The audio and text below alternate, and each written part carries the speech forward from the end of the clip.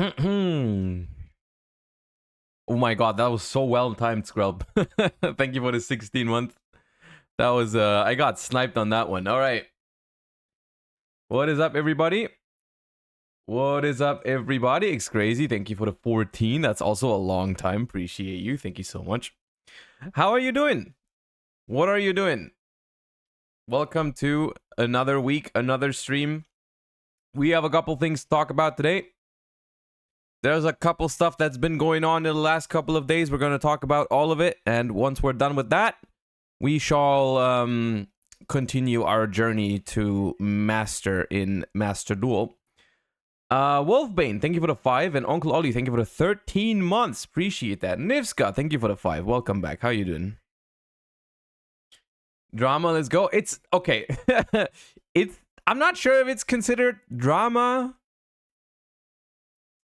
I don't know. It's the MBT video. That's what I was referring to. I haven't really seen it yet, but it doesn't. I'm not sure if it's actually drama, but it sounds more dramatic if you call it drama. And also, it's an easy way to put it into a stream title without blowing the character limit out of proportion. It's more like a discussion, yeah. But no one's gonna, I'm not gonna call it discussion react. Anyways, let's do some warm up. It does sound more dramatic if you call it drama, is what I figured out this morning. That is what I thought this morning. Isn't that? It's kind of genius if you think about it that way, right? It is more dramatic if you call it drama. Anyways, we shall begin by warming up, as we always do, like the cultured Yu-Gi-Oh players that we all are. We will guess some Yu-Gi-Oh cards. That is what we shall do in the beginning. All right, let's go. Why is that music so sad? Let me go again. Okay, we've wasted 10 seconds on that. It's fine because we're goated. We don't need that time anyways. That is Dragunity Legatus, I think. Please be that. No, it's not. I lied. It's a Dragunity, though. Is it Trebus? I knew it was a Dragunity. That is Vampire Genesis.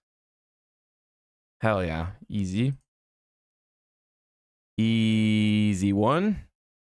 What we have here? Oh, that's Empowered. Wait, there's this one, right? The Tiger. Yeah. Adhara Angle. Yep. Pump Kaboo. How is that spelled? How do I spell that? Oh no, it's Hallow. Never mind. I lied. Once again. Right, yeah. I knew, yeah. What do we have here? That looks like a Dragon Maid. But I don't think it's a Dragon Maid card. Oh, that's the one I missed. I thought this was Magical Spring last time, and it wasn't Magical Spring. Oh god, who is that? I know that. Lone Wolf. What's the monster called? It's like that level 6 or 7 fighter dude from the Lost Millennium. Master Monk. Yeah. I have seen this. It's a common trap card. Whirl Flame, yeah. Is that Acorno or Datacorn? It was Datacorn.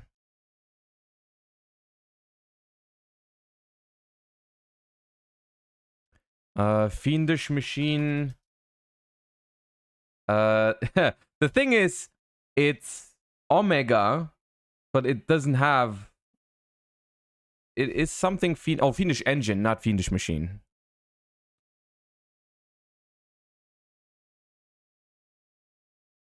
I think that's a rank up. Or not. No, it's the Spellbook Star Hall. Yeah.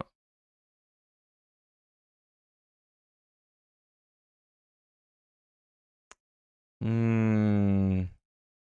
There might be a Valkyrie, but nope. No. What the hell is that?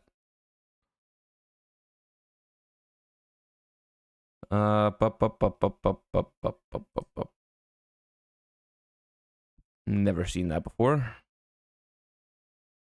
Okay, Performapal. Performapal. Elefhammer.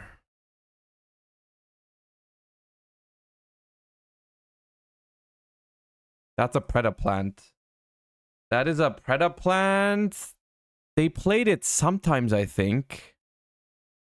This thing. Yeah.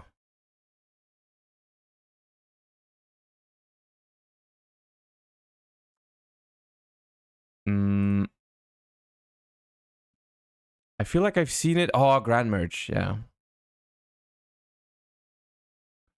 Koakimairu. Koakimairu. Crusader. Yeah.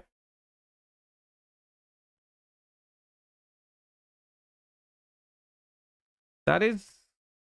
I think it's Cleaford Scout? Yeah. I thought it was maybe a spell and trap that has it on it, but no, it's just Scout. Is that Baphomet? No. Is it DD Baphomet? No. What is that? Okay, no, it's... Oh, yeah, I don't know what it's called. No, I have no idea. Barox.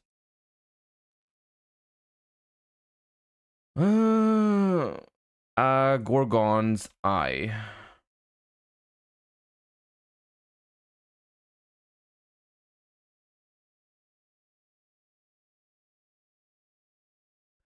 You look familiar. I think it's Yosenju? Misak. You say Misak? What does that mean? Misak. Oh, it is a Yosenju. Okay, I was right. Okay, nice. Carrot World Champion or whatever. Carrot World Carrot Weight Champion. Yeah.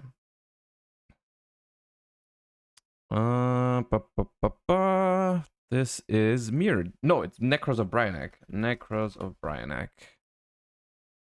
It's reminded me of Mirror Jade first, but it was not Mirror Jade. Dreamer, right? Yeah.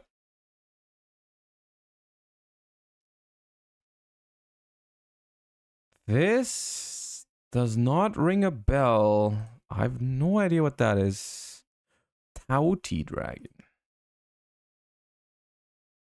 Now this does ring a bell. Yeah, that's like Shield Wing. Oh, it is Shield Wing. Okay, nice. Do not know this one. Nope. Deep Sea Repetiteur.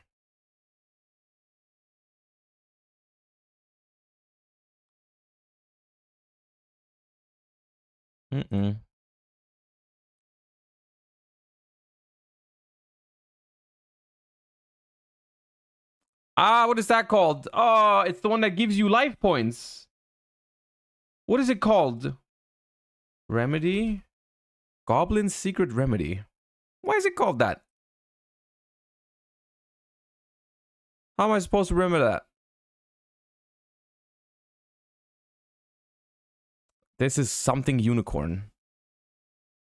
But I don't know which one it is. It might be... Is it Unicorn Knight? It is that.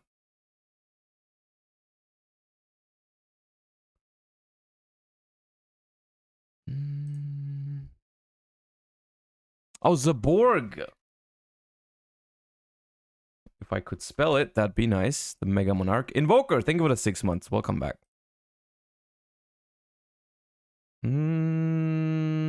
That is a Jin, I believe. Is it?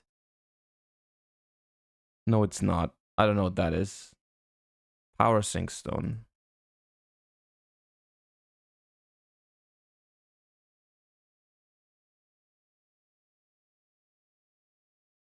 The hell is that? TGSX1. That is Blot Mephist. Blot Mephist.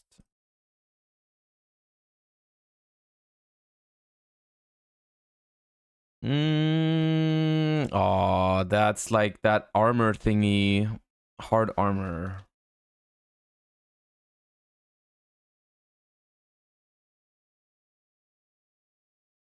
Getting Evil Swarm / Steel Swarm vibes. Yeah, because it is exactly that. It's a Steel Swarm.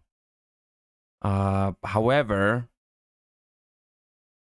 Mantis? Mantis.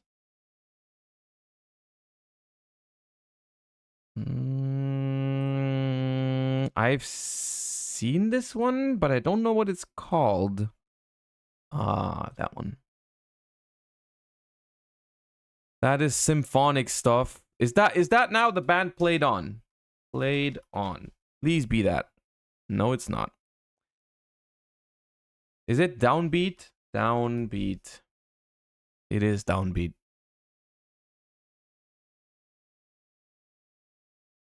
The Necro Slime, right? DD Necro Slime? Mm-hmm. Indeed. That is Zodiac Bunny Blast, right? Yeah. That is Afterburner. I think. Yep.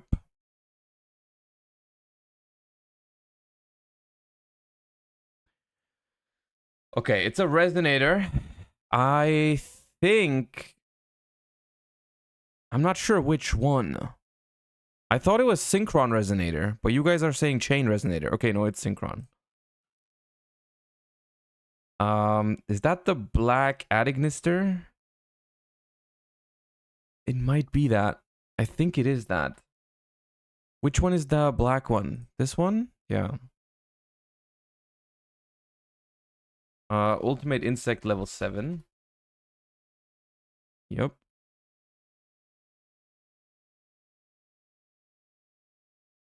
Solar Wind Jammer.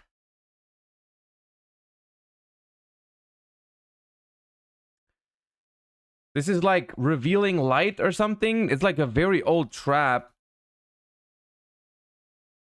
Is it that?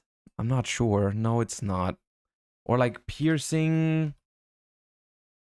Dark Piercing Light? Piercing... I don't know what it's called. I don't know what it's called. That was a waste of time. What was it? Light of Intervention. Frustrating. Okay, what do we have here? That's like a Tenny. I think it's a Tenny trap. Flawless perfection of the Tenny. Crystal Beast? No, wait. Frozen Beast? No, what is it called? They're Freezing Beast? Yeah, Freezing Beast. Yeah.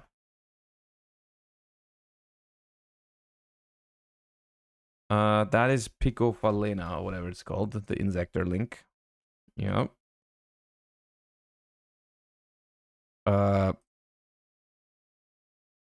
That is an Earthbound Immortal, but I'm not sure if it's a monster.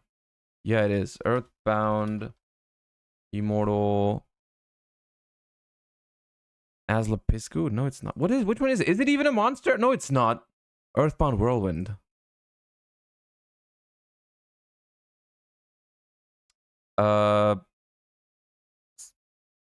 Is it just Sparks?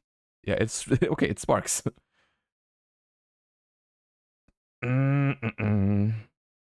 Oh, Nimble Manta.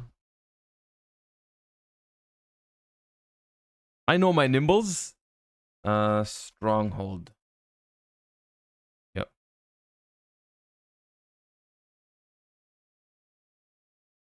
I don't know this one. It's like Galaxy Eye something, but I'm not gonna try and guess this. It's like there's just 1,000 too many of these. We have here. DD Griffin.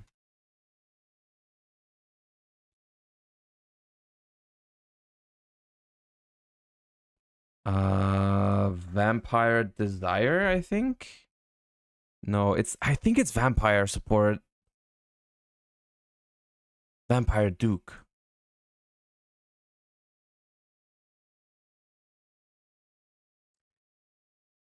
Axel Synchron. Axel Synchron.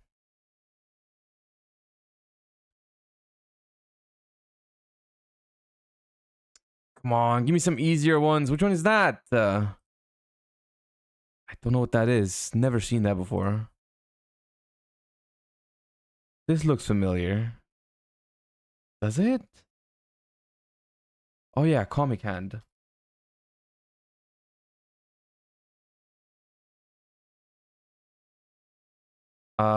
This is an agent? I need one more zoom. Yeah, it's Jupiter, I think. Jupiter. No, it's Mars. Mars. Agent of Force, Mars, yeah. Don't know that one. Probably Tindangle, yeah.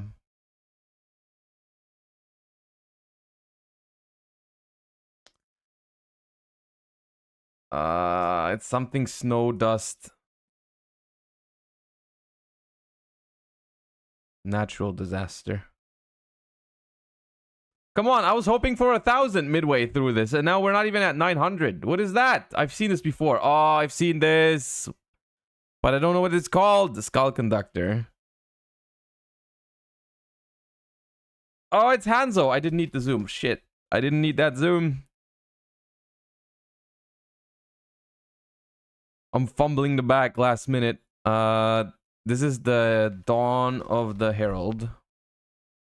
Yep. Come on, one more card. One more card.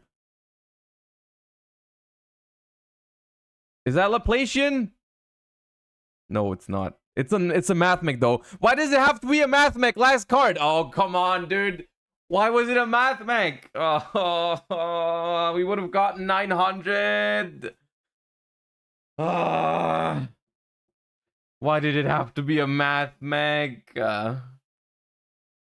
God damn it. God damn it, why did it have to be a Mathmech?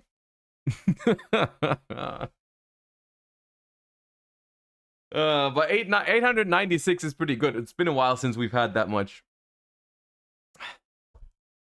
Waver, how do you have your sub ready at these times every time? Every time something like this happens, there's a waiver sub, I feel like. I feel like you sub more than once a month when this stuff happens.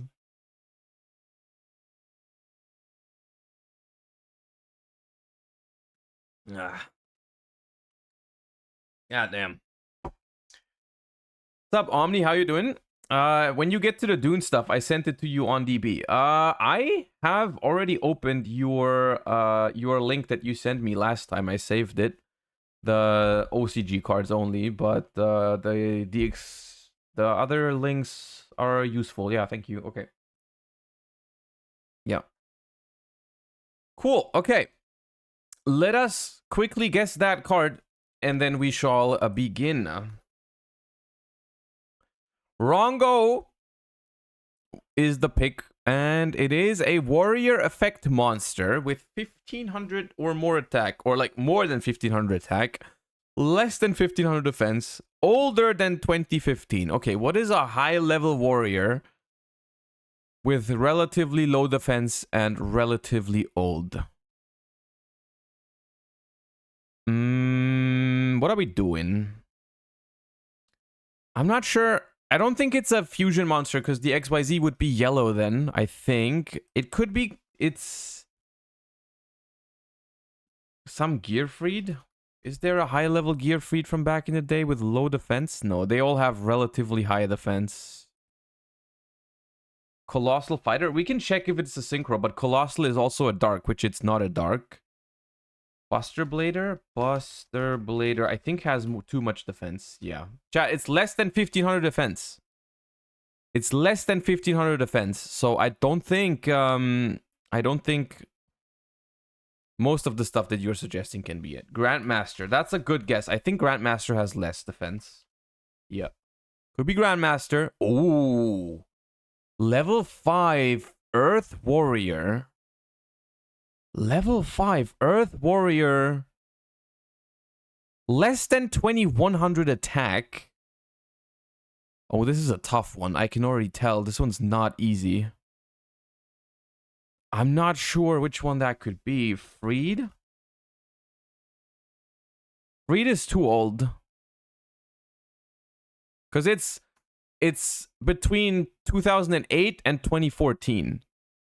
Earth Star? Earth Star. No, that's not the one. Earth Armor Ninja? Ooh, well done. Well done. I think this one was gettable. Because I know this card. I've seen it before. Maybe at some point I get to that. Well done. Nice. Nice. Good memory. Good memory. Which set is that? ORCS? Origins of Chaos? What was in Origins of Chaos? What kind of set was that? Oh no, Order of Chaos, not Origin. My bad. Oh, Insector. That was the... Was that the Insector set?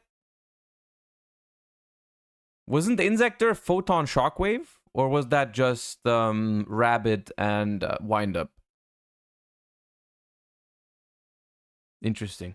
Anyways, okay. Okay. With the warm-up out of the way, welcome everybody to the stream. Thank you for tuning in. We are going to have a couple things to talk about today. From covering the most recent stuff that happened in the OCG, which we're going to talk about briefly because Japan had their World Championship qualifiers this past weekend. And so we're just quickly going to take a look at what kind of players qualified for the World Championship in just under 3 weeks. Is the time when the World Championship is going to happen.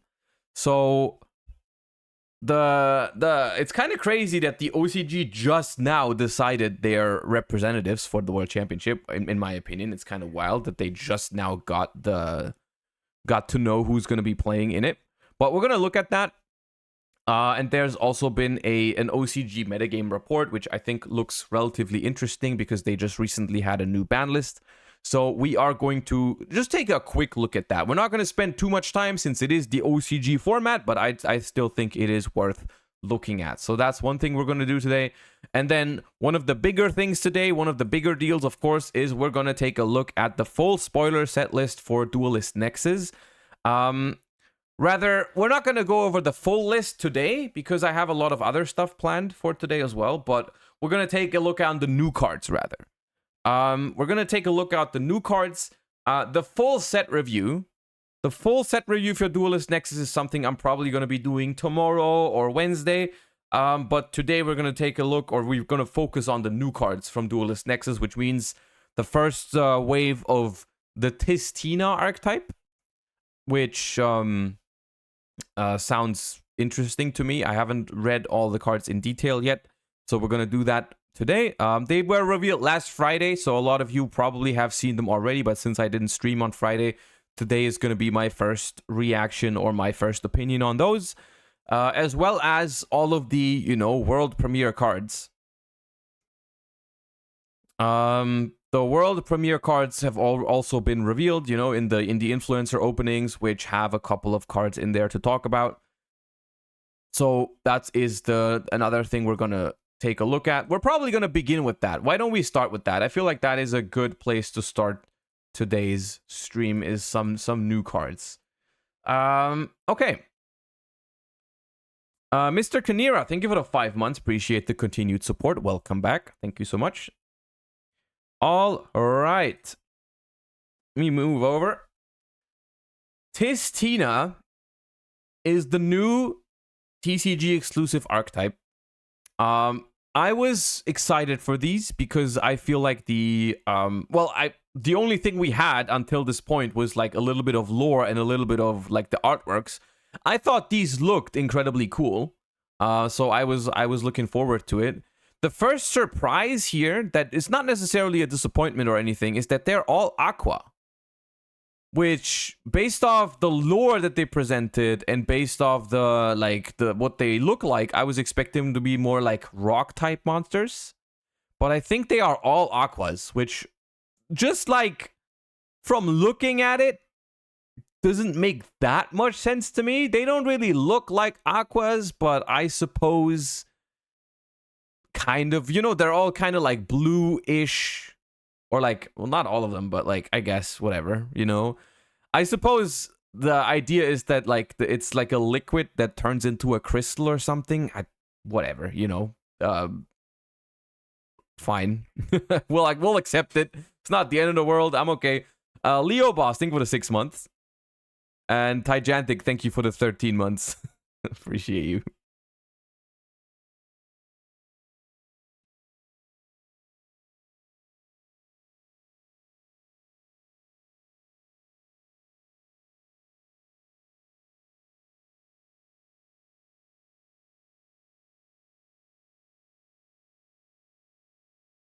Okay. Okay. Let us just hop right into the Tistina archetype, which, yeah, I don't really know what their thing is yet, so we'll see. Sentinel of the Tistina, level 3 wind aqua effect monster. If this card is in your hand or graveyard and you control a light Tistina monster, you can special summon this card. You can target a Tistina monster or a face down card you control, destroy it, then add a Tistina card from your deck to your hand.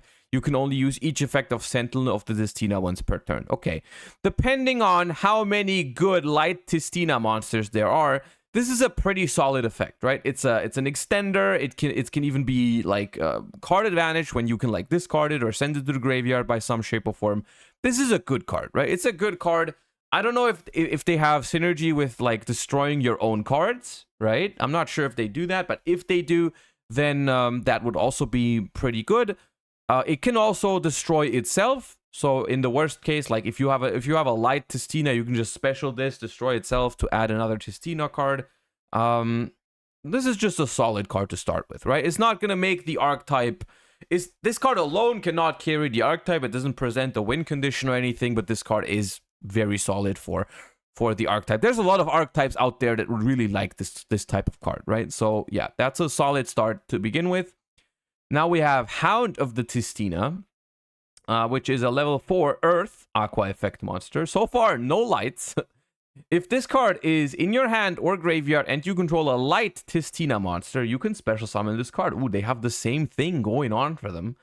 You can only use this effect of Hound of the Tistina once per turn. Tistina monsters you control can attack directly while your opponent controls a face-down defense position monster. Okay, this effect is relatively mediocre. It's only like a bonus. I mean, okay, it's interesting because Tistina monsters you control can attack directly while your opponent controls a face-down defense position monster. If this is translated correctly, does this mean, let's say my opponent has 4 face-up monsters and then 1 set monster, can I still attack directly? Like if this is, because that's what it sounds like. It sounds like as long as they have 1 face-down monster, I can just attack directly with everything. Which in this case, of course, yeah, okay, no, it's not a translation, of course, because it's like I'm used to cards being revealed in Japanese first, so my mind was like, oh, maybe it's a mistranslation, but of course, no, they were revealed in English. So of course, while your opponent controls a face-down defense position monster, yeah, no, okay, if you can set one of your opponent's monsters face down, everything attacks directly. That's an interesting kind of effect for just going second, putting 8,000 damage onto the board, and just swinging directly, ignore everything, just go for game. Interesting effect. However, I don't think that makes it good on its own. However, the fact that you just get it for free when it's in hand or graveyard could still make it somewhat playable. You know, you can get into rank 4s, you can link climb with this. Interesting card. Not as good as the first one, I think, because the first one adds, you know, utility, consistency by adding cards from your deck to your hand. This one is more like an OTK tool, but still not terrible. Okay, here we have Demigod of the Tistina, and this is the first light Tistina monster, which is a level 10 monster, Aqua effect. 2000 attack, 0 defense. If you control a Tistina card, you can special summon this card from your hand. Then you can add a Tistina spell trap from your deck to your hand. Okay, that's already incredibly powerful. During your opponent's turn, if you control Crystal God Tistina, which is apparently the big thingy that everything... Okay, a lot of stuff revolves around this card. If you control Crystal God Tistina, quick effect, you can change as many monsters your opponent controls as possible to face down defense position. Then you can send all face-up cards your opponent controls to the graveyard. You can only use each effect of Demigod of the Tistina once per turn. Bro, that's just the Ruma Karma Cannon, isn't it? Is this the Ruma Karma Cannon, the archetype? That's funny. That is funny. I mean, it's even better than the Ruma Karma Cannon because it sends spell and traps to the graveyard, right? It gets rid of your opponent's field spells. It gets rid of continuous spell and traps. Like, you know, I don't know. Let's say your opponent has a monster and they activate Tenki. You can chain this to set the monster and then also send the Tenki to the graveyard. It is a good card. It is a good card. The only downside is that it's only during your opponent's turn, of course. So, like, when you're going second and you're trying to break a board, this card is just a special summon from hand with 2000 attack, right? If you go second, this doesn't do as much. Still, that is a powerful disruption in this day and age of Yu-Gi-Oh! This is a powerful disruption in Yu-Gi-Oh! Like, if you can just put this thing, and you can summon this from the field, from the hand super easily, and it even gives you a spell and trap from your deck. So this card is good. Insanity, thank you for the Prime, as well as 23. Thank you for the Prime as well. Appreciate both of you. Welcome to the channel. Appreciate the first time subscriptions. Thank you. This card is good. Okay. Of course, you need to control Crystal God Tistina, this is where it might all fall apart, right? You know, it's one thing having to find this card and being able to just leave it on the board, you know, because you can't always do that, right? Just sometimes you need your cards for your combos, but this time, like, you know, that's the one thing. The other thing is you also need to have Crystal God Tistina, which we're going to have to find out how easily you can get this thing into play, which is the secret rare of the archetype. So far, this one was ultra and these two were super rares. This is the secret rare. 2000 attack, 3000 defense. During your main phase, you can change as many monsters your opponent controls as possible to face down defense position. Then you send all face-up cards your opponent controls to the graveyard. Okay, so this has the same effect as this, but this one is a quick effect on your opponent's turn. This one is a board breaker effect on your turn. If this card in its owner's possession is destroyed by an opponent's card, you can change as many monsters your opponent controls as possible to face down defense position. Then you can send all face-up cards your opponent's control. You can only use each effect of Crystal God Tistina once per turn. Okay, this is what I was afraid of. Now, these effects are fine. These effects are completely fine, but it does not include an effect to summon itself onto the field. And this thing is level 10. And so far, let me tell you, there is not much going on here that that quote unquote cheats out your big dudes. All right, nothing here does that so far. We're going to continue reading before we judge that. However, I think this makes this card a lot weaker, because for this effect to work, you need to not only keep this thing around, but you also need to keep this thing around, which does nothing on your opponent's turn. Plus, you need to, first of all, get this thing onto the field.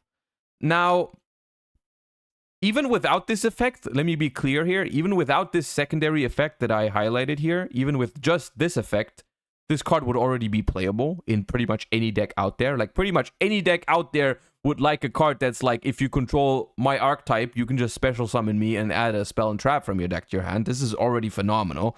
So I'm looking at it like, okay, this secondary effect, if the secondary effect was easy to pull off, this card would be absolutely insane. Thankfully, it's not as easy to pull off. So this is just basically, it's Sprite Jet. No, yeah, exactly. It's pretty much Sprite Jet for Tistina, which is really good still, right? Okay, we have a field spell. Divine Domain Ba Tistina field spell card. Let's see. During your main phase, you can send a Tistina monster from your deck to your grave.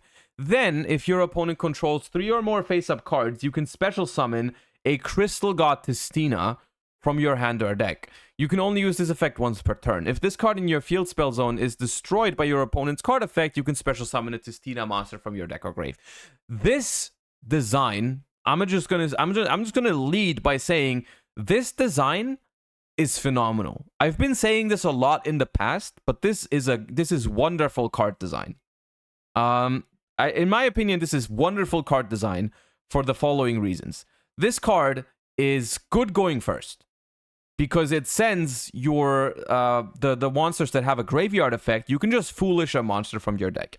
It's not as good as just adding a card from your deck to your hand. It's not like those cheesy field spells, you know, all the planets where it's just like just activate and add, always good, you know, like it's like you can foolish these guys, right? But they don't always do something, right? You still need to do some work in order to use their effects from the graveyard.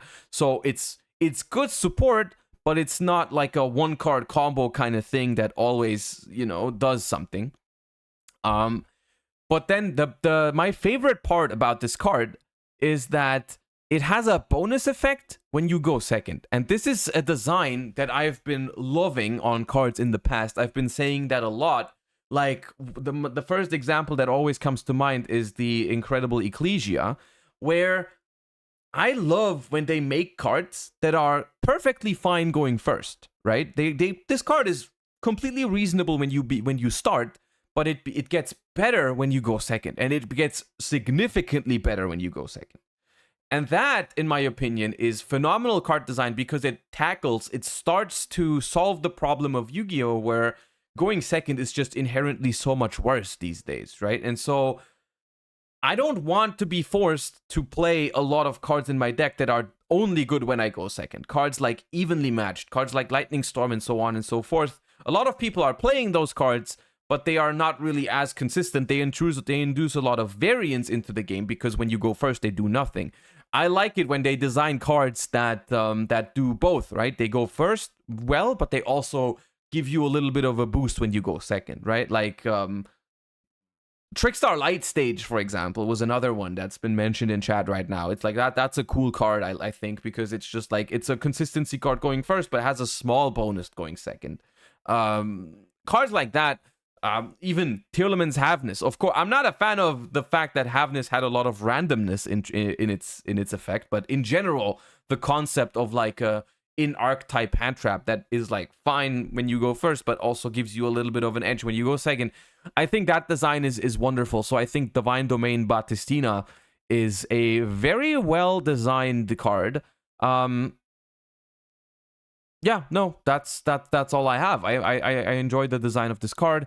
One thing that's worth noting here is that this secondary effect is interesting because this card is so good when you go second, right? It's so good when you go second that your opponent would be really inclined to stop it from going off. However, if they stop it by destroying it, then you still get this effect, right? However, because it says if this card in your field zone is destroyed by your opponent's card effect, this will not help you outplay cards like Baronne de Fleur, for example. Because Baronne de Fleur negates the activation, and when the activation is negated, the card never hits the field zone, right? And so you're not playing around all sorts of removal or all sorts of omni-negates when you go second, right? In which case, honestly, I would say it would be way too powerful if it did that. Like, if it just said, if this card is destroyed by your opponent's card effect, you can do that. I think it would be way too busted. Set it first. Setting first does not make a difference. You might think it does, but it doesn't. When you set a card and then you flip it, during that moment, it's a little complicated. While you flip it, it is technically not considered on the field. If you flip this card in your field spell zone, your opponent negates the activation. It does not count as being destroyed in the field spell zone because it is... You're trying to put it face up into the field spell zone, but you're not successfully doing it. So that is not how it works, unfortunately. It is in another dimension, exactly. It's like if you flip Sangan, I believe when you flip Sangan and your opponent solemn warnings it, I don't believe you can search. Because you're flipping it and the summon gets negated. I don't believe it counts as being sent from the field to the graveyard. It's the same thing. So yes, that's unfortunately not the thing. I will say this card I think would be a little bit too powerful going second if your opponent did not even have the option to negate it, because you instantly get the other effect as well. Long story short, I said a lot of things, but I really enjoy the card design on this card. I think it is carefully balanced in a way where if your opponent goes a little bit too crazy going first and you don't stop them, you get a bonus effect on this card. And if your opponent tries to use something like a Ghost Ogre or a MST on it, which no one does, but like MST-like cards, like, I don't know, Sword Soul Blackout or whatever, then you get to still special summon. And going first, it's just fine. Going first, it is a Foolish Burial for Tistinas, which have graveyard effects, so that's nice. Okay, no, I really enjoy this card. I think it's well balanced. All right, we have Breath of the Tistina. Continuous spell card. During your main phase, you can normal summon a Tistina monster in addition to your normal summoner set. You can only gain this effect once per turn. You can target a face-up monster you control, or if you control a light Tistina, you can target a face-up monster on the field instead. Change that monster to face-down defense position, then add a Tistina card from your deck to your hand, except Breath of Tistina. You can only use this effect of Breath of Tistina once per turn. Again, similar concept as up here. When you go first, this card is completely fine, gives you a secondary normal summon, and you can search by booking your own card. But if you go second, you can technically book your opponent's cards if you can manage to put a light Tistina onto the field, which should arguably be a little bit hard. It's a little bit hard to do that. Like, when you go second, your opponent has a board. Usually they will use all their interruptions before you can get a light Tistina onto the field, then to book their card, but still, a nice bonus effect is a nice bonus effect. This card, I think, is not as strong. It would have been really nice if it let you ignore the tributes, like how Kashira Birth, does it. But still not terrible. All right, now we have Signs of the Tistina. X Shipai, thank you for the 7 months. Appreciate you. Thank you so much. Continuous trap card. Activate this card by targeting a face-up monster on the field. Special summon this card as an effect monster with the following effect. It's also still a trap. During your opponent's turn, when that target leaves the field, destroy this card. During your opponent's turn, when this card leaves the field, destroy that target.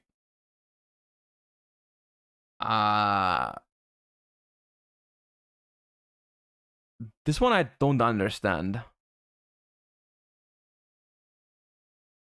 This one I don't understand. It's a light. So, okay. It is a light monster, which is important. It is a monster. It is a light Tistina monster. That is important. However, the hell, like, it has no disruptive capabilities.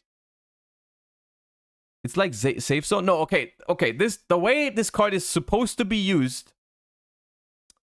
The way it's supposed to be used is, you are supposed to target an opponent's monster, then you summon this thing, and then you're supposed to get rid of this card, because when this card leaves the field, destroy the target. How are we getting rid of it, though? On the opponent's turn, we're not getting rid of it at all. Pop it with Sentinel? I mean, yes, but that's not a quick effect. That's not a quick effect. I'm not gonna put this card onto my opponent's monster, wait a turn, and then destroy it on my next turn. Now, that is not good. This card I don't really understand. I don't really understand this card. This is just way too weak from what I'm understanding.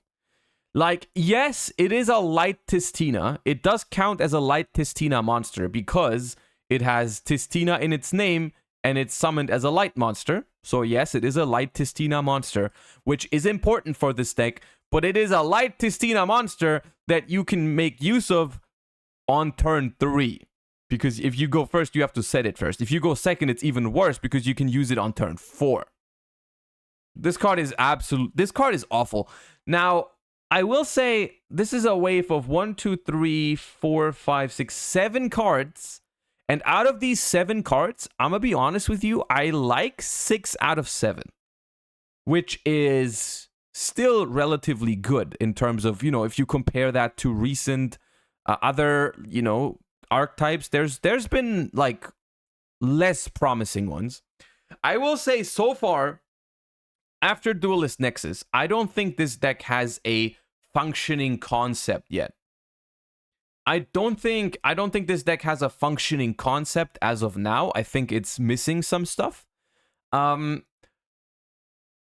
Most notably, I'm kind of missing the synergy between like booking your own cards and destroying your own cards, because Sentinel destroys your own cards. This thing books your own cards. So far, I don't see any synergy with that whatsoever. Which I find a little disturbing, right? I mean, it's okay. They can make like an archetype around booking your opponent's cards, but there's not that much synergy with that right now. And then booking your own cards is also in this archetype, but it has like zero synergy, right? And so, yeah. Another thing that the deck also lacks is a starter. In terms of, I'm looking at all the monsters here, and all of these monsters want you to have Tistina cards already on the field, right? For the small dudes, you need to control a light Tistina even. And for the demigod, you need to control any Tistina. However, there is no Tistina card in here that gives you an incentive to place it on the field first, right? The first Tistina you're going to put onto the field is always going to feel like a waste, right? You're going to normal summon the Hound, which you don't want to normal summon the Hound because you could just special summon it, right? Why would I, you know, they are lacking something like, you know, when this card is normal summoned, you can add a Tistina from your deck to your hand, those kind of things, right? A very simplified effect right there, of course. That is something that I'm missing here. It's like a concept where do we begin, right? Okay, all of these cards are good when I already have Tistinas on the field, but which one is the Tistina that I'm meant to summon first? There's nothing. There's nothing here, right? There's nothing here that I can just summon and be happy about it. So, and the same is true for the field spell. Yeah, the field spell sends a Tistina from your deck to the grave, which is great because they have 2 Tistina monsters that just come back from the graveyard for free and provide a bonus effect. Yeah, phenomenal, right? Being able to foolish these is great, but what am I supposed to mention what am I supposed to combine the field spell with in order to be happy, right? Like, what am I like, okay, I need a Tistina that I want to put onto the field. So, you know, that is what I'm looking for in the second wave of Tistinas, is like a concept behind it, right? Because as of now, there is no real concept. They have a couple of really good standalone cards, but they are not really providing any concept of how am I supposed to use these cards, because it's just like all these cards are standalone good, but I don't think that's enough just yet. However, of course, there is another wave of Tistina cards coming, and if those cards are good, I can definitely see Tistina being a viable strategy, especially if they provide an easier way to get a light Tistina into play. If there's an easy way to get a light Tistina into play, I think this is going to be a potentially playable archetype. But for now, sadly, I don't think it's useful, which I think begs the question of, why are they doing it this way every time? Why is it? Because it's been like that with all of the recent TCG-only archetypes. All the world premiere archetypes have always been released in 2 waves. And I remember every time I'm sitting here and I'm looking at the first wave of support and I'm like, okay, some of these cards are good, some of these cards aren't as great, but like overall, okay, kind of cool, right? And then, but it's never enough. It's never enough to actually play the deck, right? You couldn't play Gold Pride with the first wave. You couldn't play Goaty with the first wave. Like, all those recent world premiere archetypes have not been playable with the first wave, right? It's just not possible. I guess my theory, what I just thought about was maybe they want to get people hyped for the archetype before it actually is playable. You know, the first wave is not meant to make you play the deck. It's more like a teaser, right? It's more like, hey, if you like these cards, there's more coming in the next set, right? And also, it might get people to spend money on an archetype that ends up being not good, right? Like, let's say they released all Goaties at the same time, they would have been a lot less successful, actually, probably, because, like, everyone would have known from the get-go that Goaty is not going to be good, right? And when they do it in 2 parts, it's always like there's always this speculative aspect to it of like, hey, right now it's not that good, but maybe they're gonna get great support with the next set, so I'm gonna pick up these cards just in case, right? And that sells them a couple extra product, right? Which you could argue if that's the best way to do it, right? But surely it does work sometimes. I've been like that in the past. I've done it sometimes. You know, I've picked up. I remember I opened a case of Power of the Elements and I kept the Goaties around because I wasn't sure whether it was going to be good or not, right? And so questionable decision to do it that way, but I think that might be the reason. I think that might be the reason of like, you know, they wanna have people speculating that like those cards might actually be better than they will be, right? Yeah. That's Goto. Thank you for the 13 months. Does this deck need a Link 1?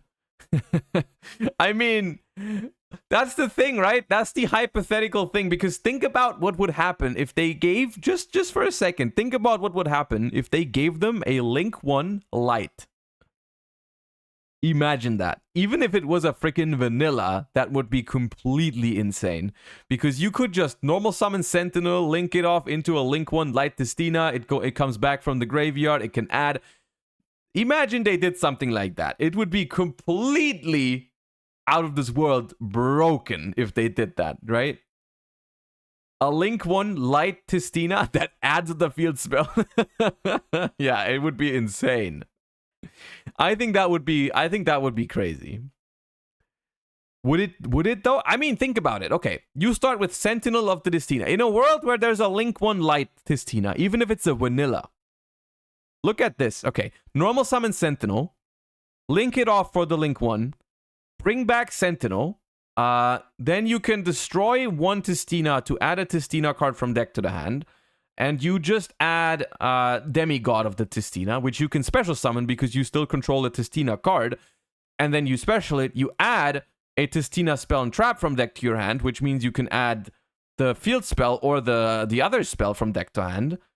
And then you activate that, you can Foolish the Hound, which also comes back. So you created a lot of card advantage off of just a normal summon. So I think that would be very good. Field spell is not a Testina card? Now, what are these letters here in the back of the name of the field spell? Can someone tell me in chat what these letters mean? Because I'm not quite sure what it means. Because it can't be Testina, right? It's not a Testina card. So whatever this means, yeah. It's not a Testina card, unfortunately. Okay, well. To get this to a close, to come to an end here on the Testina archetype, I think so far the deck is not going to be playable, of course. I don't think it's meant to be playable with just one wave of support. You can think of the way they're doing. You can think about that whatever you want. I think it's a little bit weird that you always have to speculate on these, right? I would have preferred to see the entire archetype and know if it was good or not. However, that's not the world we're living in. As of now, we have to speculate. I'm going to tell you if the next wave of support is good, then I could see this being good. Which is kind of like a no-brain answer that you can make pretty much every time on the first wave of support. But it is what it is. I think some of these cards are nice. The best one is by far this one. The Demigod is by far the best card in my opinion. And the best design award goes to the field spell. I love the field spell design. Maybe the field spell will be searchable with Tistina Circular. Yes. Sneaky Steve, thank you for the 4 months. All right, and that is Tistina.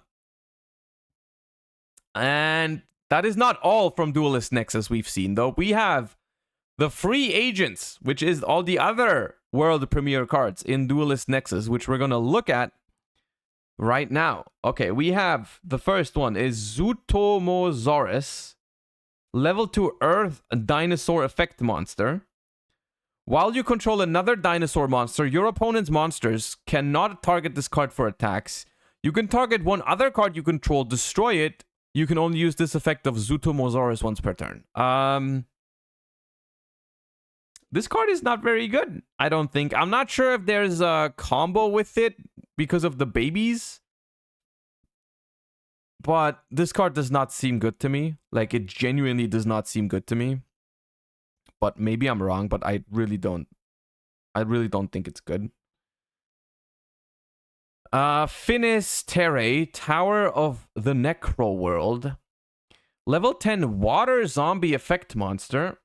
If you control a level 10 monster, you can special summon this card from your hand. You can only special summon Finis Terrae, Tower of the Necro World once per turn this way. If this card is sent to the graveyard, you can target a face-up card in the field. That card cannot be destroyed by card effects this turn. You can only use this effect once per turn. Level 10 extender? And nothing else, I suppose.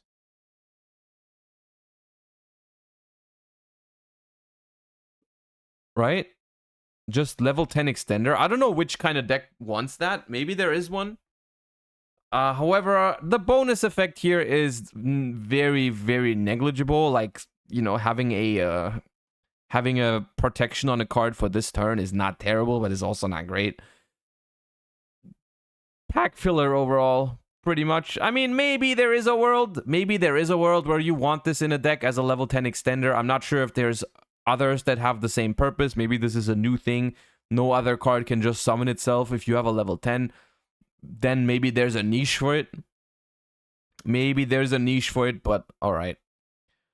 Kui Belt, the Blade Dragon. Level 10 Dark Dragon Synchro Effect Monster with a dope artwork.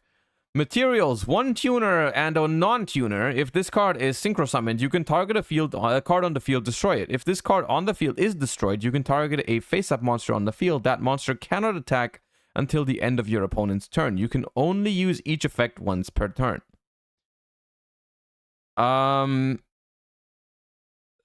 This card is maybe okay if you're playing Revolution Synchron, right? Because it gives you a bonus while you climb into another synchro.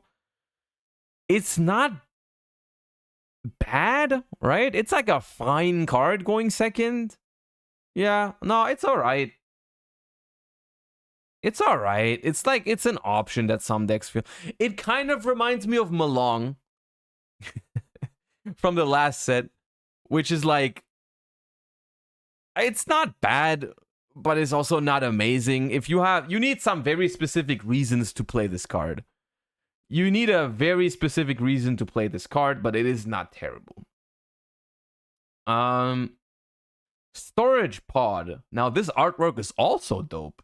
Level 6 Dark Machine Fusion Effect Monster. Materials, Trifortesops or Stegocyber, plus a machine or dinosaur. Cannot be destroyed by battle while a monster special summoned from the graveyard is on the field. If a monster is special summoned from the hand while this monster is on the field, except during the damage step, you can target a card you control and a card your opponent controls, destroy them. You can only use this effect of Storage Pod once per turn.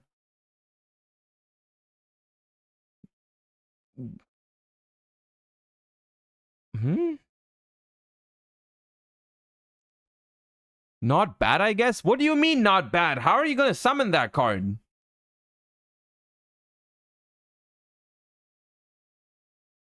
How are you going to make that? Like, yeah, okay, if this was like a main deck monster or a Synchro or an XYZ or a Link, yeah, maybe it'd be not bad, but how on earth am I going to get that out there? How on earth? I'm not going to play Trifortesops or Stegocyber. I know what Trifortesops is. What the hell is Stegocyber even? The hell is Stegocyber?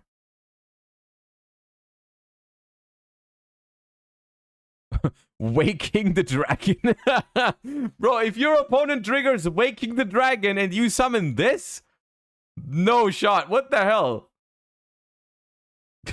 They said Waking the Dragon. Oh my god. During damage calculation, if your opponent's monster attacks while this card's in your grave, you can pay 1,000, special summon this card. If you do take no battle damage, banish this card when it leaves the field. You can. You're not gonna play that card. You're not gonna play that card, and that card. This card is not good enough. This card is not good enough to be cheated out by cards like Cyberstein or Waking the Dragon. There is a better card. You're also not gonna make Muddy Mud Dragon just to make that card. It's not that good. What do you mean? Why would you put in all the effort to summon this card? There's no way. This card is just bad, which is a shame because the artwork is hella cool. The artwork on this card is great. Its name tells you exactly where it belongs. That is true. You just put it into your storage pod and you never take it out.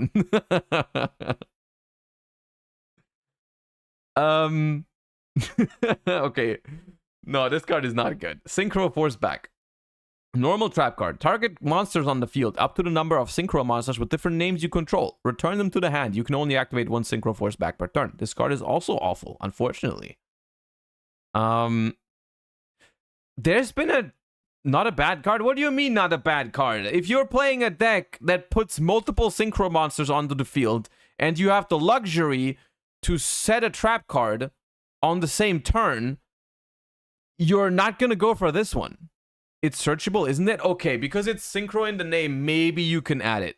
But it's like, it's just such a win more feeling, right? It's such a win more feeling of like, hey, you need to be able to put multiple synchros onto the field, and then you get a card that is slightly better than compulsory evacuation device. Like, bro, even if it's searchable, I'm not gonna do that. Like, you know, have you ever seen synchro decks pop off these days in Yu-Gi-Oh? If a synchro deck pops off, I'm not losing to the trap card. I'm not losing to the trap card. Play around Dark Ruler? Okay, fair enough. Yeah, if you can search it, maybe there's a world where synchro combo piles will play one of this card. But overall, I would still not call it a good card. I still don't think it's a good card. But okay, yeah, I'll give you that. I was not thinking about the fact that this card has synchro in its name, so it is searchable. Maybe that makes it fringe playable, but I still don't think this is a good card. Astra for Gaming, thank you for the 9 months. Welcome back. Appreciate you so much. I am a little bit disappointed right now by the world premiere cards. And this has been a thing for a while where they just feel it feels like they are putting dope ass artworks on these cards, and they just are still underwhelming. It's like, bro, this card looks sick. I want to play with this card, but why is it bad? Why does this card have to be a pack filler? And then Koi Belt is like, yes, this card is like very fringe playable, but I'm probably still never gonna play it because it's not that good. I mean, maybe one day in a deck, yeah, this card is not bad, but like, this artwork is sick, dude. Why is this not better? Make it better.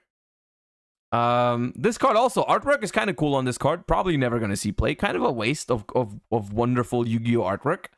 I don't know, man. This is just a little bit underwhelming for world premiere cards. I wish they could design better cards. I mean, maybe they don't want to make super busted TCG exclusives in order to not make the game stray even further from like the OCG. You know, we already have different ban lists, we have different release schedules. Now if we have like standalone super powerful cards, but like, you know, they made Garura, so yeah, I don't know. I don't know if that argument counts at all.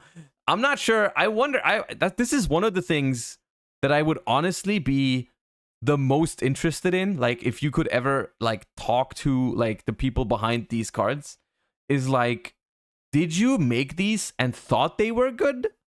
Or did you make these and you knew from the get-go they weren't going to be playable, but you just wanted to have them as like pack fillers, or maybe, you know, maybe if some casuals and like Trifor Teslops or Stego Cyber are their favorite cards, they're going to go hard for casuals. I'm not sure. Basically, I want to know their intention. Like, the thing is, you have to realize that this card is not good. You have to realize that this card is like not trash, but also not very playable. And you have to know that this card is underwhelming, and you have to know that this card is underwhelming. So like I would really be interested in knowing the reasoning behind still throwing these cards into the set. They made Kuri Belt for Revolution Synchron. That I can see. That I can see that they made this guy because of Revolution Synchron, which honestly I can get behind that. This card is okay with Revolution Synchron taken into account. Yeah. But when you go second, yeah, you're right. You could just Black Rose the entire board, dude. You can just Black Rose the field, and that's also nice, but, you know. Volterra, thank you for the 2 months. Okay. Overall, not too excited about these cards. Okay, let's move on. I need to quickly go to the toilet, and also I need to refill my water bottle. So I will be right back, chat. Don't go anywhere. And we will continue talking about some other stuff. I'll be right back.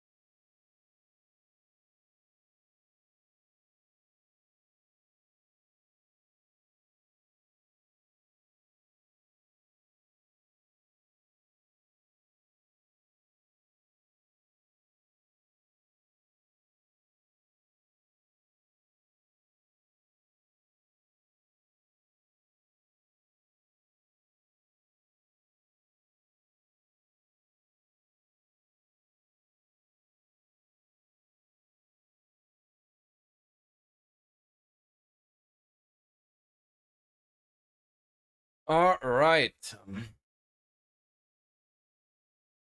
We have returned. Okay, those were all the cards from Duelist Nexus I wanted to talk about. There are just 2 more cards, I think.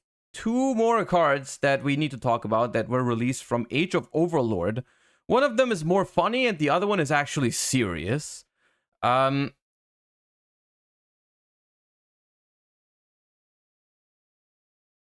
But yeah, here we go. Dark Hole Dragon. Dark Hole Dragon. Level 8 Dark Dragon, 3000 attack, 2000 defense. You can only use the first and second effect of this card's name each once per turn.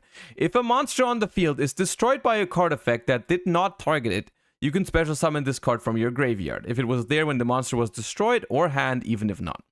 If this card is special summoned, you can add a Dark Hole from your deck to your hand during the end phase of this turn. Cannot be destroyed by card effects. Now, let me be clear here. I think this card is bad, but I think it's hilarious. I think it's hilarious that this card exists. I think it's so funny that it can't be destroyed by Dark Hole. It searches Dark Hole in the end phase, and it also comes back or summons from hand whenever you Dark Hole your opponent. I think this card is so funny and so cool. Unfortunately, it just sucks, right? But it also looks dope, in my opinion. It looks dope. I'm a fan of it. I like that. I think that's cool. I think this is it's a funny thing that they do. I much prefer pack fillers like this that at least make me smile than like pack fillers like the one we just looked at that are just like completely terrible. This one's bad, but at least it's cool, you know what I mean?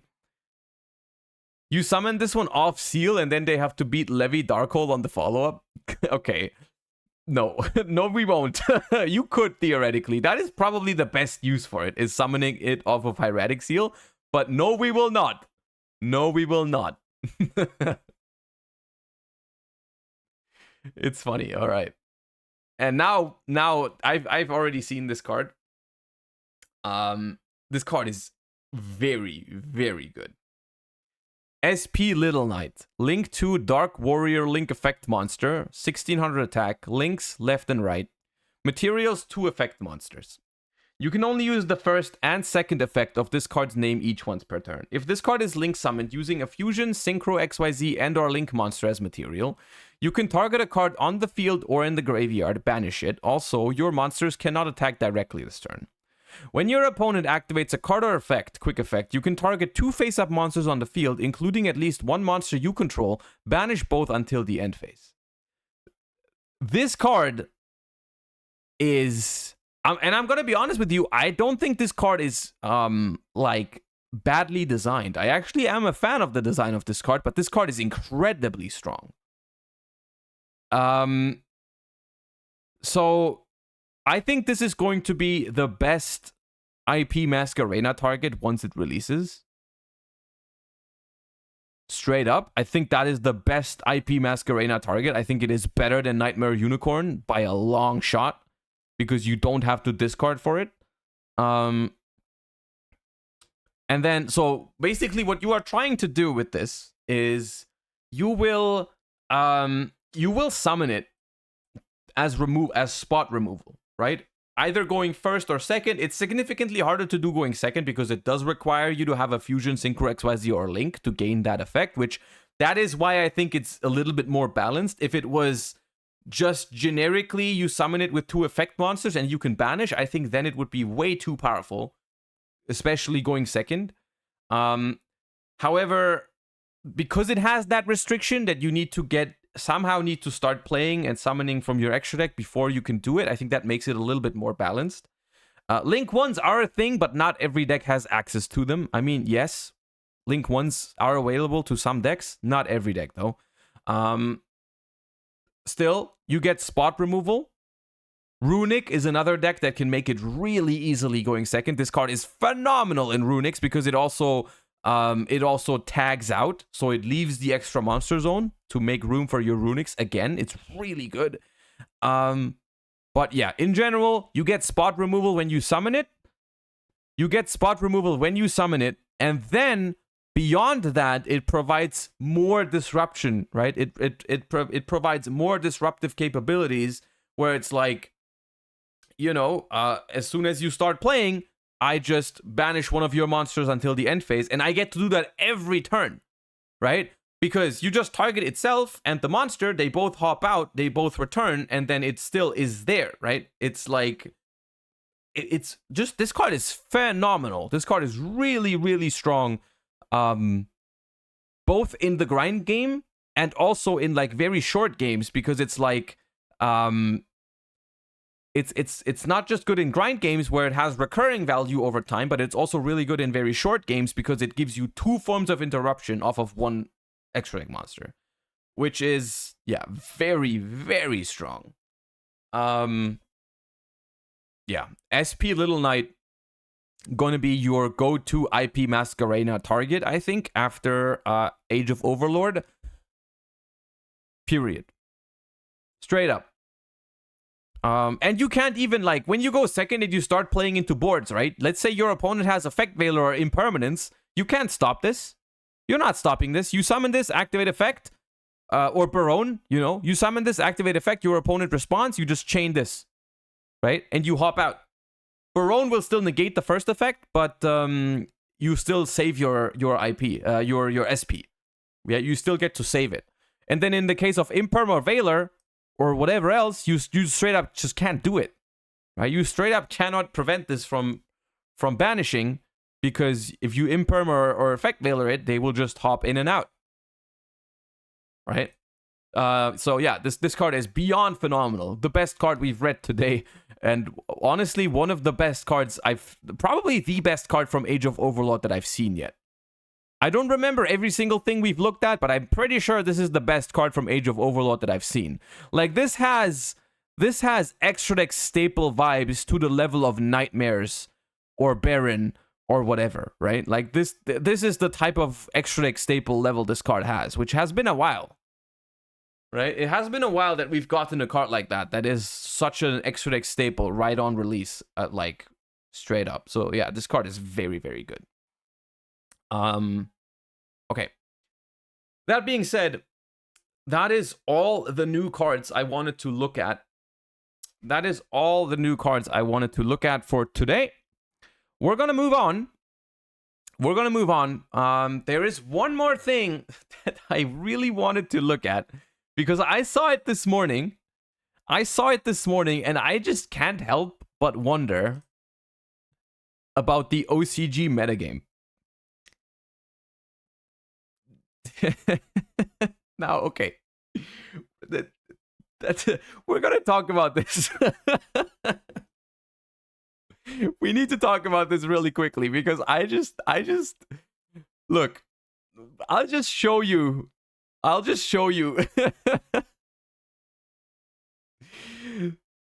So, this report will tabulate 176 top performing decks from 36 tournaments that were held in Japan, China, mainland, South Korea, and Vietnam during the 1st to 12th of July 2023.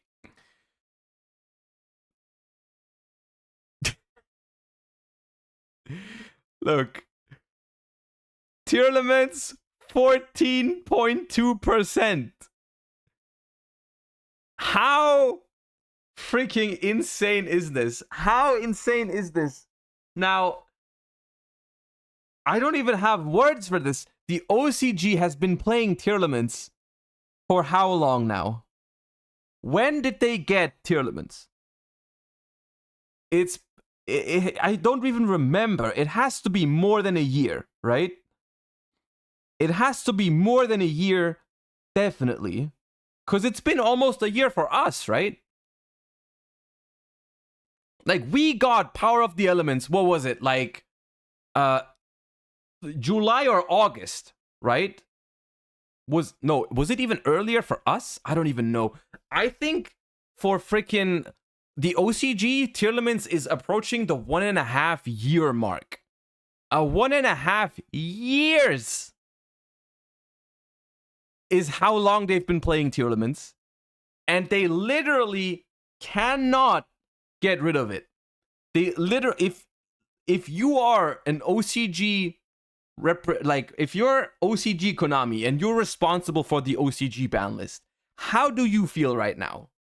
You must feel the most weird feelings, because they will just not stop playing tier limits. There's been literally 5 ban lists or something where I sat here. I feel stupid as well. The entire OCG is invalidating my opinion on their format, because every time they've released a ban list, I was like, okay, now tier limit is dead. Now tier limit is dead. It was like, hey, Kid Kolos banned. I was like, okay, that's it. No more tier. And then there's like, still tier limit. And then it was like, limit all of them. Limit Sharon, limit Havness, limit Merly, limit Pearl Rhino, all that. And I was like, okay, now tier limit is dead. And it still lived on. And now last ban list, it was like, because people played like the Cash Tira tier limits, it was like, okay, now we banned Fenrir as well. And I was like, okay, now you can't really play the Cash Tira tier limit anymore. Surely now it's dead. And it's still, it's not only not dead, it's the most successful deck. How is that possible, dude? How is this possible? How is it still 14.2%? Let's just very quickly recapitulate, or let's talk about this. Kid Kolos is banned. Terraforming is banned. Sharon, Havness, Merly are limited. Terra isn't banned? Wait, I looked at a list and it doesn't have terraforming. I looked at this list and there was no terraforming, so I assumed it was banned. With one Pearl or Rhino, you don't play terraforming?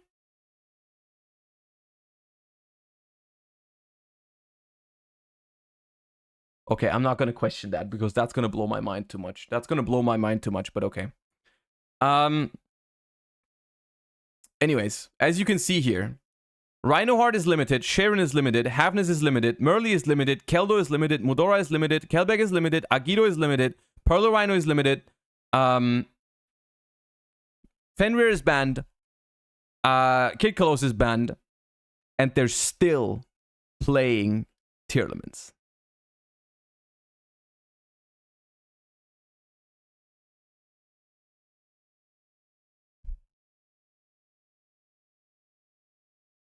I think at a certain point, and I'm not sure why, the OCG is so adamant about keeping Chaos Ruler around. Because if this does anything, is it proves how freaking busted Chaos Ruler is. Because this is what this is, basically, right? They're playing Ishizu tier, but this is really just a punk deck that just mills insane off of Chaos Ruler, right? That's really just it. You start with the punks, and you do it that way. By the way, they don't play Teleport. I guess that might be because of Maxi. You rather normal summon the Zeamin. I am utterly confused about this deck. Because it's like, if you start with Foxy Toon,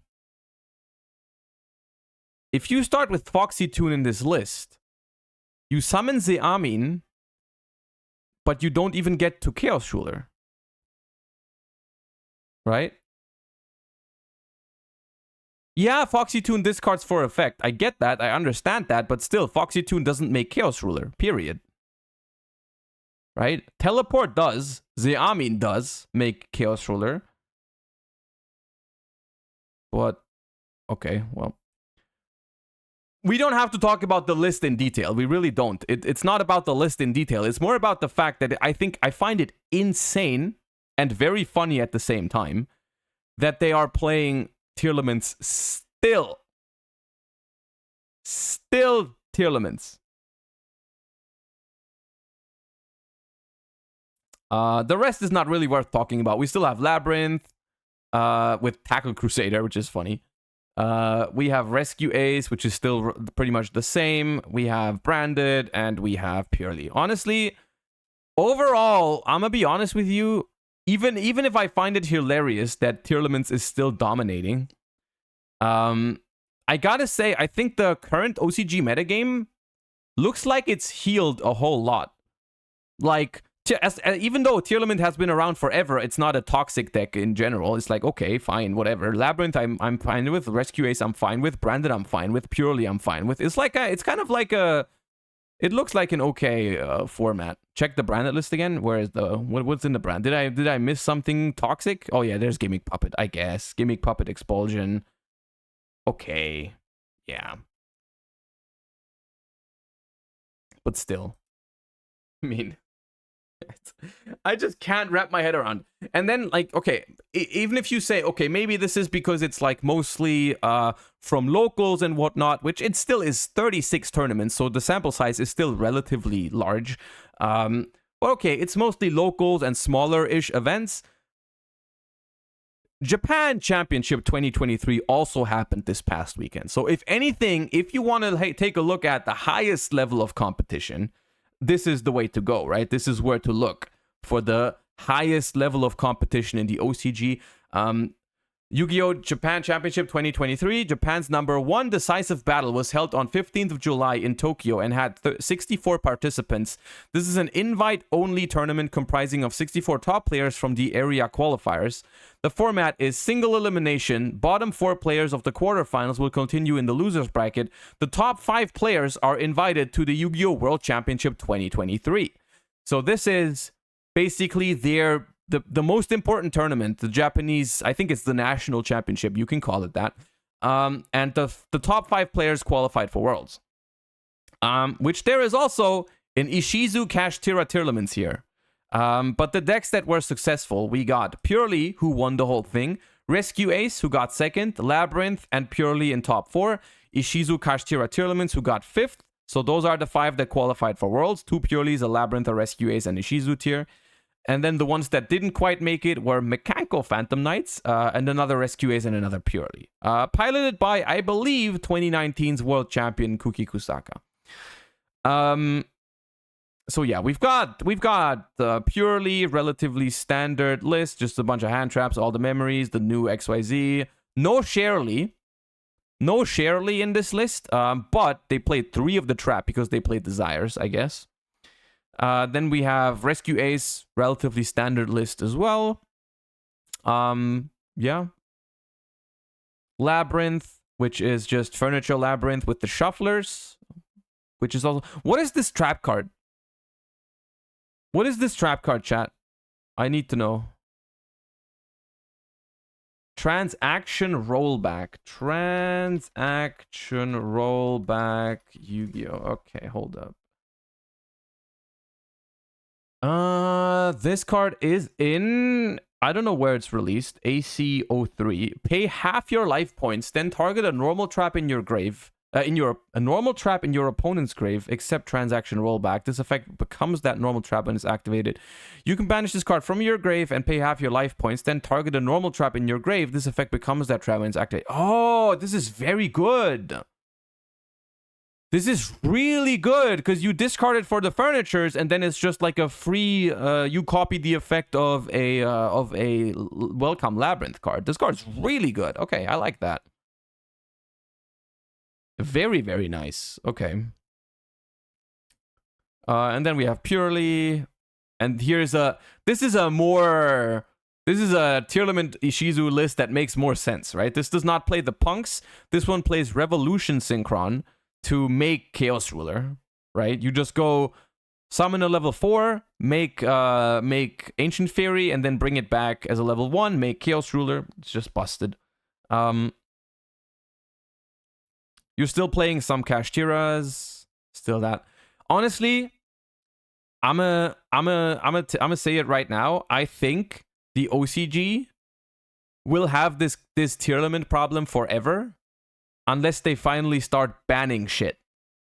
The OCG seems to have it seems to be so afraid to ban cards sometimes. It's like, why is Chaos Ruler still here? Just admit that it's a problem card.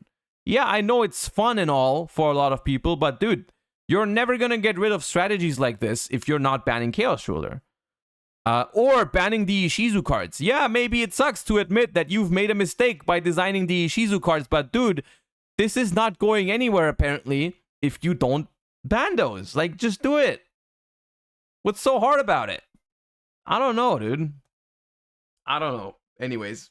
Yeah, that is the OCG metagame for y'all, which is the same as for 1.5 years. Just a slightly different flavor. Just a slightly different flavor of Ishizu tier again.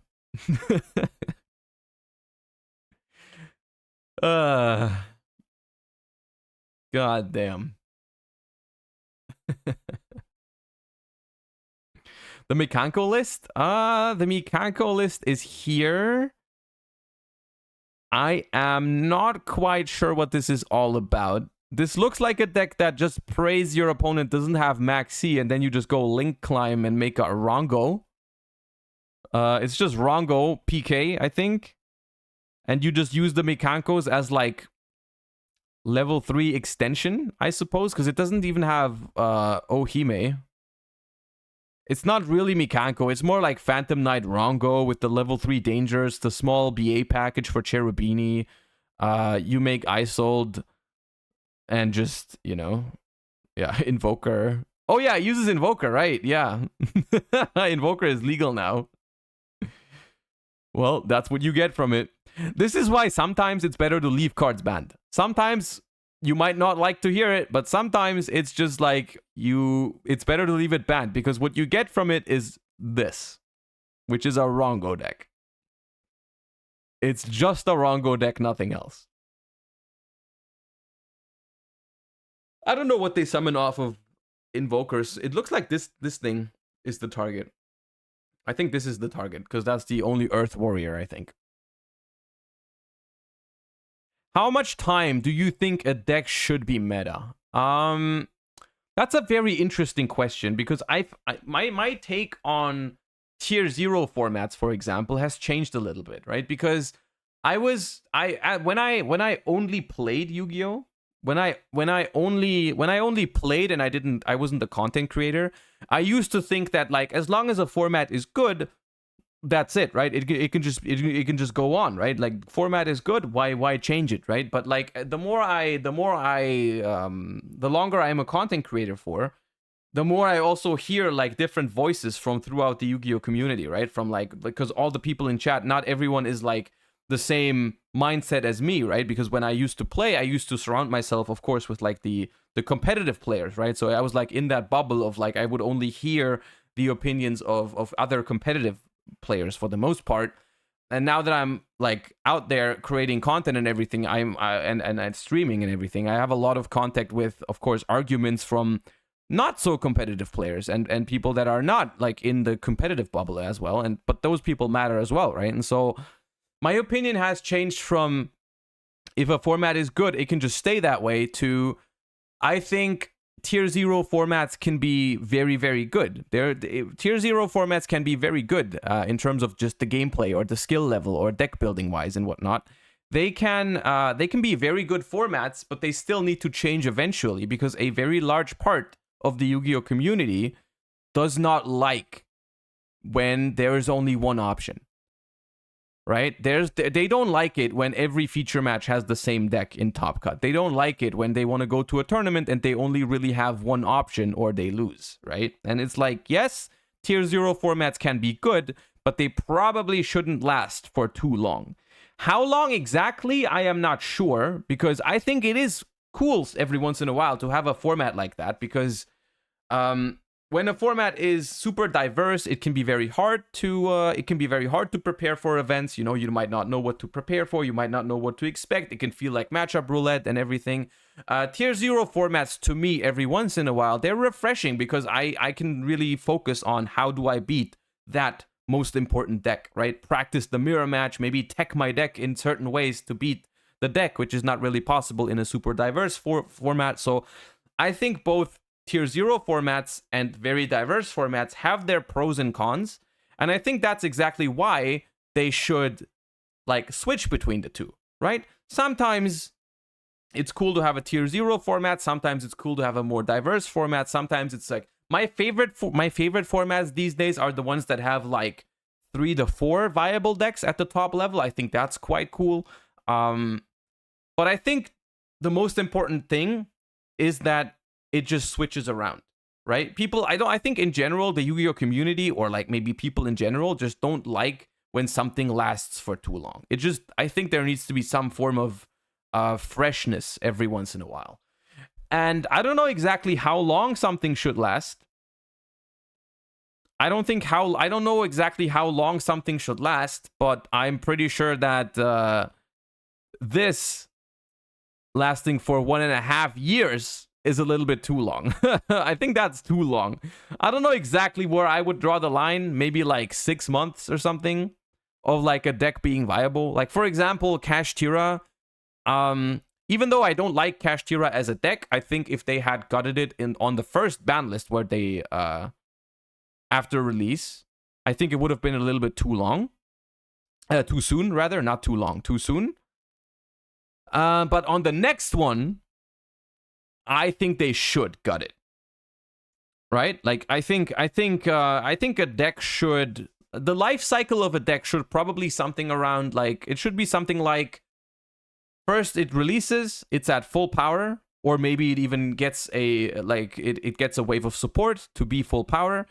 Then there should be a ban list of like taking away something from the deck without killing it, so it remains playable, which they did with Cash Tira, right?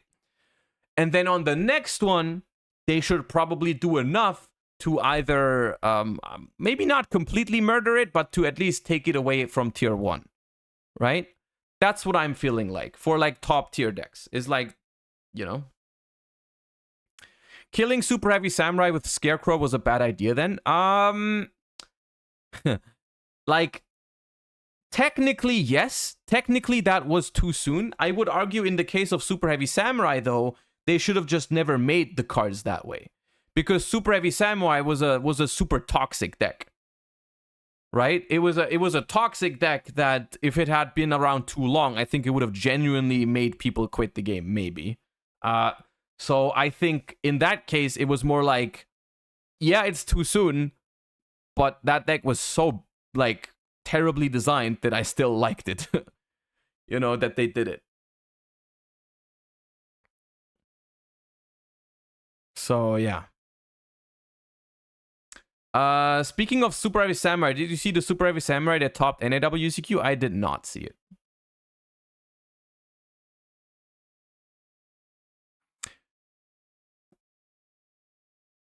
I'll link it 1 second. Okay, we can look at it. You haven't seen that video? What do you mean? Now I'm not sure if I want to. I'm not sure if I want to anymore.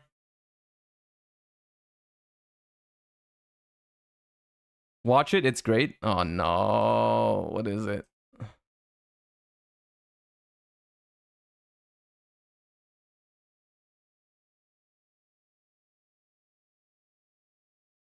What is that thumbnail already? Okay.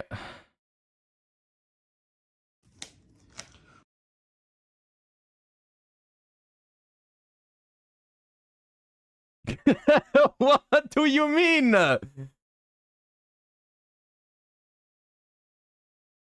What do you... Hello, YouTube. Here we have Daniel Ramirez. What'd you do and what'd you play? I got top 32 with Super Heavy Samurai. Oh, let's see the deck. Yeah, so I played 3 Wakashi, 3 Bike, 1 Sword Piercer, 1 Scales, 1 Soul Gaia, 1 Big Benki. Sorry, this stuck to my hand all weekend. Played 1 Regulus. Why does he slap it on the belly like that? Visa Star Frost. Oh my god, what are you doing? Rhino Heart, which searches a rival, which also special summons Visa Star Frost. Visa Star Frost. And then I played Reichphobia, which searches. Okay, Walter Jewell. I think Walter Jewell deck profiles have gone a little bit too far. I think there was a point where the deck profiles were hilarious. I think we've taken it a step too far here. My Scareclaw cards and also Visa Star Frost. Visa Star Frost. I also played a different engine. Wait, what? I played a Manadium engine too. I played 3 Meek, 3 Rhymeheart. This lets me pop to add Obsession, which searches for the field spell. And the field spell can search for any Manadium card or Visa Star Frost. Visa Star Frost. Why did you not play the other level 2? Oh god. There's another level 2. Oh, that's crazy. For the... Sorry, it's stuck. For the hand traps, I played 3 Ash Blossom, 3 Effect Veiler, and 3 Mourner. These cards were broken. Why did you not play Nib? I like the random questions from the table. I don't like playing that card. I think that card's ass. And then for the Kashtira card, because it's the best deck in the format, I played 3 Fenrir, 1 Racloth, and 1 Scareclaw Kashtira. This can turn into the Link 1 that grabs you Reichphobia, and Reichphobia can switch you for any Scareclaw or Visa Star Frost. Visa Star Frost. Did you ever want to play Nightmare Unicorn or Birth in your deck? No, I think those cards are kind of bricky, so I just decided not to. I mean, it was just like, why would I want to play more spell cards in my deck when I'm playing a super heavy engine? For the rest of the deck, I played Puppet. This card just says no. Wait, how does this puppet lock? I'm not confident with the zoom. Comfortable. A second Visa Star Frost. Visa Star Frost. Wait, how do you summon the Gimmick Puppet in your deck? You're gonna have to subscribe to the Patreon for that. I'll have to show you guys the combo later. Subscribe to the Patreon. For my extra deck. You want to take this?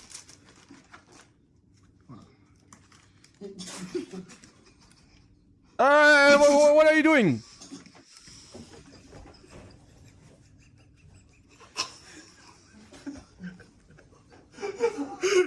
No!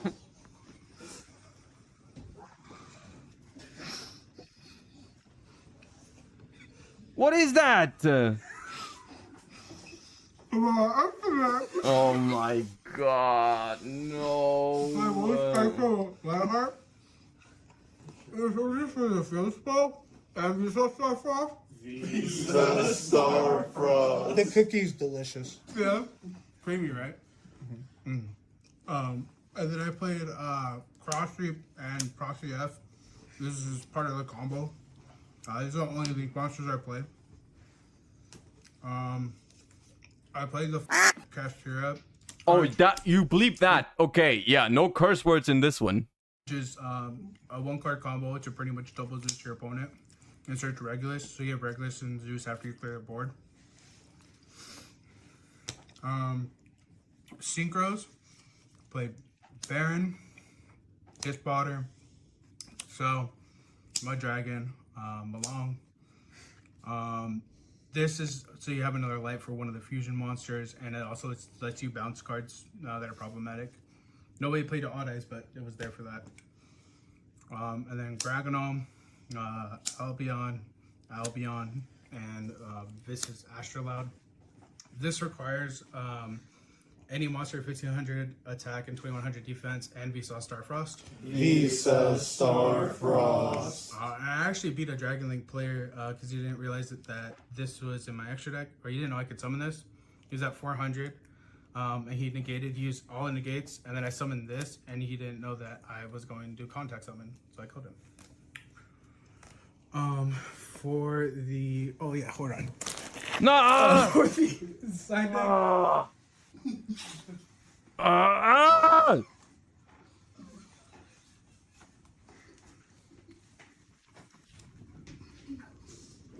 I played one Rice Heart. This is for when you play against Cash. You can overlay this Scare Call Cash or Fender over it. One Cowboy. I wanted to play something that resonates me, and I like to be blasting, you know.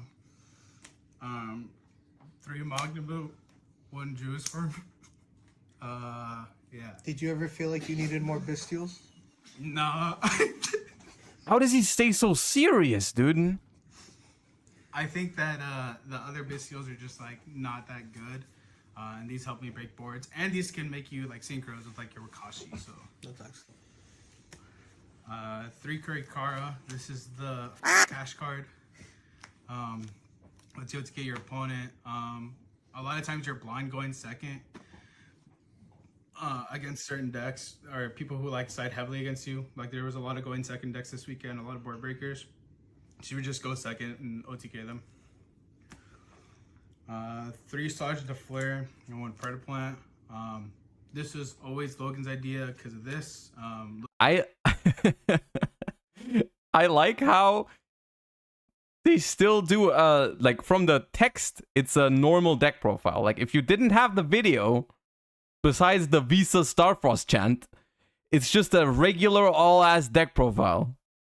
Logan found this card randomly when we were playing super heavy and was like, hey, this is the best card to search off Massage the Flare. This lets you pop their follow-up and it's a scale 8. And if you know me, I drew Big Benki 17 times. So there was one time I drew Big Benki and Saj the Flare, and I got to search this, and I had Pendulum Scales because it's an 8 and a 1. So that was pretty good. Oh, also Saj the Flare is a level 8, and the Metagame cards trigger off of this too. So you pretty much got to make Baron and search this, so you got to pop like their whole field. It's crazy. 1 Pinkertops. This card's insane. You can side this going first and second. You can Pendulum summon this card.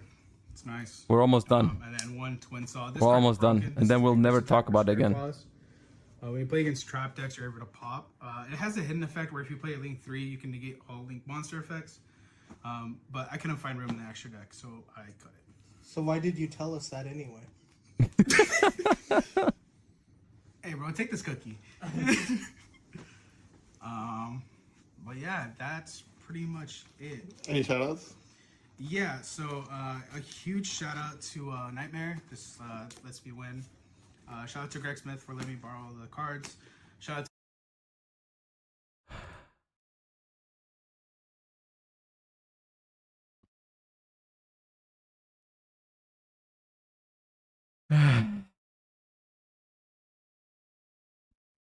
That is something. This is something that we will never talk about again. We will forget. We will forget that we saw that. I'm not sure why you guys wanted me to watch that. Actually, I'm very sure why you guys wanted me to watch that, but I'm still mad at you for making me watch that. That is yeah. It was funny. It was funny. At the same time, a little bit too unhinged sometimes at certain points in the video. I did not think it was that funny anymore. But it was okay.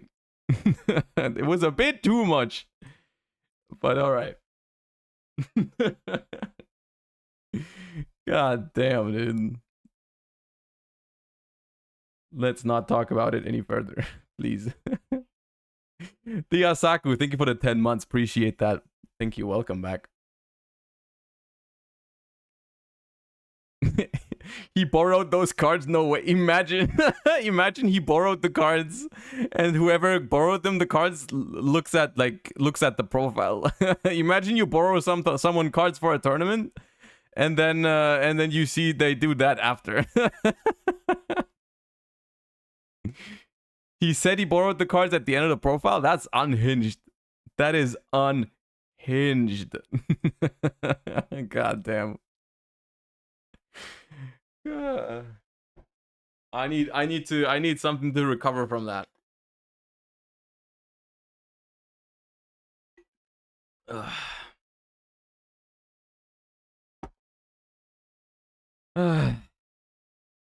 Are we going to discuss the set list of the new set?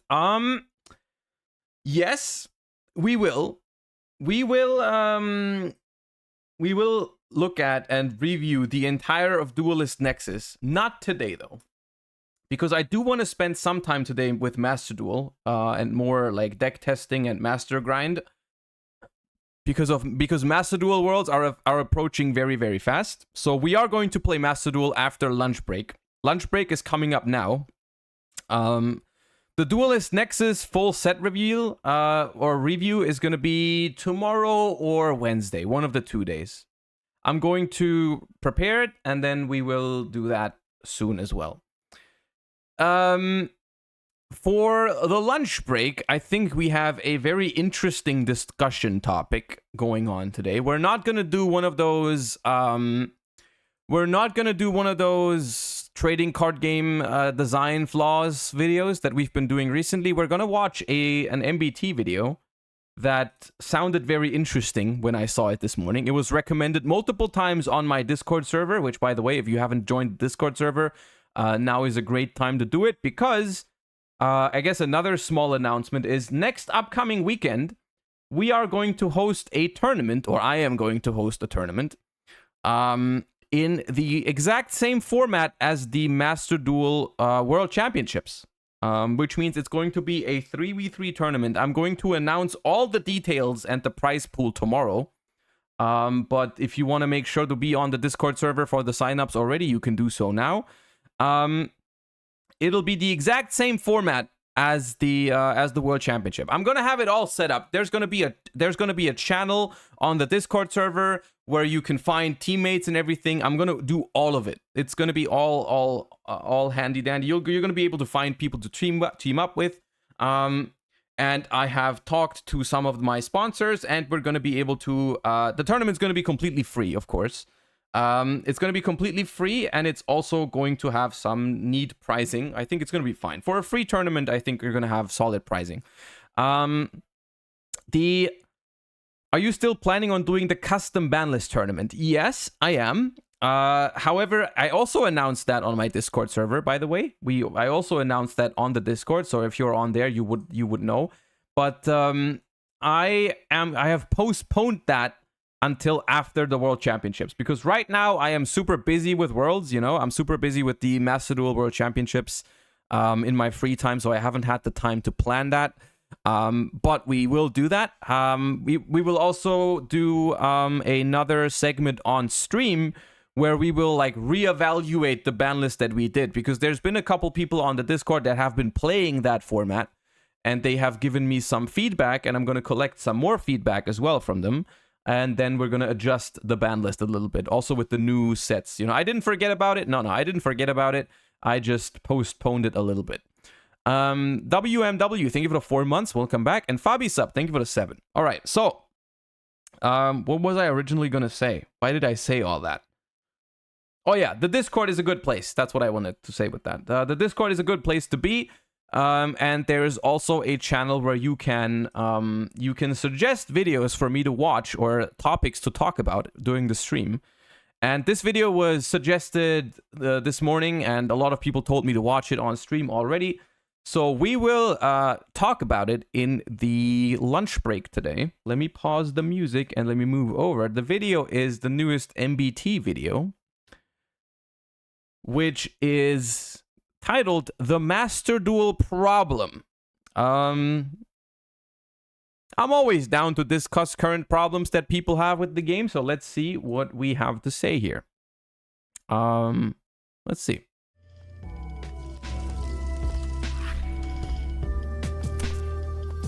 I never ever wanted to make a video like this ever again. Man, who am I kidding? I love complaining. Hey everybody, Yeah, I was it's about to say, no shot. boy Joseph Rothschild, aka MBT, and I thought I would talk a little bit about something that happened this week. If you're unfamiliar, Konami had a shareholders meeting, which Also, the Twitter thread regarding new players in Yu-Gi-Oh! Is really good. Oh yeah, I saw that. Who was that? Peeps? I think it was Peeps, right? Let me open that. I think that ties in with this. I think it ties in with this. We're gonna look at that after, yeah. basically means that the individuals who have invested into the business get to offer their direction and insight into how the business is being run and concerns they might have about the direction in which it's going. At this meeting, some concerns about Yu-Gi-Oh! Oh wait, there was a shareholder meeting? Okay. Were raised, and I think not only are they worth talking about because they relate to Yu-Gi-Oh's present, they also potentially direct the way that Yu-Gi-Oh! Will be released in the future. So let's talk about them here. First, I'm just going to read the relevant piece of text from the shareholders meeting, and if you've already seen the Team APS video, Paul, you gotta give me a day. Regarding Yu-Gi-Oh! Content, I'm concerned that Okay, let me read this. I'm the type of person who comprehends things better when I read them myself rather than someone reading them to me. So this is apparently the feedback that Konami shareholders had about Yu-Gi-Oh! No, I have not heard this. I have not heard about this at all. This is completely news to me. Regarding Yu-Gi-Oh! Content, we are concerned that 2 points might negatively affect its growth. The first point is that the game doesn't seem to attract new users. When new users who started with Master Duel start playing the OCG, some may stop playing because they cannot make use of their practical knowledge from Master Duel due to the game environment and other factors being different. In fact, it was the case for a player, or some players, lack of context here, we have met during an OCG tournament. Wouldn't it be necessary to handle this kind of situation? Okay, so I guess this means that there is a problem between people that start playing Master Duel, and I do think there's a lot of people that play Master Duel and start playing Master Duel again because of like Yu-Gi-Oh! You know, they know it from their childhood and everything. They think there's a problem with those not translating into actual paper duelists, right? They don't actually start playing the paper game because it is too different. Is this point, right? two things may have a negative impact on growth. The first is that we have not been able to successfully acquire new users. New users who started with Yu-Gi-Oh! Master Duel also started on Yu-Gi-Oh! OCG Duel Monsters. Due to differences in the environment, etc., the know-how of Yu-Gi-Oh! Master Duel cannot be used for some reason, and they may quit. I actually met a player at a Yu-Gi-Oh! OCG Duel Monsters tournament recently, and this was the case for them. Isn't it necessary to consider how to eliminate such cases? The second point is the poor appearance of the competition match video distribution. Judging from player and online Okay, opinions, streaming of official Yu-Gi-Oh tournaments is one-sided. This often leads to a decrease in player motivation and new users to play Yu-Gi-Oh OCG Duel Monsters. I think it's connected to the difficulty of surrendering. Surrendering is not currently permitted by the official rules, and if surrendering is recognized, it will create a strategy to restart the next game, and the game may be more interesting to watch. Okay, let me read this real quick. Second point is regarding the poor reception of live streaming of tournament matches. So I guess they're referring to maybe some of the recent tournament streams have not performed as well. Which I could get behind that. I mean, like, I think, when I stream Yu-Gi-Oh tournaments, right? When I watch Yu-Gi-Oh tournaments on stream, of course, my viewer numbers are always really good. And I think that the official Konami stream also gets a good amount of viewers to watch the game. However, I don't know exactly how good the ratio is between the size of the Yu-Gi-Oh community and the actual watch numbers. You know what I mean? Like, I'm pretty sure that other esports or whatever have a better conversion rate of like,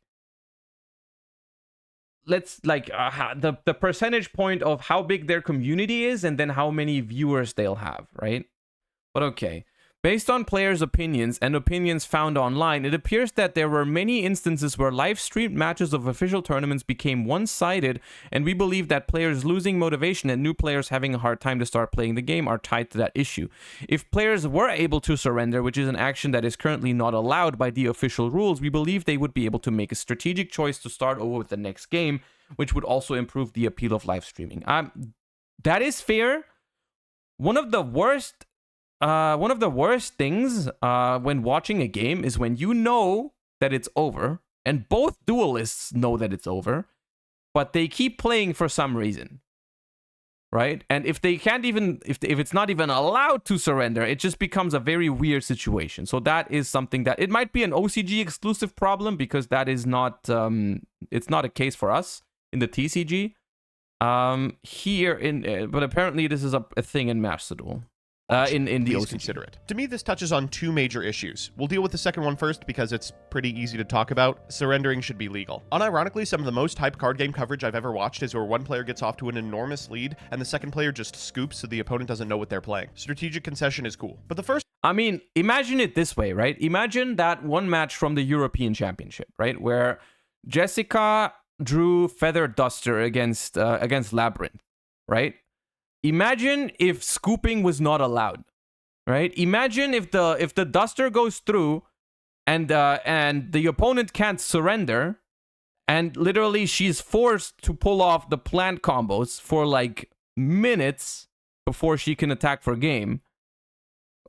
It just takes so much hype out of the situation, right? It's just like, yeah, I'm not saying that that it's exciting gameplay for like Duster for 5 and into his scoop, but it's definitely more hype than if you have to keep playing, right?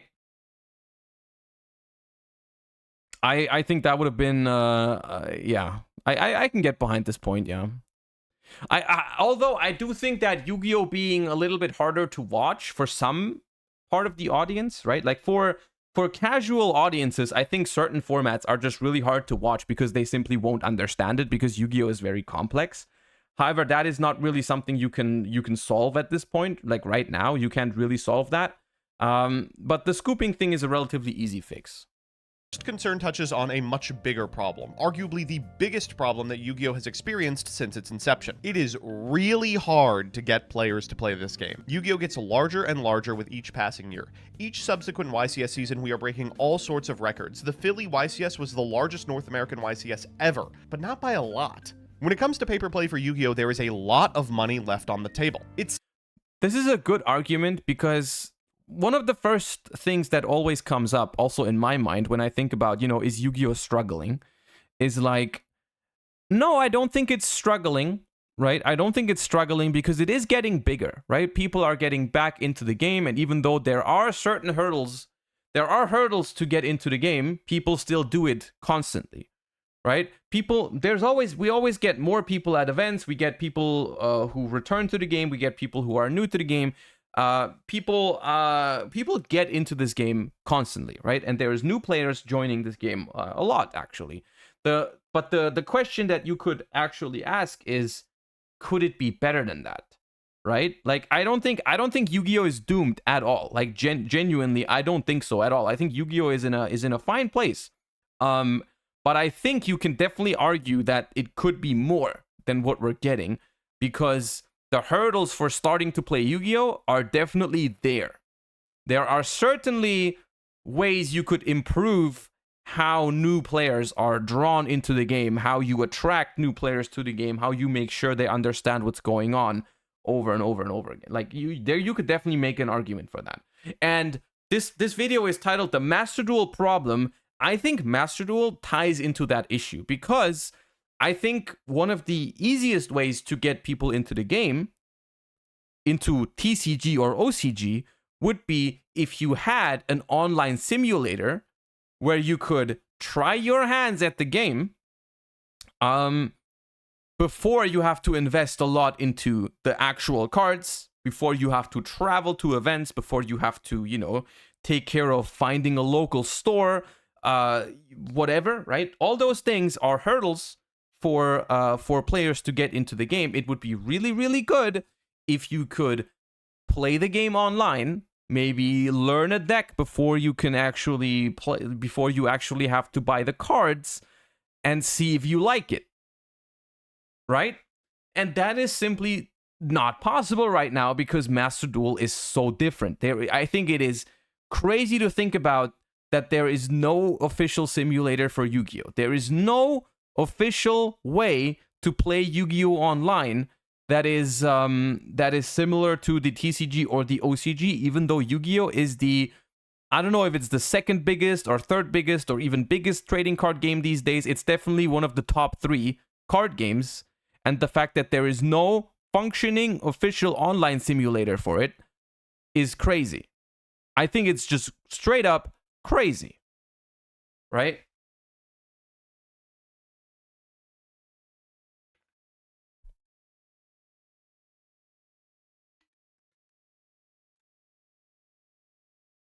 People still use DB when Master Duel exists. That tells you something. Yeah, I mean, I for once thought that the dueling book was gonna die when they announced Master Duel.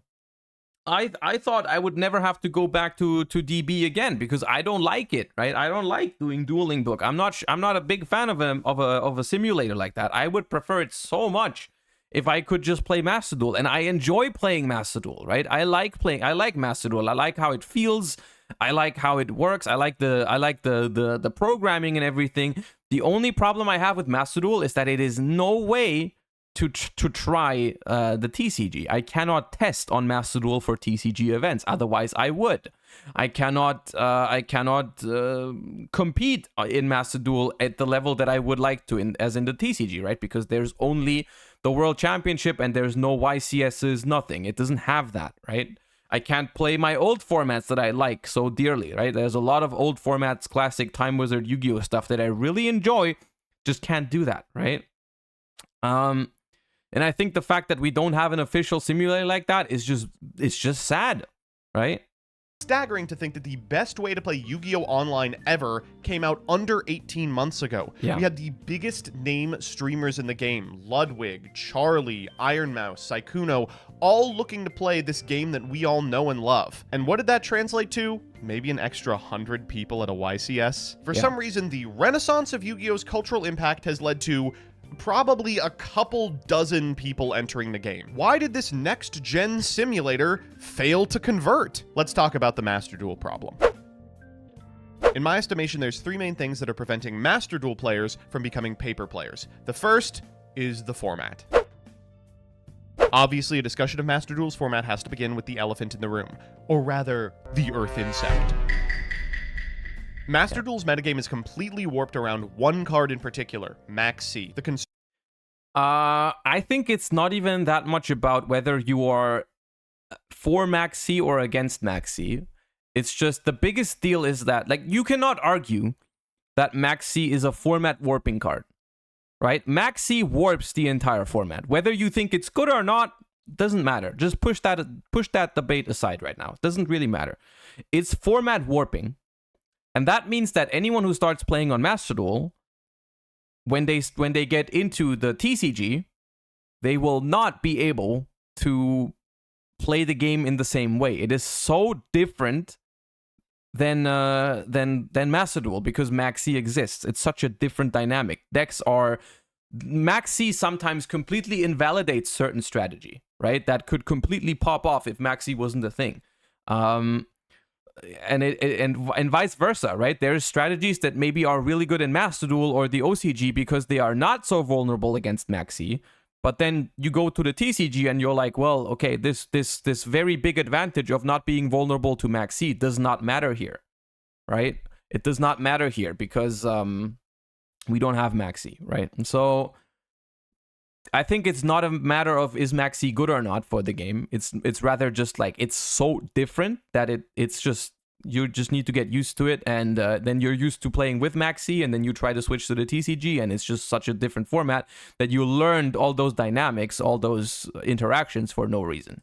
Concerns raised in this shareholder meeting are exactly on point. You cannot guarantee that you'll be able to take the lessons you learned in Master Duel to paper play because so much of your deck is dedicated to exactly this card. If you try and make the jump to the TCG from Master Duel, you're going to find not only that you are restricted in terms of deck building, cards like Crossout are a lot less valuable when you don't have to negate the Maxi or die. I guess you could make an argument that even if Master Duel isn't a sufficient bridge to TCG play, it at least should give you some insight into how to play the OCG, except the Master Duel format is completely different anyway. Listen, I don't want to get into a big fight about if the TCG ban list or the OCG ban list is better. I think they both have their pluses and minuses. But at this point, Master Duel has meaningfully deviated from both of them. Look at Tier Limit, for instance. Both the even if Maxi is the same between the OCG and Master Duel, a lot of other cards aren't anymore.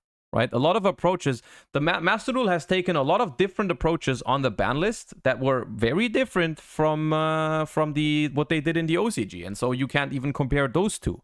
And we haven't even started talking about the release schedule difference, right? I think that is honestly, to me, even more infuriating than different ban lists, right? Different ban lists I can live with, actually. The fact that I have to play decks that are like a year old and then they're new in Master Duel, I'm just not a big fan of that. And then you're like, hey, and then imagine it also the other way around, right? Imagine you go into Master Duel and you really like one of those decks that are in there, right? You're like, hey, this Tier Limit deck that's the best deck right now. I really like it.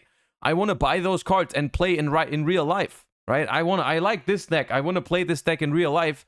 And you go ahead and you look up the TCG format and you're like, Tier Limit is nowhere to be seen. The deck is already gone, right? The deck is already pretty much gone. Yes, it's not completely dead, but it's nothing compared to what it is like in Master Duel, right? In Master Duel, it was like, it's the best deck for like the last couple weeks. You go to the TCG, you're like playing a tier 3 deck at best, right?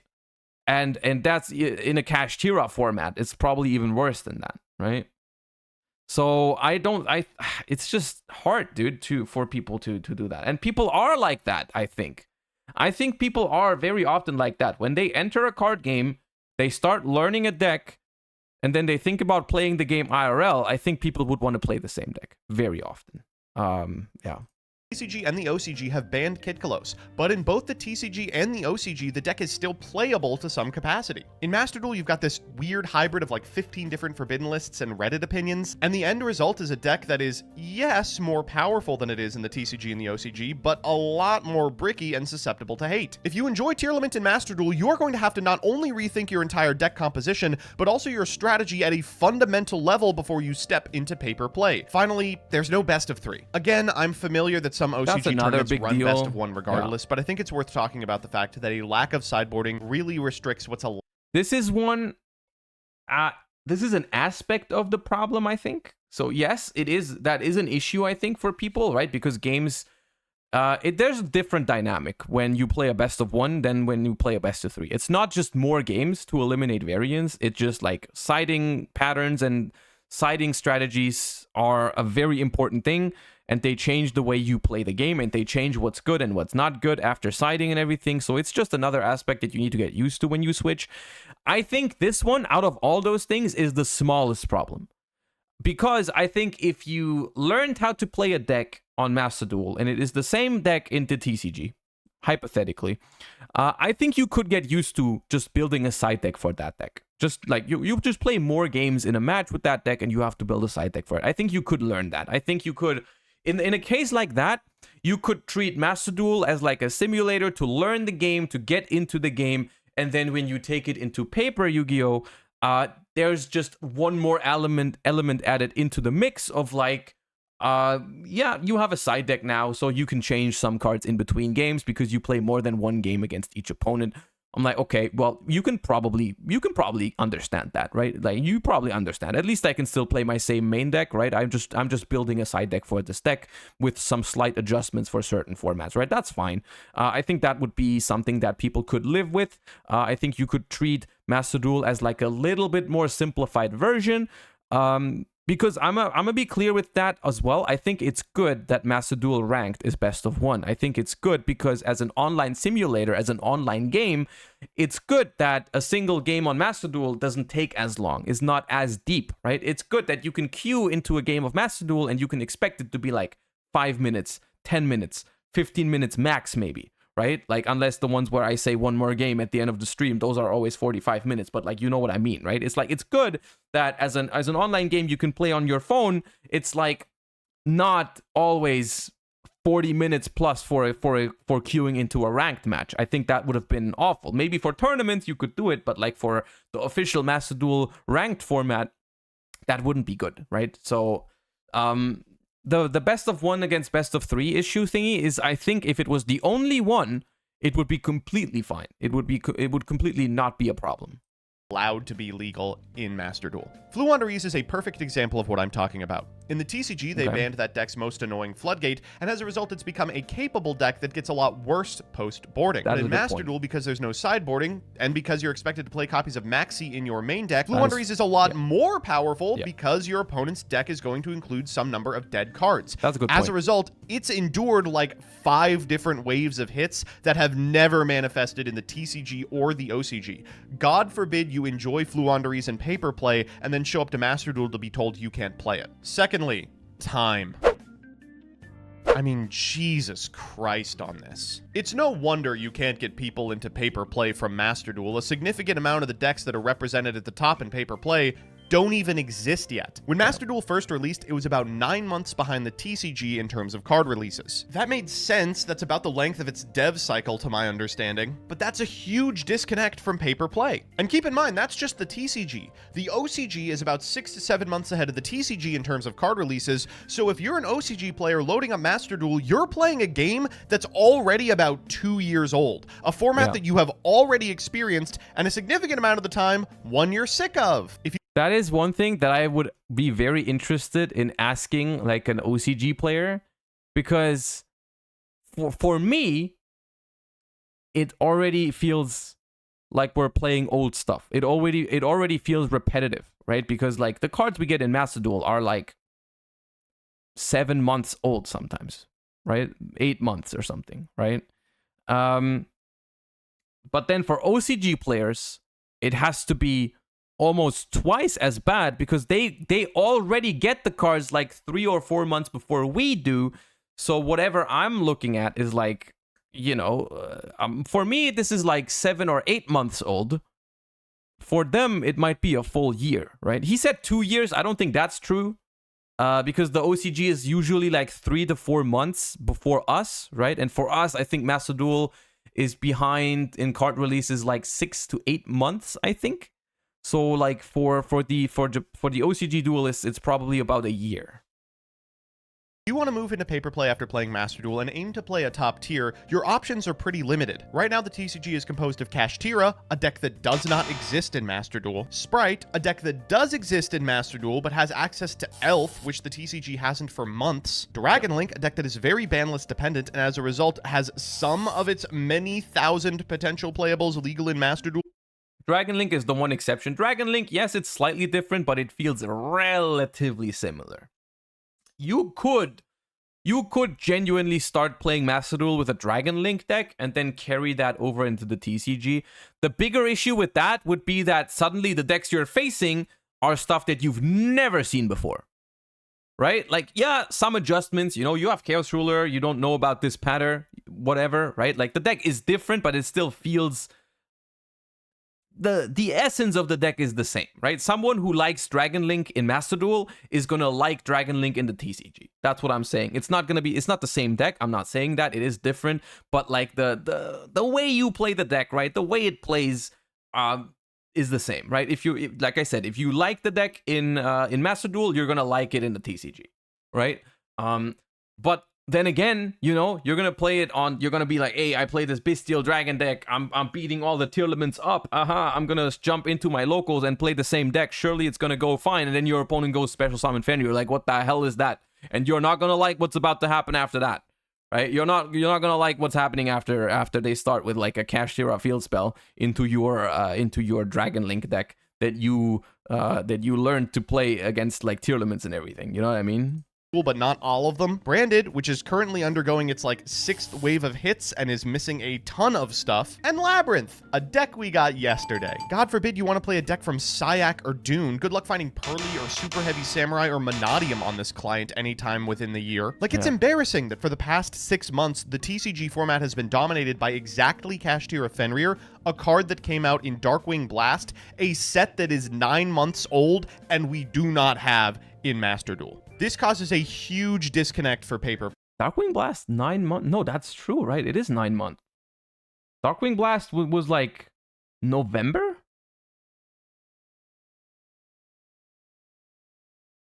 October even? God damn, no, it's like, it is kind of crazy.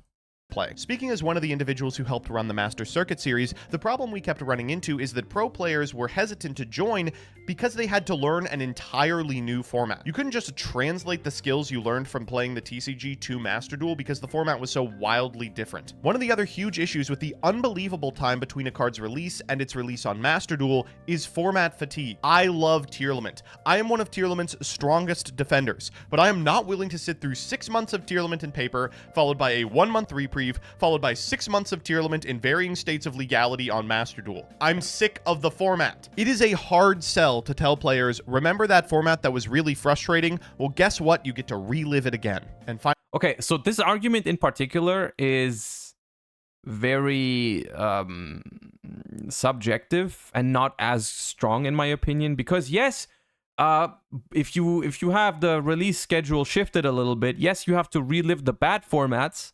But technically, it could also go the other way around, right? If you really love a format, and you're really sad that it's over in the TCG, you could be really happy that you get to play it again in Master Duel, right? So something that in this case is perceived as a negative thing could be also perceived as a positive in certain other situations, right? Like if let's say Master Duel had already been around in 2019 or something, and everyone who was sad about the fact that TOS was over, right? Everyone who was sad that TOS was over could have relived TOS in Master Duel like 6 months later.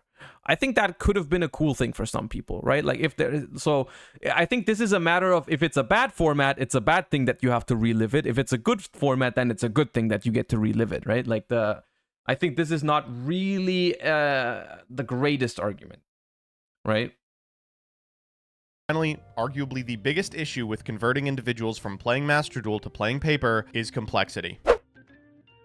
This isn't just a Master Duel problem. Yeah. This is a Yu-Gi-Oh problem. You all know I dunked on Actman, but I do agree with his point that Yu-Gi-Oh is very, very complex. The reason the Ludwigs of the universe didn't become Yu-Gi-Oh players is because the game is too hard. The clip where he's frustrated about ass traps is funny for sure, but it's also illuminating. There are cards that exist in a hidden information zone that can counter your plays is something that new players run into out of nowhere. There is no indication that a card like Ash Blossom and Joyous Spring exists from the Yu-Gi-Oh new player experience. That shit is not in a starter. Currently, the only bridge from downloading Master Duel to becoming a competitive Yu-Gi-Oh player is losing constantly all the time to cards you have never seen that all have a novel's worth of text on them and do things you are completely unprepared for and unable to intuit. When I say that Yu-Gi-Oh is a lot like a fighting game, this is one of the things I'm talking about. Now, in their defense, Konami has tried a number of times to create something that looks like a new player experience. There are alternate formats like Speed Duel that are meant to be an introductory product to get people into the game. The problem is, Yu-Gi-Oh! Has become so divorced from the gameplay that you see in those introductory products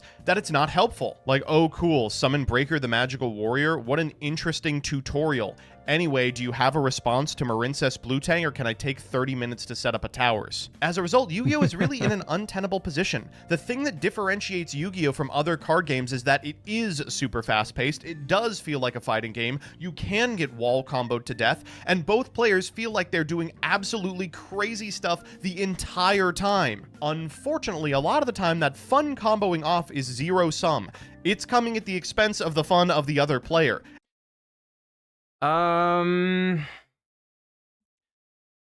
Okay. So, yes, I agree, Yu-Gi-Oh! Is very complex. I think Yu-Gi-Oh! Is very complex. That is a problem for newer players. I think the moral of this story or whatever is not that we need to change that. I don't think we need to make Yu-Gi-Oh! Easier, because that would take away a lot from it. Like, I like that Yu-Gi-Oh! Is the way it is. But what I will definitely agree with is that there need to be better ways to get people into it then, right? Like, if your game is super complex, you need to provide really good resources to get people into the game, right? There needs to be very good learning material. Now, listen, this might sound crazy, but maybe there needs to be an official simulator to play the actual game and not a separate format. That would go a long way, right? To get people into the game. Maybe inside that game, there should be things that teach you actually how to play the game, right? Maybe there should be a tutorial about hand traps rather than the 50,000th tutorial about a freaking like lore about like freaking the World Chalice cards, right? Maybe there should be something that teaches you about the power of hand traps, of like, hey, these are cards that when your opponent goes first and they try to do something, you can discard them from your hand to stop them from doing that, right? Maybe that should be a solo gate rather than all the ones that we have in that simulator, right? You know what I mean? Like, maybe there should be product that, like, maybe there should be decks that are actually useful when you get them out of the box, right? Rather than structure decks and starter decks only really being used as a way to introduce reprints, as a way to get people to buy it that already play the game anyways, right? Like, usually a structure deck is measured by how many good reprints are in this thing, right? It's not about how well does someone actually learn how to play. What would be so bad about just making a deck that is actually playable, right? Why not just take an archetype that has been like maybe it can be a little bit older, but like it can be like the complete deck. Just have like all of them be, I don't know, that just, you know, why is there no product that just gives you a playable deck right out of the box that's not terrible? Whatever. I don't know. I think there's arguably a lot of things that would lower the barrier of entry into the game. You guys are saying money is the reason, which, okay, yes, it's about money. That's not a bad thing. Like, Konami is a company, the company is trying to make money. Yes, that's how it works. That's not a bad thing per se, but I am convinced that they could make more money by making new players enter the game. If you make a product that gets people into the game, maybe you don't make as much money from that product, but you will make more money from those in the future, right? It's not always about just that, right? It's not always as simple as saying like they're not doing that because they want to make the maximum amount of money. I think they might make more money if they just got more people to play the game. You know what I mean? Also, I've just gotten my food. We started lunch break a little bit early, but here it is. Okay, let me finish this one. and the pieces you're using to do it aren't like little guys on a chessboard, they're more like dissertations. Is it any wonder that creator tournaments that begin and end with summoning the Blue Eyes White Dragon don't translate into players that are willing to parse if Scareclaw Kashtira's effect to negate the effects of monsters your Kashtira monsters are battling is an ignition effect that activates or continuous effect that applies upon reaching a condition?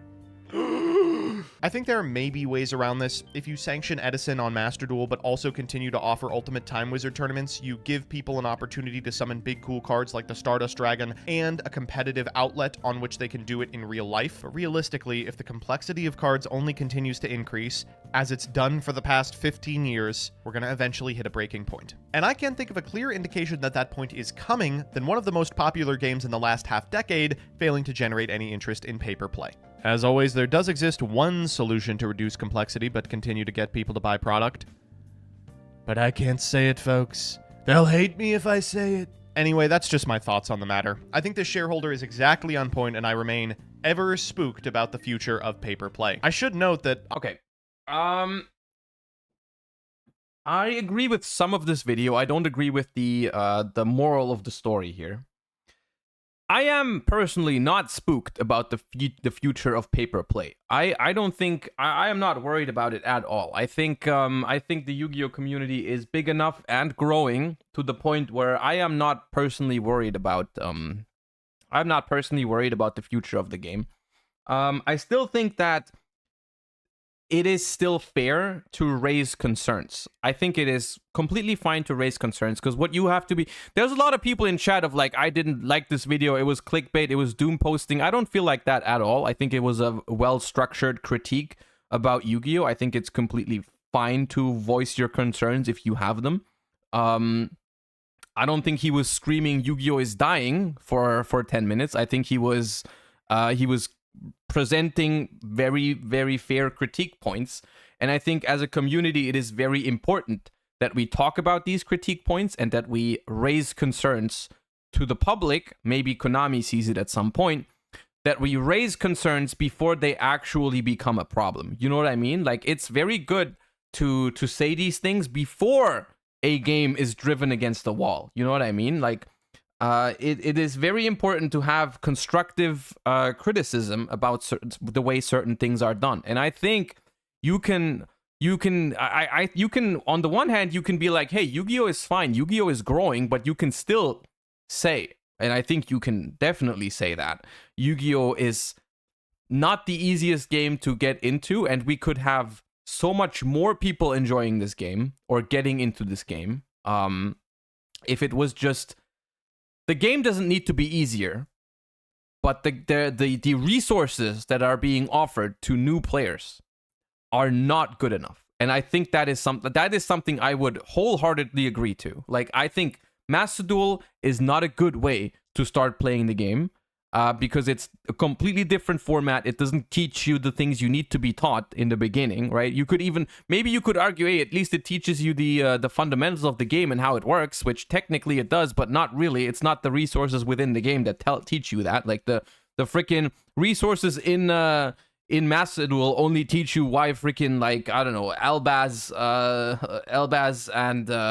and World Legacy lore are super dope or whatever. That's what they tell you, but they don't tell you why people are using hand traps and what ratios you should use on certain cards and all the theory and everything. People go somewhere else for that, right? People have to go and find resources to get better at the game. Master Duel doesn't teach them.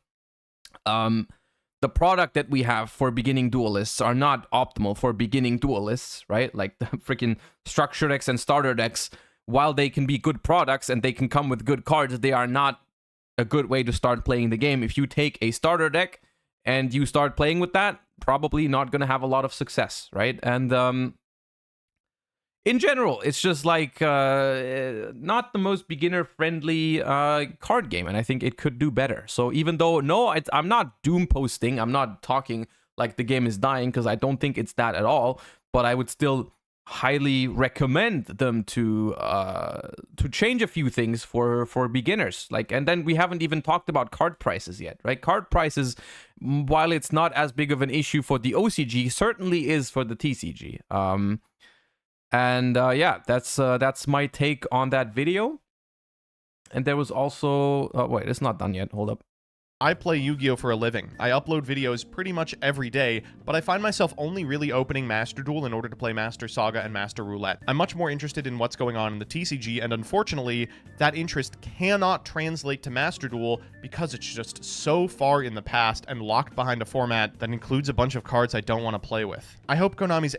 Okay, that is fair criticism to Master Duel. I personally enjoy playing Master Duel, but I will say I do not play Master Duel outside of when I stream. I stream it because it gives me a nice visual way to play Yu-Gi-Oh! You may have noticed this, that we don't often play TCG on stream. We don't very often play TCG on stream simply because I am not satisfied with the options that I have for TCG gameplay. I am not satisfied with DB, for example. I don't like it. I don't like playing DB myself, so I don't really enjoy streaming it as much, right? And so like I've been thinking about ways to get TCG gameplay into a more prevalent position on the stream, because I would love to bring you guys, you know, educational gameplay from the TCG perspective, and play like decks on stream for the TCG and everything. But I just simply don't have a good way to do it, in my opinion, right? Like I just simply don't think there is a great way to do it right now, and that is something that Konami should probably do. But that doesn't mean you can't find Master Duel enjoyable. It's just from a TCG player perspective and from a perspective of someone new into the game, it's just not a very good way to start playing. Okay. Hold on.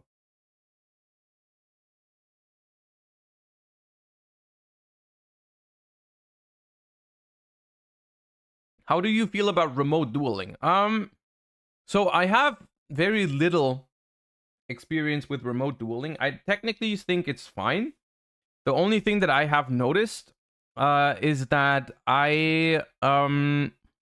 when I stream remote duels, which we've done like twice with the, you guys remember the Sleeve Chief remote duel streams where it was like the more of you that beat me, you get a better discount code for Sleeve Chief. Those were the only 2 times I've streamed I've streamed remote duels.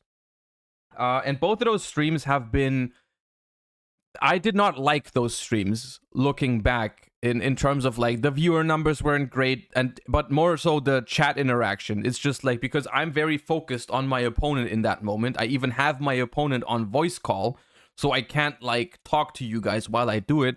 And I feel like the quality of the stream just really, really suffers from when I do remote duels, right? I just don't like it as much because I have someone else in the call with me, so I can't really talk to chat while I talk to them because it would be distracting for them, right? Even if they're like thinking about something or whatever, I don't want to be talking to you guys, you know what I mean? So remote duel is weird to me in that sense for streaming.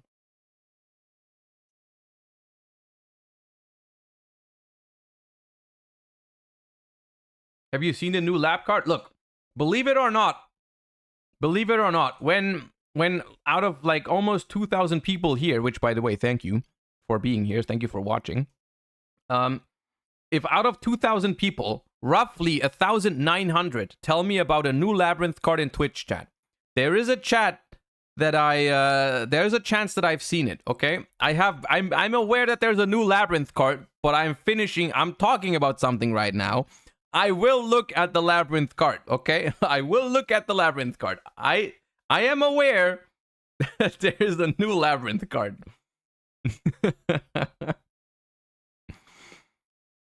All right.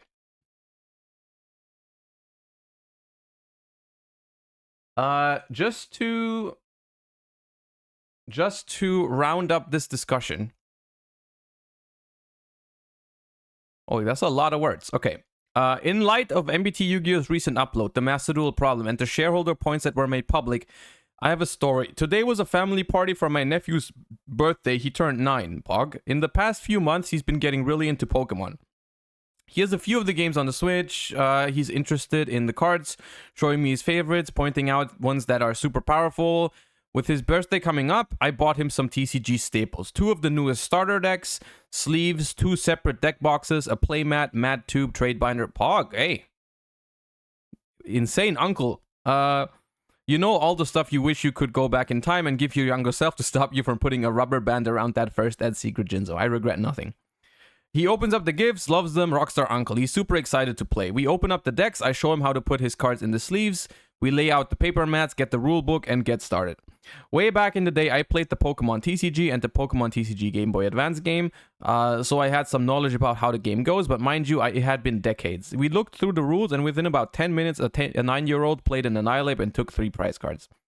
Then after our game, the little guy's mom wanted to learn how to play. That's 3 people that learned to play Pokemon TCG in roughly 30 minutes. Obviously, this doesn't go into the quality of our strategies or whatever, but completing a game at a core level was simple to learn. This cannot happen in Yu-Gi-Oh! It is just way too complicated for new players, especially players completely new to the TCG space. Card effects are massive, written into a long paragraph, and can become ruling headaches even in the starter structure deck environment. Of course, I'm not speaking about the quality of one game over the other. I prefer Yu-Gi-Oh! I like its complexity, its high skill ceiling, its interactivity, the flashy combos, but that shareholder discussion voiced a major concern we've been talked about for years. The new player experience. Other card games are somersaulting laps around Yu-Gi-Oh! At this. I can't describe how eye-opening it was that 3 people learned how to play a TCG in less than 30 minutes. Compare that to all the times I've tried to teach Yu-Gi-Oh! To people. Missing timing is a new player repellent. People recognize this problem with the game and are raising serious business concerns about it. In the corporate world, that's a pretty big deal. I don't have anything to add to this anecdote. As someone who's taught multiple people Yu-Gi-Oh! I'm happy someone is grabbing onto the wheel and saying you need to fix this about Yu-Gi-Oh!'s biggest downfall as a TCG. I have high hopes for the 2-player set. Okay. I will say one thing. I will say one thing. Learning how to play with a starter deck is always going to be very simplified from other games, right? Like, I would argue that you could finish a game with 2 Yu-Gi-Oh! Starter decks also probably in 10 minutes. Maybe 20, maybe a little bit more. But if you buy like a Yu-Gi-Oh! Starter deck that usually is like not very good in the grand scheme of things, right? The deck is relatively bad, but you would be able to finish a game relatively soon. Right? Like, it's like, if you, I don't know the last time I've even seen a starter deck. What's the last starter deck that has came out? What's the last starter deck?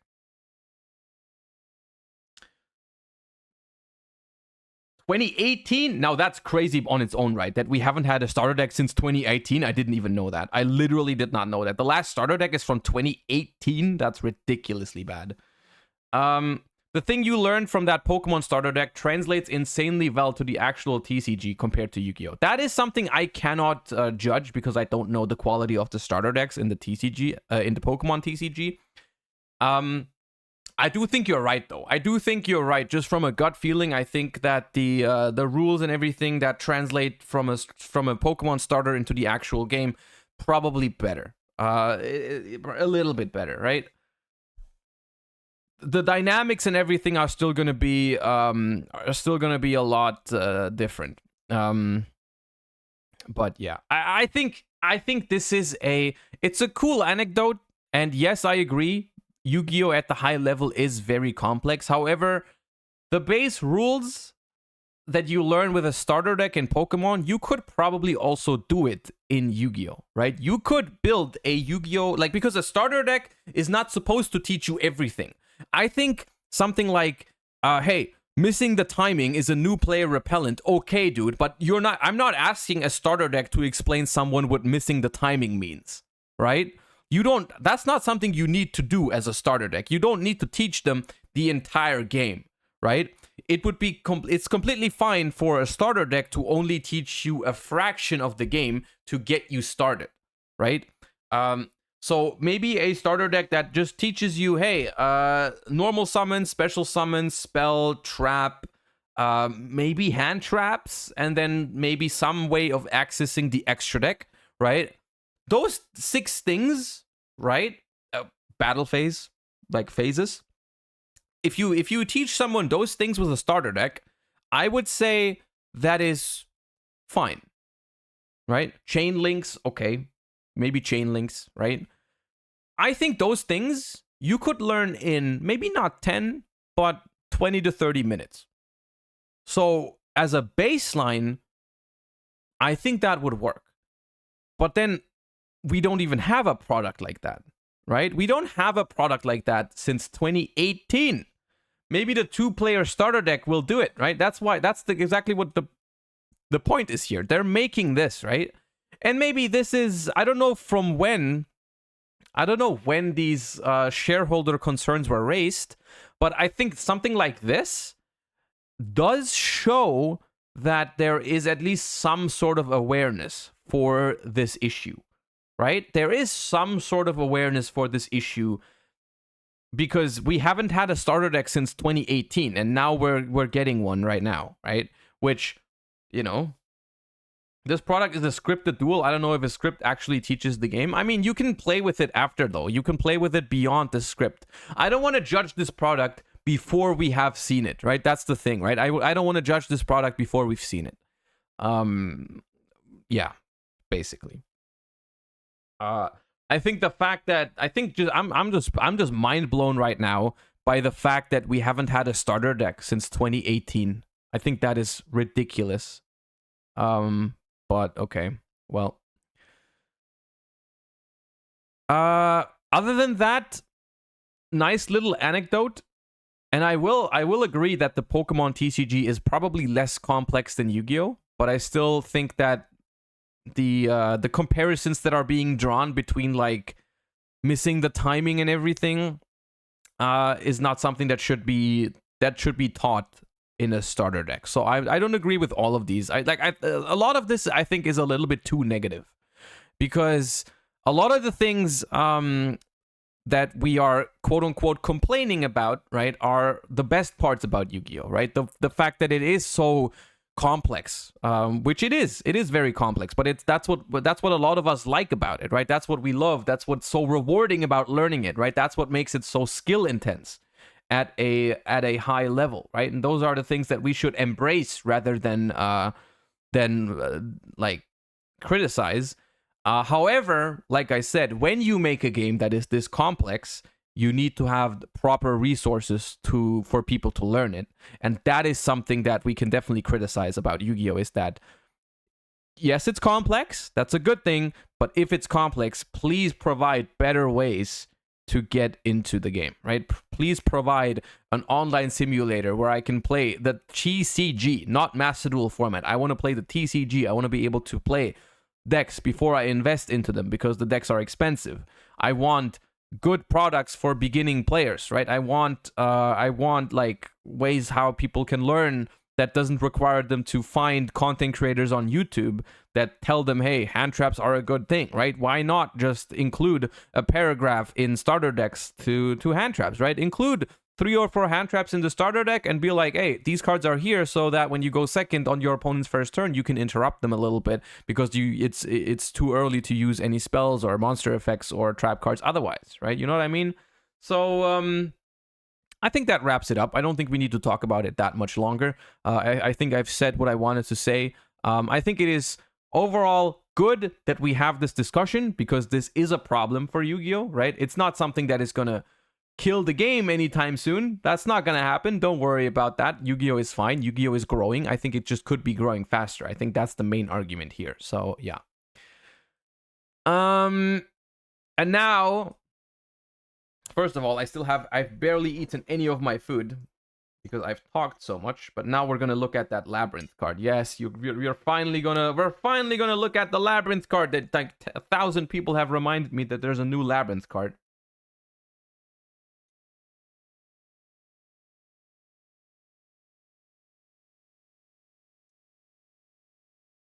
So, yeah.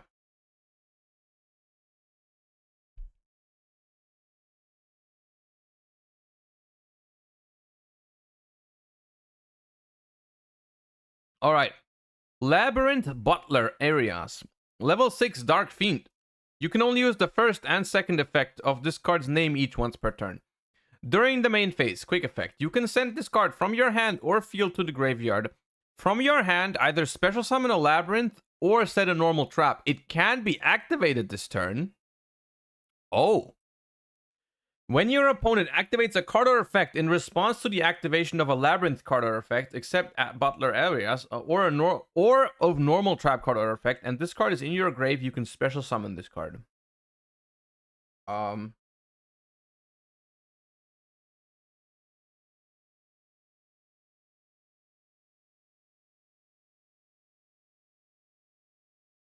This card is good.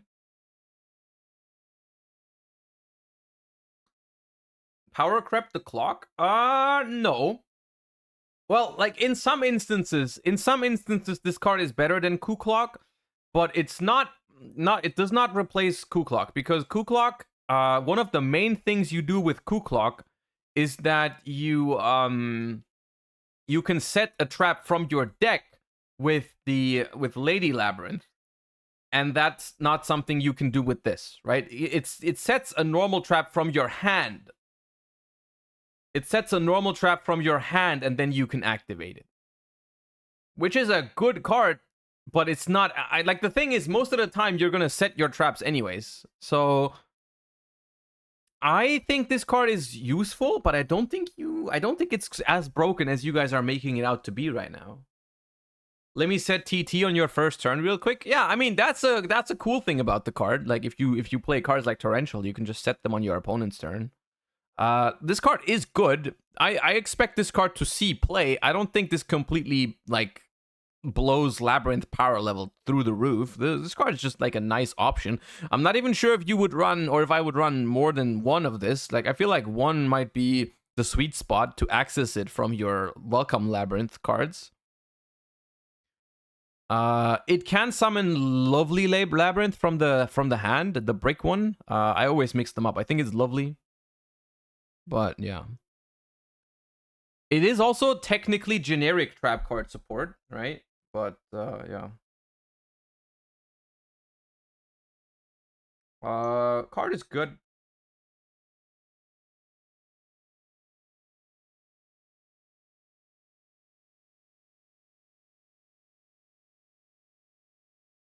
Card is good for sure.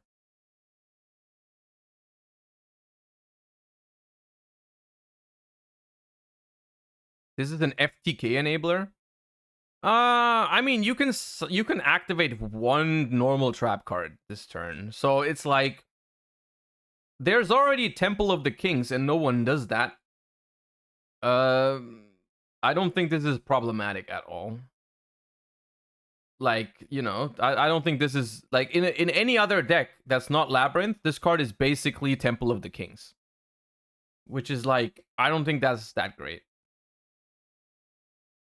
You are now safer from Evenly and Duster. That is one very cool thing, is that you can keep a trap card in your hand, and then you can still get it off on your opponent's turn, right? You can not commit as much into Evenly or Duster. That's a design that I really like, right? That's something I really like about this, is that, like, you don't have to set everything. You can play around cards like Duster or whatever. I like this. I actually think it's cool. I don't think it's too powerful. It's a well-designed card, I think. Yeah. There's a solid chance that when we get this card in the TCG, Labyrinth already has, like, a small hit on the ban list, because I think that's one of the decks they might be looking at in the next updates.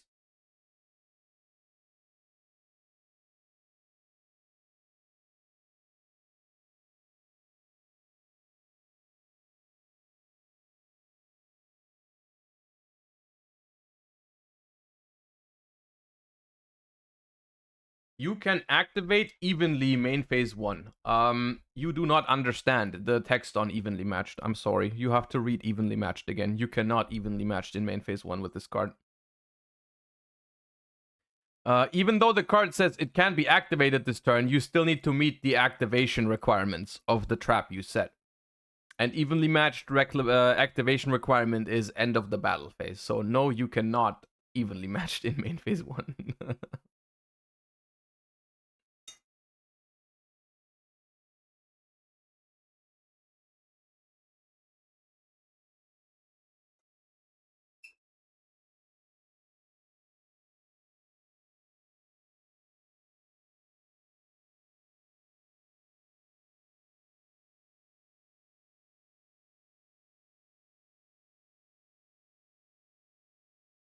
By the way, there was a 3v3 Master Duel Worlds format tournament yesterday hosted by OCG players. Had the #1 guy and a bunch of top 100 guys, but only first place posted deck list. Hey, I'm still interested in that. Let's look at that. That's a good segue into Master Duel, because that's what we're doing next. Can you link me that? I'm interested in that.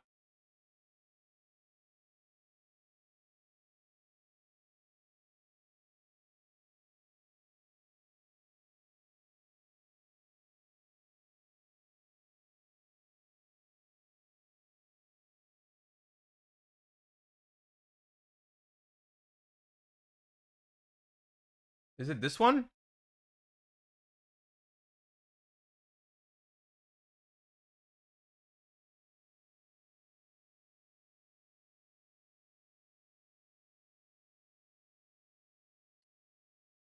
Oh, but it's only one of the two. It's only one of the three. Oh, they posted. Okay, so they played. They played Tearlaments, Adamancipator, Sprite, Exosister, Labyrinth, and Runic. And what was their shared card? Maxi, Ash, and what was the third shared card? What was the third shared card? Oh, Zeus. It was Zeus. Yeah, Zeus. That makes sense. We've already been thinking about that.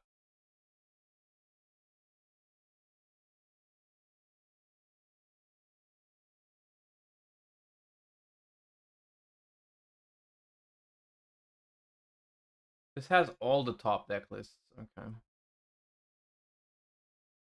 We're gonna take a look at that in a second, but first let me finish my food. I have a gauge video up that we could also I'm just gonna watch the gauge video before my before we start into Master Duel, because I am hungry. I need to finish my food. Hold up.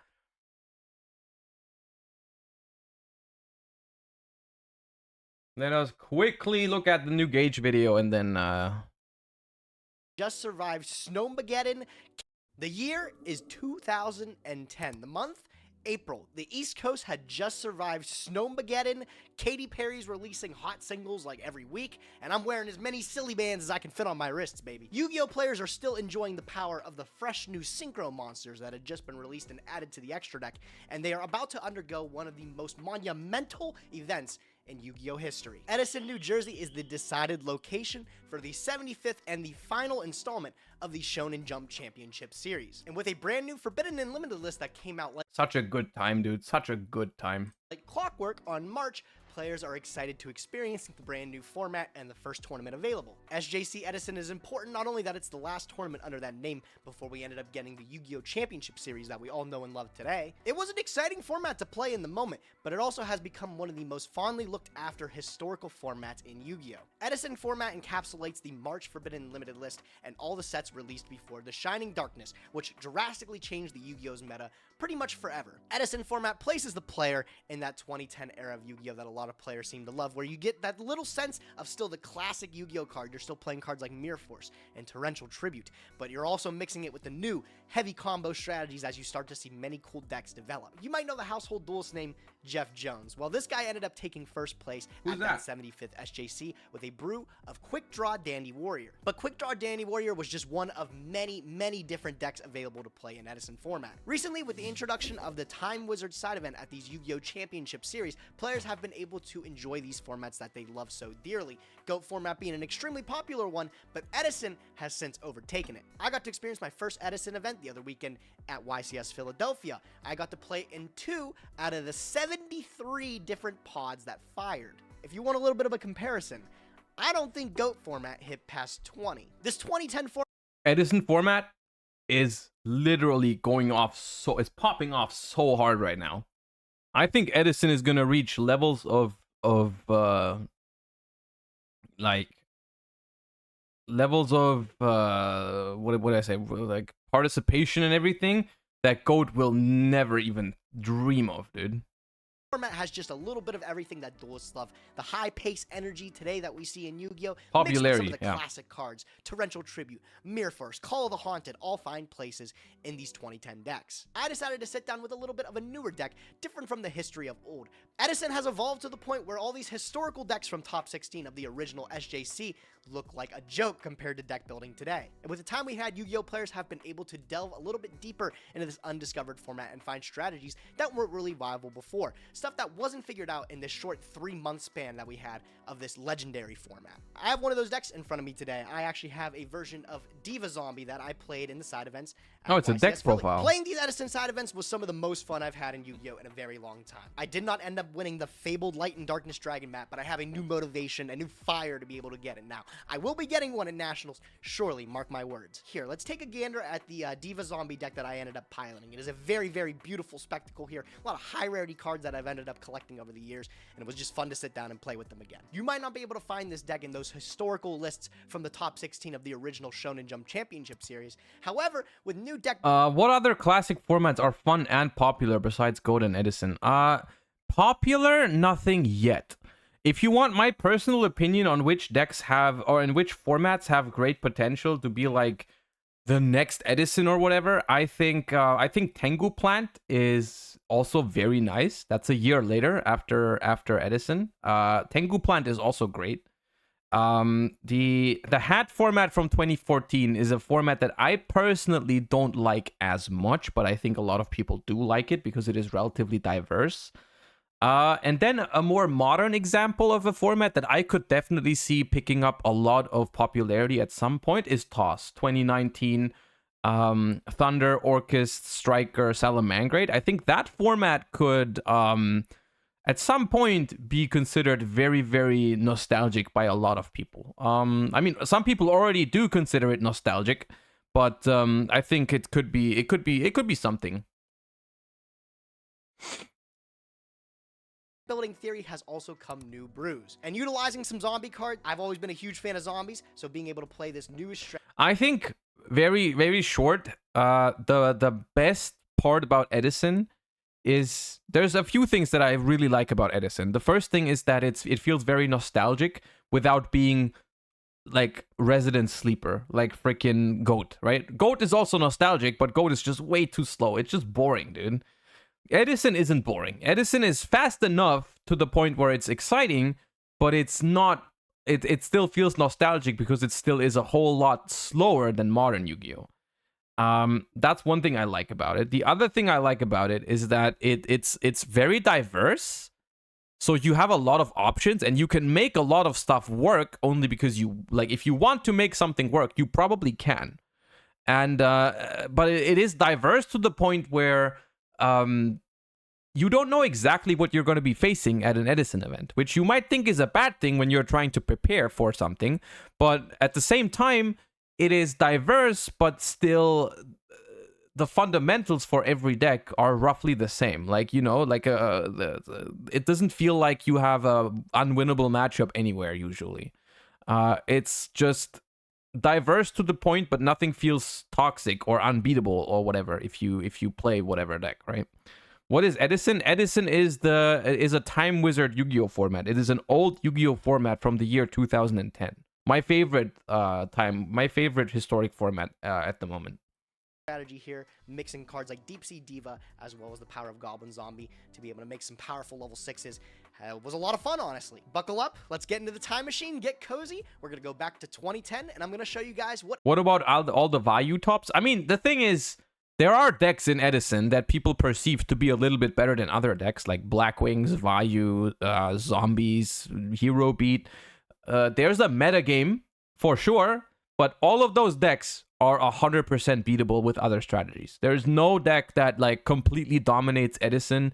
You know, like there's also a development, right? One time there's like people who prefer Frog Monarch, and then people will prepare for Frog Monarch, so people with Frog Monarch stop doing as well, and so on and so forth. So I think there is no clear best deck for Edison. I don't think it exists. a younger version of Gage would have played if he would have attended the Shonen Jump Championship Series in Edison, New Jersey. I'm very excited to show you guys this list here. As I said, this is a new development in the Edison era, not something you would see in those Taco Smiley Face, thank you for the tier 1 sub. Appreciate that. Welcome to the channel. historical deck list, but it's one that's a lot of fun and it's definitely got a lot of power behind it. Utilizing a lot of zombie cards, the main Okay, so I'm gonna be honest with you. I'm not looking for Gage's zombie build right now. I'm not looking to be inspired by zombies. I'm trying to peep some nice high rarity nostalgia cards by Gage. I'm expecting good things here.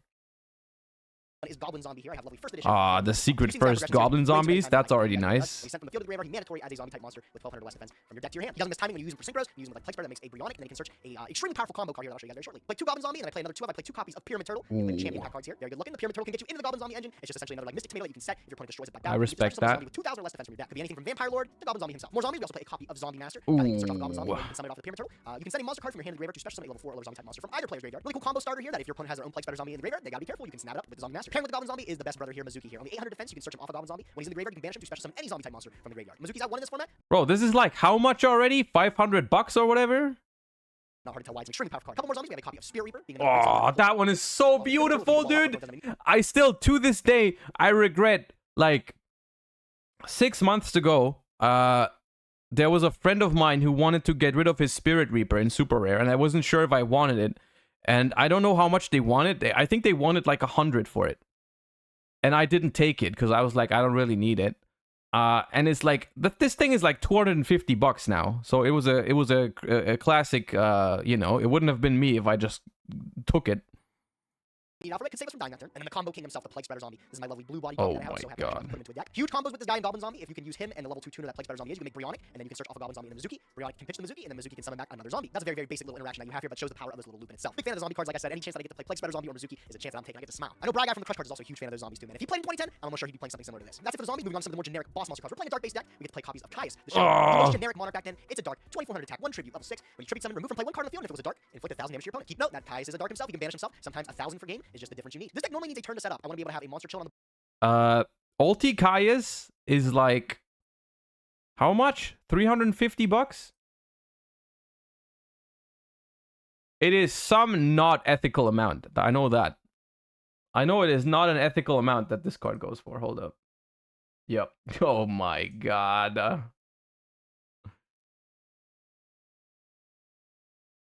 350 is the cheapest one right now. God damn. board and remain there for a turn so I can pair it with maybe a tuner or something else to get my plays rolling. So if I have a dude just chill on the board, you know, tribute for Caius is still an extremely powerful play, removing something from the board and also just putting a 2400 threat on the body. He's all 6'2".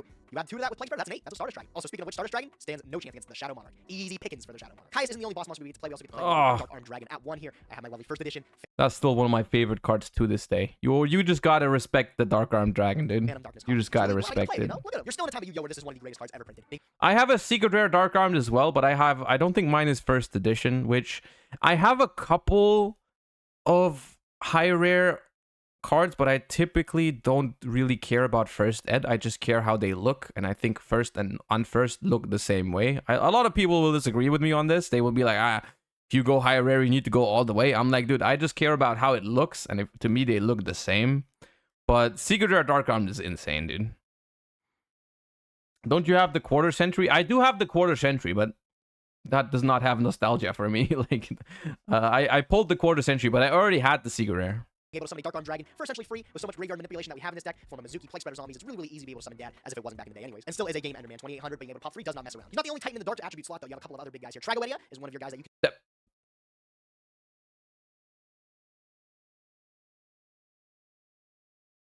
Titan in the Dark attribute slot, though. You have a couple of other big guys here. Tragoedia is... He's not the only Titan in the Dark attribute slot, though. You have a couple of other big guys here. Tragoedia.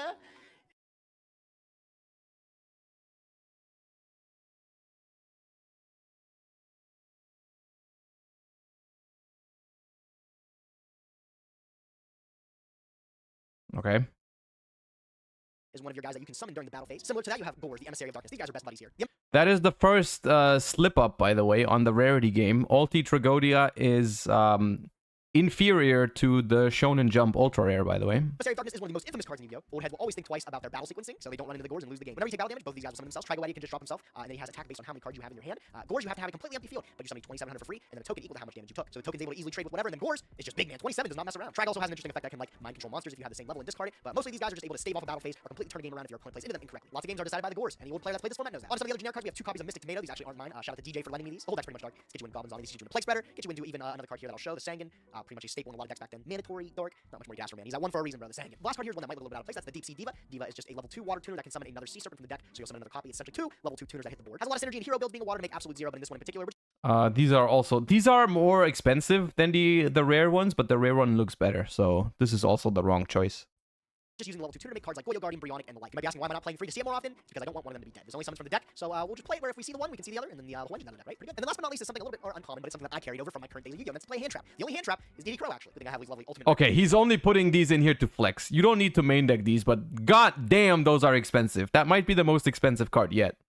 That might be more expensive than Caius. I'm not sure how much ulti DD Crows are, but... Their first edition copies that still see play today, but back then this was pretty good too. You wouldn't see this tech in the main deck as I am now. There's a lot of different decks that have cropped up. Not great against like Quick Draw Danny Warrior, but against decks like Value Turbo and stuff, which are some new developments. This card's really fierce. Weird. It's like being able to interact from the hand on your opponent's turn really strong. Who would have ever predicted that would be a thing, right? That's for the monster count. Now let's move on to the spells. You might get a little bit of nostalgia looking at all these ones here. The only two that I get to play is actually Book of Life, which is a really great card to be able to reborn a zombie from your graveyard, but also remove from play one monster in your opponent's graveyard. Banishing your opponent's Mizukis, Plague Spider Zombies, Values. There's a lot of utility in this card here. It's more than just a monster reborn. Now let's get into a whole bunch of the one-ups. You're playing a copy of Mystical Space Typhoon, which would you believe this card in 2010 was at 1? A simple quick play spell card released from Magic Ruler, 1 line of text, target a spell trap on the field, destroy it, ended up being one of the most powerful cards in Yu-Gi-Oh! For almost a decade on release. Still very much an important tool in 2010 Yu-Gi-Oh! This card's Pro also is played cheaper? several Okay. times. Today, you got 1 Foolish Burial in a zombie deck. Weird. Seems pretty good, right? Brain Control's another card at 1. Remember, this is pre-errata. Here's the entire pre-errata text. We just get to take a face-up monster on opponent's side of the field, and we get to do whatever we want with it, right? Today, Yu-Gi-Oh! Players, if you've ever even read this card again, might realize that the errata of this card says you can only take normal summon once. Nah, this card was much more powerful back in the day. We also had Alert of Darkness at 1 too. This card, being able to see 2 more cards in your deck and banish the dark, not too bad. Especially when there's cards like Return from a Different Dimension that can bring those banished cards back. Hardly a cost at all. Today's players get to see the power of Harpy's Feather Duster, but some players will argue that Heavy Storm is a little bit more powerful. Heavy Storm was the prime spell or trap removal available at the time. A lot of games could be decided on whether or not you played your Heavy Storm correctly. This is definitely a card that you want to be weary of when you want to activate. Another spell card, one of my favorite spell cards of all time, that is Book of Moon. I get to play my lovely Champion Pack super rare copy here. Ooh, only one, but still, I respect that. A lot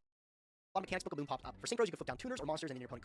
I will say, I personally, on those, on Book of Moon on Bottomless Trap Hole, I have made the following decision. It's like 50% coping, 50% actually the reason. Rare is my favorite rarity, which is true. So I've decided to pick up the cards like Book of Moon and Bottomless as rares for my Edison decks from the original set, because they still, to me, are pretty much as nostalgic. Still, I can't deny that, if I had those, I would probably, like these ones. But it's just like, I will never justify Book of Moon super rare, like the playset. We're talking like $1,000 for the playset, and Bottomless is like also 250 or more. I don't know exactly, but like that is not something I would ever do. Couldn't be able to use them. You can't sync with face downs. XYZ is the same No ulti books. Okay, ulti book is also really nice, but what I have done for my Edison deck is I have gotten everything in the old print. I do not use new print cards in my Time Wizard decks because I just don't like it. So like I use old print of the cards, which is why I don't use like the Book of Moon ulti and stuff like that. Is Gage rich? Well, I mean, this deck is like, if you find someone who buys all the cards, I don't know how much this deck is, probably like 20k or something. Flipping one down might end their turn there. And then Maybe more? You can't link with face downs either. Book of Moon just seems to keep popping up, and back then it was definitely one of the most powerful and versatile quick play spell cards in the game. And the last card I played was probably the one that I cut, Burial from a Different Dimension, being able to select up to 3 monster cards that are removed from play, return them to the owner's graveyard. We were talking about Mizuki and Plague Spreader. Those are the 2 main X Canver, thank you for the 7 months. Outside of that, this deck doesn't have much utility with it. When you consider the larger scope of things, Me with the Speed Duel Secrets. I mean, look, whenever we talk about rarities and stuff like that, you have to be aware that that's a very privileged thing to talk about. Having the choice of, hey, which of that rarity card, which rarity of those cards am I going to use is a very privileged problem, Like, if anyone can't afford a certain print or prefers a certain print, it's fine for everyone, dude. It's fine. Doesn't really matter. I joke about it sometimes, but in reality, I don't think it matters at all. like Value Turbo and stuff, being able to cycle back an entire value summon for literally free seems a little bit overpowered. Not something that I would play in this deck though, looking back. I would definitely replace this with literally anything else. Moving on to the last part of the deck here, we have trap cards. And something surprising that you might like to see here is, as opposed to today's Yu-Gi-Oh, we got a nice little stack of them here. Today's Yu-Gi-Oh, you might be lucky if you see the 3 infinite impermanents hit the main deck, but back then you're seeing a suite of some of the most iconic cards in Yu-Gi-Oh's history. Starting off the legendary Mirror Force, a card that would force people, no pun intended, to play their game a little bit differently. Sometimes it pays to be patient. This only destroys all attack position monsters, so if you can't go for a game push, maybe flipping your monster into defense position to avoid the Mirror Force might be the right play. I ended up keeping the boards around for a little bit longer than I probably should have by doing that exactly. Check it out, you've also got Call the Haunted, also at 1 during this format here. With Monster Reborn Dan, this is essentially your copy of Monster Reborn, right? We're lucky enough to have Book of Life in this deck, but all other people get their copies of Call the Haunted. Raigeki, Dark Hole, I don't know those cards. Back then, the prime form of removal in a board wipe was put into Torrential Tribute. Much like Heavy Storm, being patient with your Torrential Tribute can pay off. If you flip this at the right time, could definitely win you a game just like that. We're talking a lot about board wipes. What about a way to stop them? Starlight Road is a card that I decided to put in. If 2 more cards I control will be destroyed, I can negate that effect, destroy the card, and then special summon a Stardust Dragon from my extra deck for free. Having a Heavy Storm or a Torrential Tribute with Starlight Road is the end of the game a lot of times, because not only do you get to negate and destroy the card, but you also get a free copy of X Kenra, thank you for the 7 months, and Vector Red, thank you for the first month subscription. Appreciate you. Thank you. Welcome. Stardust Dragon, which is going to negate and destroy another destruction effect. When you're going for big wipes and big plays, you sometimes have to be weary of the road. You can definitely lose to it. More one-ups, Bottomless Trap Hole. I'm glad I get to play my champion pack full super rare foil version of that. And more recent 2010 decks that have been built, Bottomless has been falling out of favor. But I decided to play the one copy because, you know, it looks nice. I kind of want to play it. What else? Couple other ones. No, you decided to play one because you only own one. At least admit it. At least admit it. You have a copy of Dust Tornado, just as more generic aggro removal. Remember, MST's at 1, so I guess it's the same thing, right? I'm a big fan of Dimensional Prison being the replacement for Sakaretsu Armor, being able to banish the monster just strictly better. We don't want any graveyard triggers or sending our opponents Mizuki to the graveyard so they can use it later, right? Rather just get rid of the problem, never see it again. We play a copy of Return from the Different Dimension in this deck, which is a blowout, being able to pay half the life points, special summon as many remove from play monsters as possible, and then remove them all during the end phase. If you're flipping this up though, you normally got a game plan to just wipe your opponent off the face of the earth anyways. Funny how a card that reads so strong was around for so long though. I think this card only got banned around Dragon Roller format. Took a long time. However, for us though, sometimes we get the free wins by summoning 5 of our banished zombies and stuff, making a couple synchros and just making the push. I have 2 more trap cards to show you guys. One of them is Solemn Judgment, which is also at 1. We've seen some legendary progression series activations of Solemn Judgment, and this card comes in so much more clutch in this format. We were talking about blowouts like Starlight Road and Return from a Different Dimension. Well, Solemn Judgment is the one card that answers all of them, just like any of these other cards. A well-timed Solemn Judgment could definitely swing the game back in your favor. Half your life points, not really a cost in today's game, definitely wasn't really a cost back then either. And the last card is definitely one of the most powerful trap cards, Trap Does Shoot. Trap Does Shoot allows you to look at your opponent's hand, they have 4 more cards in it, you select a monster card and you throw it back. That's also a nice super rare. This is kind of their equivalent back then, but this card says get rid of it. A pointer says you can have it back, just in a little bit. Definitely in a league of its own. Trap Does Shoot, it'll probably never come back, but I have a lovely Champion Pack 5 super rare version to play. The whole deck was really gorgeous, man. Blinged out. One of the more exciting things to look at in this format is the extra deck. It's really dominated by synchro monsters at this time. Fusion monsters, besides like Gladiator Beasts and the occasional hero deck, really didn't do too much in Yu-Gi-Oh, but synchros was really the generic look into the future of the game that everybody liked. Synchro monsters gave a whole new purpose to the extra deck, and a lot of the newer strategies would rely on these extra deck monsters to be able to win their games. So in today's game, where you see all these super powerful link monsters, think of the same thing, but for generic synchro monsters. And there's a few of them. We'll start off small. We'll go with the smalls being a level 4 generic synchro in the form of Armory Arm. Might have seen this in the progression series once or twice paired with Drill Warrior. You want to be able to equip this to a monster, give it 1,000 attack, and it does piercing. Back in the day, being able to stack this on a Blackluster Soldier, able to attack twice, that's GG where I'm from. Moving on, generic 5, you have Ally of Justice Catastor, being able to destroy any dark monster at the start of the damage step. Pretty solid here. Your other choice is Magical Android in the level 5 spot. I just happen to like Catastor's utility a bit more. One of the most powerful synchro monsters you'll see is Bryonic Dragon of the Ice Barrier. This is pre-errata. Back in the day, this card was a monster. Today's game, not so much. You can discard any number of cards. I might be the only one here, but I'm not a fan of dual terminal cards. I think regular good old secret rare Bryonic looks nicer in this one. Graveyard to return the same number of cards from field to hand. I can return cards from my field, my opponent's field back to the hand, and I can do this as many times. This one, it's more expensive, so like, you know, if you want to be, if you want your card to have the most powerful and expensive aura as possible, then you need the freaking dual terminal. But I personally don't like it as much. Earth, non-tuner. This card just doesn't see play anymore, right? Back then it was generic, and it was one of the best generic 6s. 2,800 on a level 6. This beat over your opponent's Stardust Dragons and took them for your own. A lot of power stored in these level 6 synchro monsters, which is great because our whole strategy revolves around summoning them, right? Another 6, the zombies have some really cool ones. You can make Revive King Hades with his first edition Crossroads of Chaos copy. These old school alties, nothing come close to them. They really do look stunning. This guy's like a Dark Bolter the Terrible. When he destroys something by battle, their effect can't activate. Cool for getting other things like Raikos. If you kill Mizuki with it, your opponent just can't activate that Mizuki. Really cool card. I don't get to summon him enough, but he's rather handsome. Another cool card is Doom Kaiser Dragon. Play Spreader Zombie is a central part of this deck here, so being able to use him as a Oh, he's got everything in that high rare, dude. Everything. So you know if I go into Doom Kaiser with what Goblin Zombie plus Plague Spreader into Doom Kaiser, I can take my God damn. I ain't got much else to say. It's beautiful. Pick this up last minute. Guy Knight Force of the Earth, just another generic 6. As you can see, we're making a lot of 6s, so I just want to have options. I got to play the gray Black Rose Dragon. Oh man, I love to get to play these high rarity, just iconic cards from the. Oof. Oof. The most beautiful Black Rose, by the way. Not the most expensive Black Rose, but the most beautiful Black Rose. Ghost Rare is the most expensive, but it does not look better than Altis, dude. Alti looks better than Ghost. Period. This copy is especially pretty, and it is the only level 7 synchro we have slotted for us. Moving on to 8s. I'm not that nice. I have a jump promote Dark-Ended Dragon here. Think of the Another Verse Dragon as the prize card. Oh, pleb rarity gauge, not even the Shonen Jump prize card, dude. Back then, this was the prize card you could get from the Shonen Jump Championship Series. And if you read it, it's a really not cool card. even the prize card. Not a big deal. Like Kai's a non-tuner dark. Once per turn, you can have this card do 500 attack defense. Send one monster your opponent controls to the graveyard. You can send face down Raikos, Spear Reapers, disgusting. Don't talk to me. Coming in as the largest level 8 synchro with 3,000 attack. I have a beautiful ultimate rare copy of him too, and I also have a copy of Thought Ruler Archfiend, another guy that is level 8, 27 attack that protects himself from targeting things of spells or traps. Technically protects any psychic, but he's mostly just gonna be protecting himself. Dude, this guy, it sounds so badass. Colossal Fighter's another 8, and there's some cute combos tied with Oh, my favorite card. If I paid attention to this format a little bit more back in the day, I probably could have won that Duel Night. Completely forgot what Colossal Fighter did. Anybody that plays this format regularly though, definitely won't forget this guy. We saw it with Starlight Road. Would be criminal not to play the Stardust Dragon, the first edition, Duelist Genesis, initial release of synchro monsters. This is one of the most powerful ones, and it was one of the most powerful ones throughout the entire format. Not only is it free off of the Starlight Road, but it also is probably the best generic level 8 synchro you can possibly make. Negating a destruction effect, destroying that card, and then coming back to rain more. I'm not sure if my 20k guess was accurate. It might be more.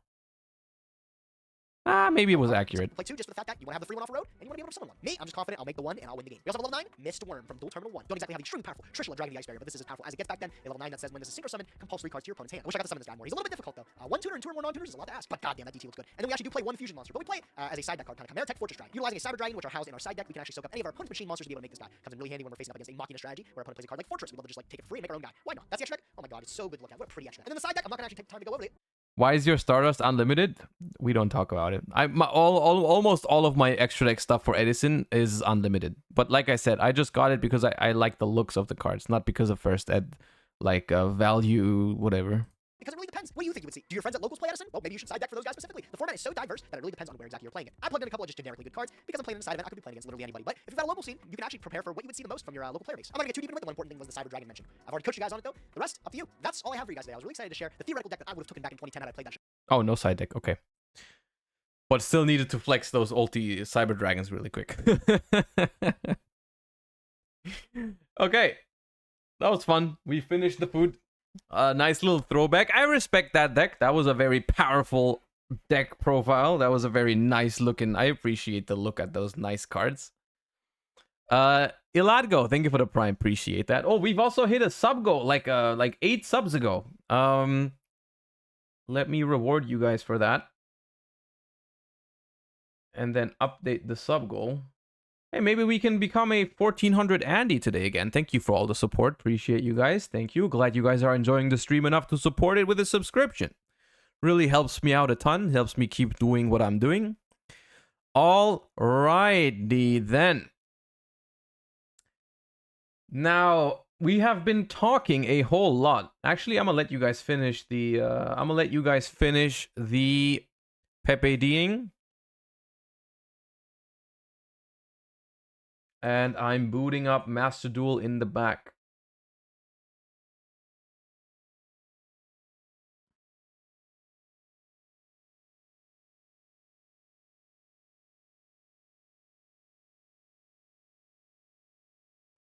Up. All right. Oh. 5 GBs.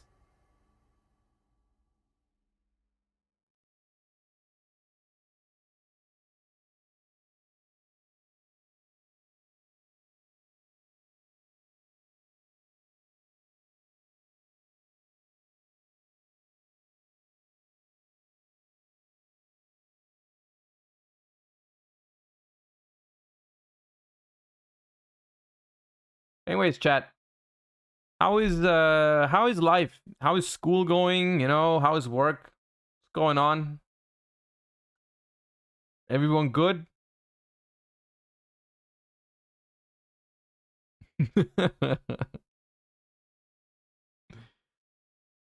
Everyone doing good today on this Monday?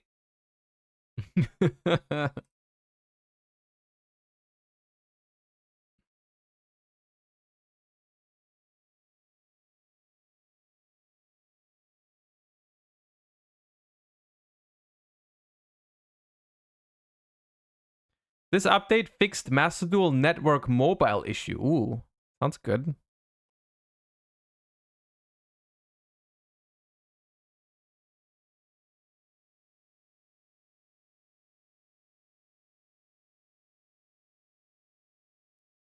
I guess what we can do is we can look at what we're gonna play, right? In Master Duel, because I'm not sure if I want to spend another entire stream playing Labyrinth.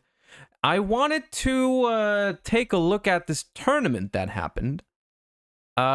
Because they did make a... This is all in Japanese, so I'm gonna have to struggle with this page a little bit. But apparently there was a tournament in the OCG that used the exact same rules as the World Championships. Which, if you're not familiar with the rule set that we're going to be using at the Master Duel World Championships, you can also check out my YouTube channel. I made a video about it, which is not doing very well. But if you haven't seen it and you're interested in how the Master Duel World Championship rules work, feel free to check out that video. Either way, of course, since I am participating in the Master Duel World Championships, I am very interested in all those things.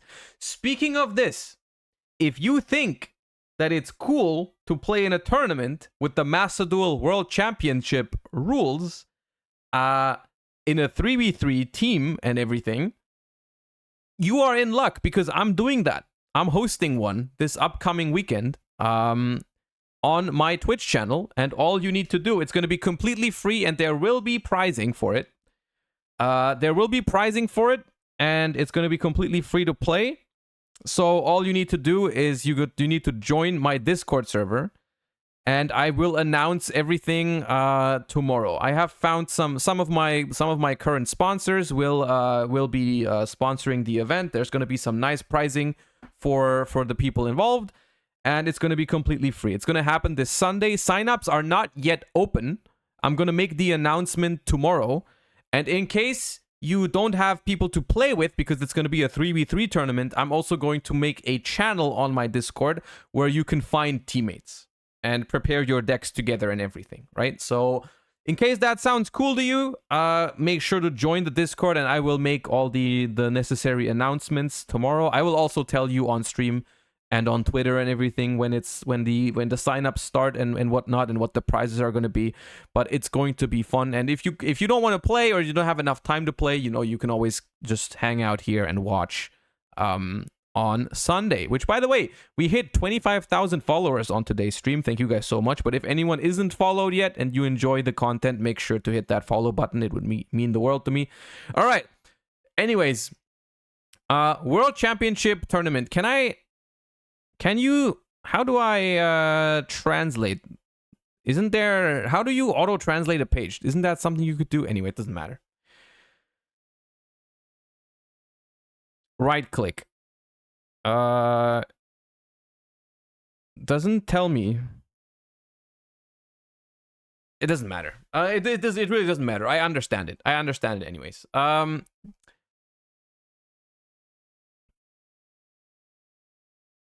At the top on Firefox. I am on Firefox. Where do I go?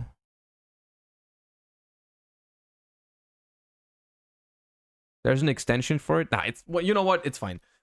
First place used Ashe, Maxi, and Zeus as their shared cards. Ashe, Maxi, and Zeus as their shared cards. Labyrinth and Runic was the first deck, which I honestly don't really agree with as a pairing for each other, because my idea would be, if you play Labyrinth as your first deck, your secondary deck should be something that doesn't care about back row removal, like Cosmic Cyclone and whatnot. So it's like, why do you have these two decks together, right?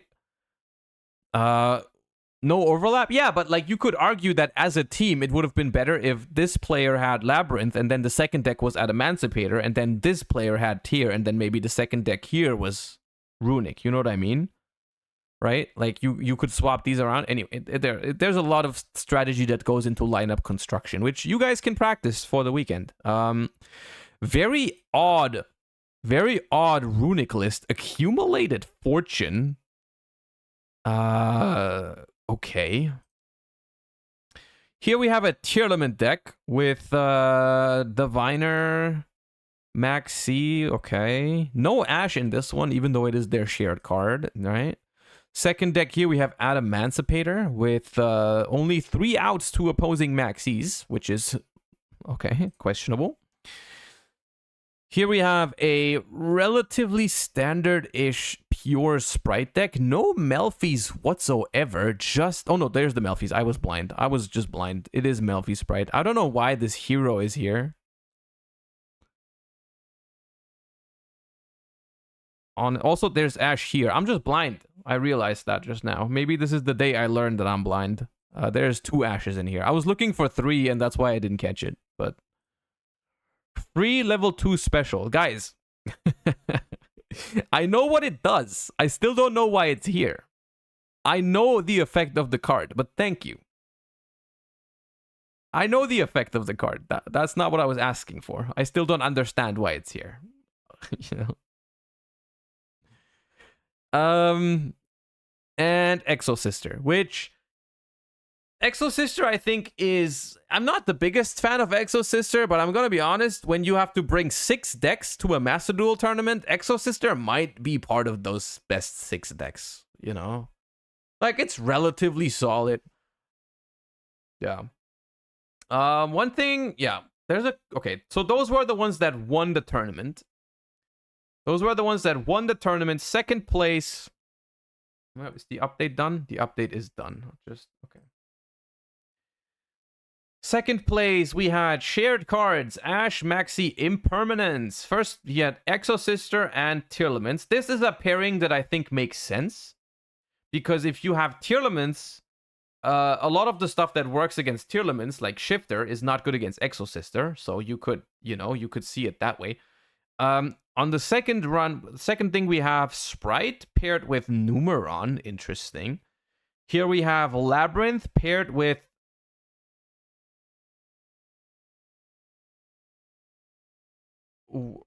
whatever that is.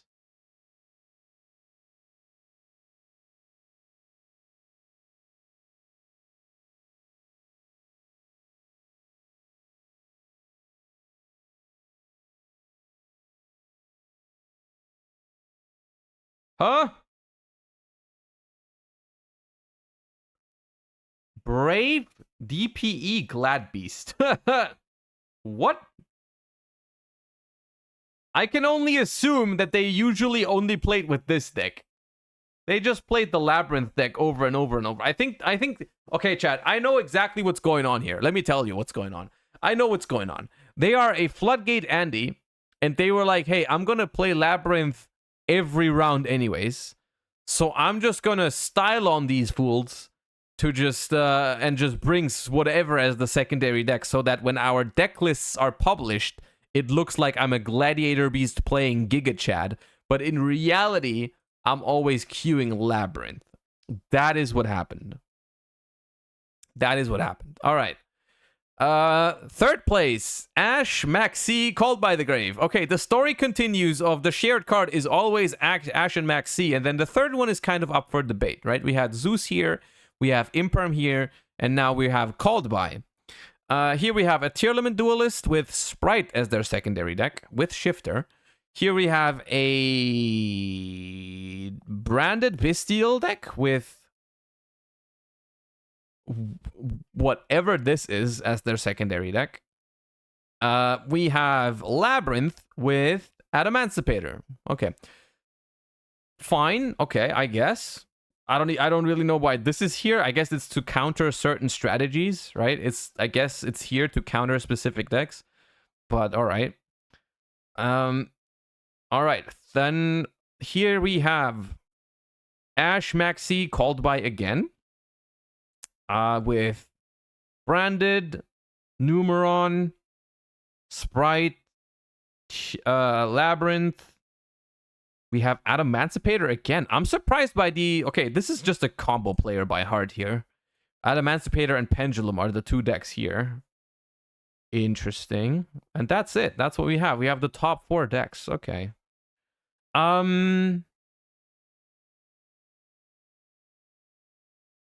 Interesting. You can choose which deck to bring going first, right? No, the way it works is you can technically always play the same deck. You just bring 2 decks, and every time you play, you can choose one of the 2. So this Labyrinth and Gladiator Beast Duelist does not, like, it doesn't mean they ever played Glad Beast. It's theoretically possible that they always played Labyrinth, and of course you pick a deck before the coin toss. You pick a deck before the coin toss, right? You're like, this is your opponent. Choose a deck and then play, right? And so I'm picking one of my 2 decks. I play against my opponent, and then there's a coin toss every time. There is 3 coin tosses. Yes, you always coin toss. So yeah. So the one clear thing is one thing that I already knew, or we already knew, of course. Sprite, here, Labyrinth, those are pretty much on every single lineup. That makes a lot of sense. We see a decent amount of Branded. That is also part of the top decks. Exosister is here. Adamancipator is here. Those decks are also, relatively well positioned, apparently. Got some Exosisters, we got some Runic decks, some Stun variations, some Numeron, which is like, I think Numeron is a deck that's interesting in a format like this, where you are not forced to play it. You can only play it against when you think your opponent has a deck that is weak to it, right? You can just, you can just queue Numeron every once in a while and have a solid first deck. Like here, it's just a Sprite Duelist, and sometimes they feel sometimes when you feel lucky and you want to catch your opponent off guard, you just queue the Numerons, right? Which is fair enough. Or like against Labyrinth, maybe, right? Because you have like Twin Twister, Lightning Storm, Reboot. You can just queue this deck and it sounds really scary.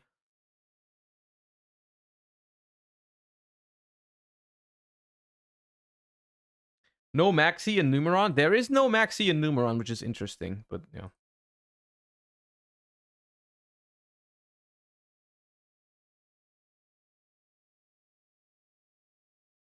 Why is no one playing Dragon Link in the OCG? Okay, so I think Dragon Link is a good deck right now in Master Duel.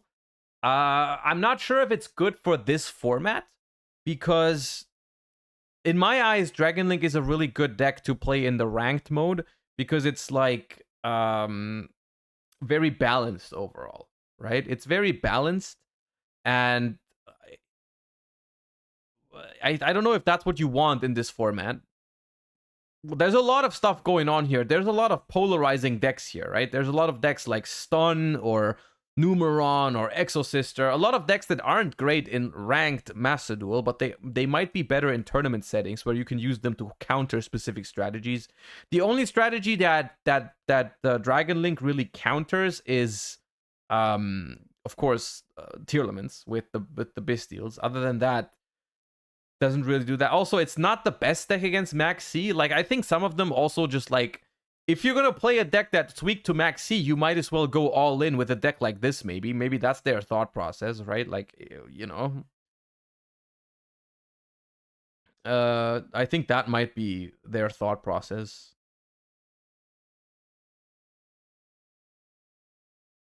Oh yeah. Anyways, let's try one of these decks. And I'm most interested in maybe Branded. I haven't played Branded in a while. The Glad Beast. Okay, I'll do you a favor. If I don't have to craft ultra rares for the Glad Beast deck, I will play it. But I'm afraid I might have to. Let's see. Panther is a UR? That's annoying. That's annoying.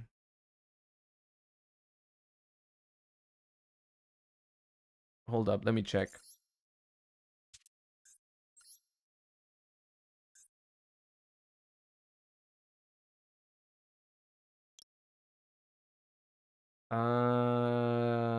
Yeah, Test Panther is an ultra rare.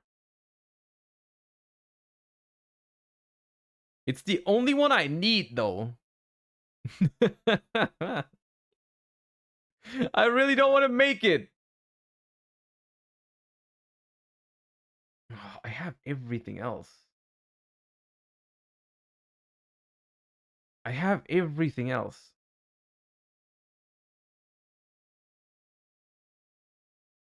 Think of the content? Oh, God damn it.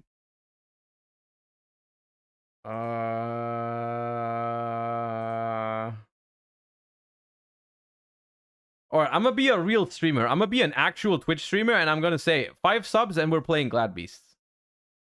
5 subs and we're playing Glad Beasts. Until we lose. Easy. It's a deal. Oh, come on.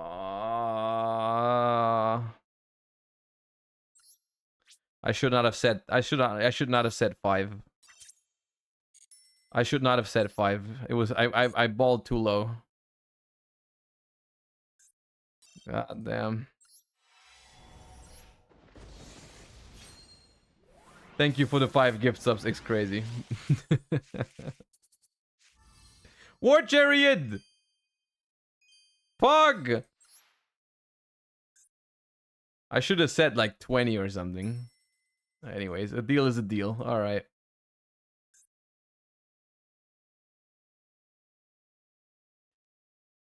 A deal is a deal. Rakea, thank you for the gifts. I appreciate you a lot. Thank you. Caddies, thank you for the 3 months. Welcome back. All right, so we are using a Darius. We're using 2 Test Panther. I'm gonna have to read these cards. Well, not Darius. I know Darius. We play 3 Andals. Apparently. We play a quest, which is a super rare. I need to craft a super rare quest. Proving Ground is a super rare, goddammit. We play 3 comebacks. And those are all the Glad Beasts. Okay. Then we play Maxi. The thing is, I have no idea what's going on.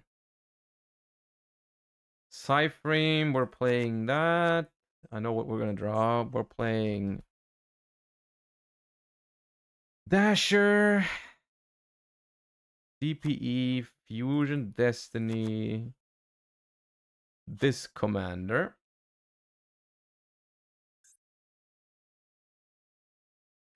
Unexpected Die. Adventure. 1 Enchantress, 2 Aramisirs. This. And Dracoback. Imperm.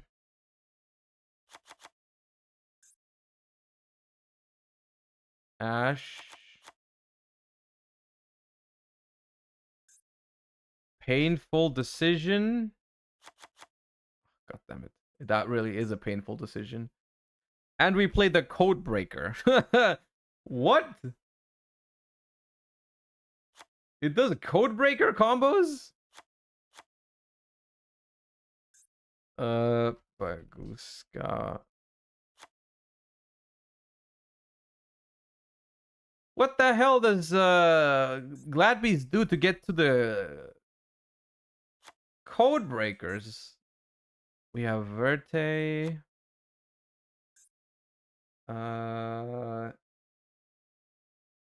We have Griffin. Griffin? Access code. Avramax. Oops.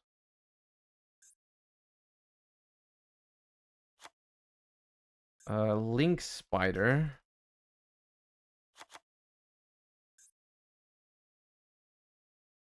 Unicorn.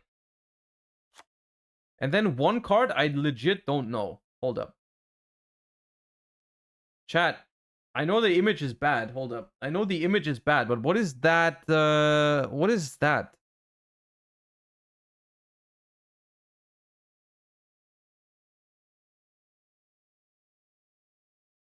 Hydra.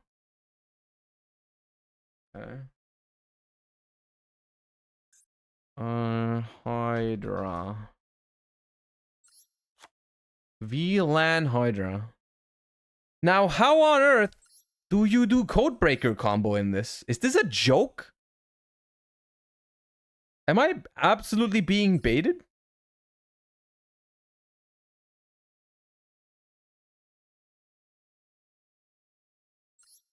Oh no, wait, no, Test Panther points down and left. So you make the Codebreaker, and then you can summon this to the other arrow that Test Panther points.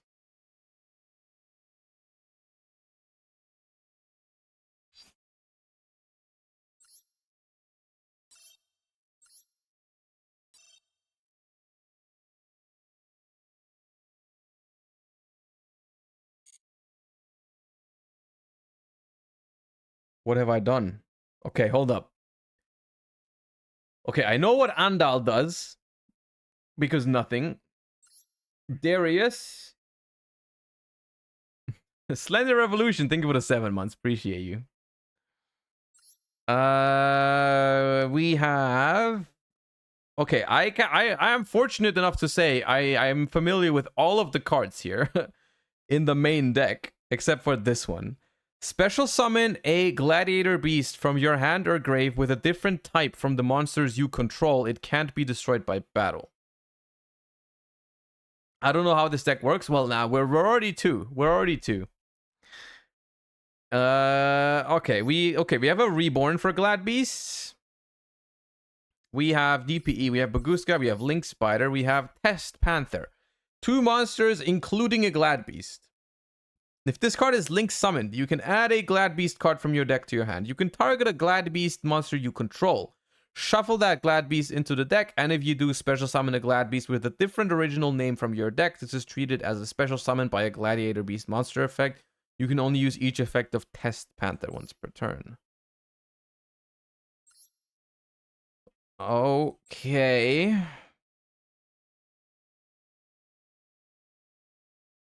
Gains 300 attack for each monster co-linked to this card. You can target a link 3 or lower monster co-linked to this card, tribute it, and if you do special summon VLAN tokens equal to the tributed monster's link rating. Also, you cannot special summon monsters with the same link rating as the targeted monster for the rest of this turn. You can only use this effect of VLAN Hydra once per turn. Why is this here?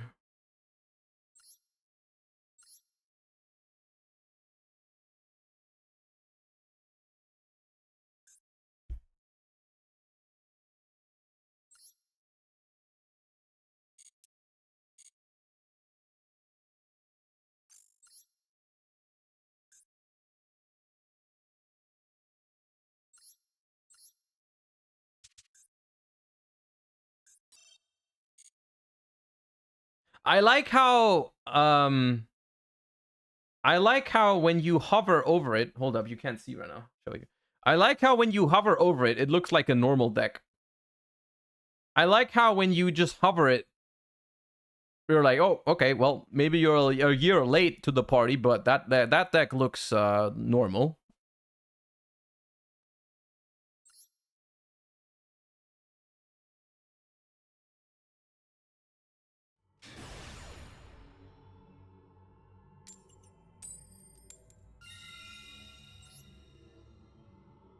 All right, let's go. Surely we win.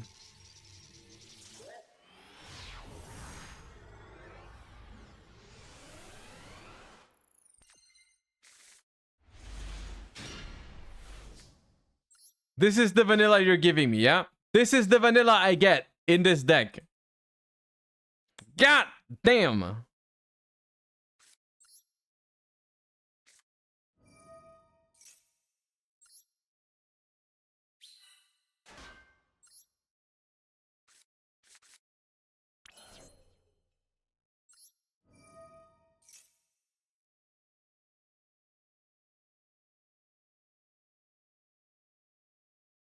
Oh, I think there's an Ash.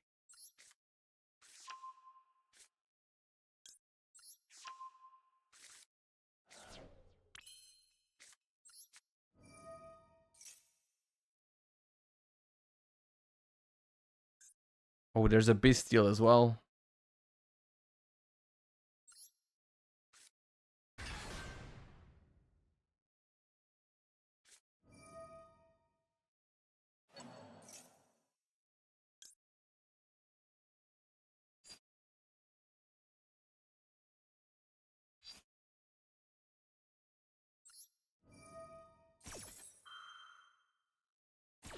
Do we care? No. But I want to link with the token anyways into Test Panther, I think.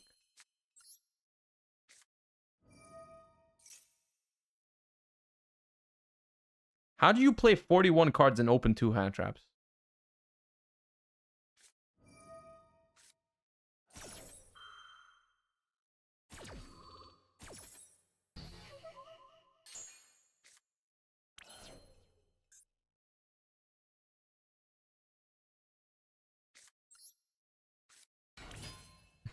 They're so confused right now. If this card is link summoned, add a Glad Beast card from deck to your hand. So we can add the Reborn, summon Darius.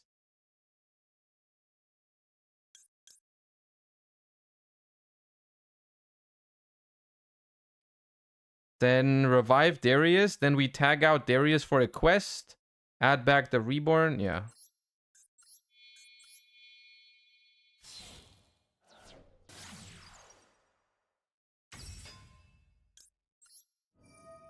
Make Verte? We will, but not yet, chat. Not yet. Not yet.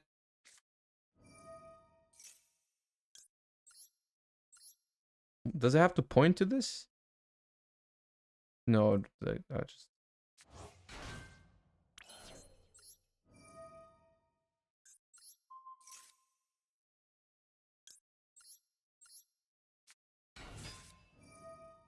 Did someone pay you to do this? Not enough. Not enough. I realized just now I did not ask for enough.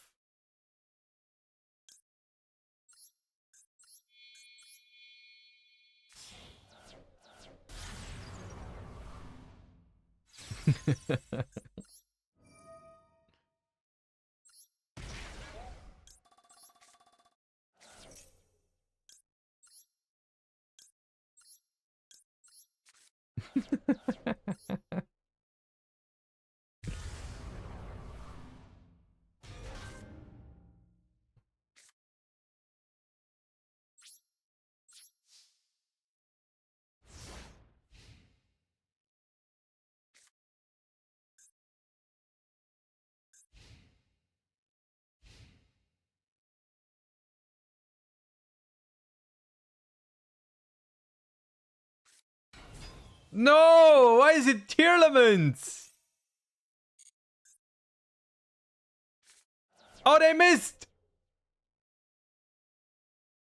Pass, pass, pass!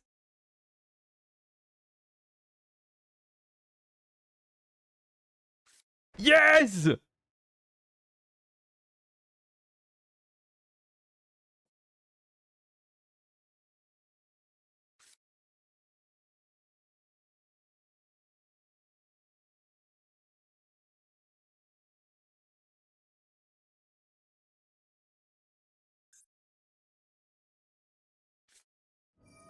Doesn't matter, doesn't matter.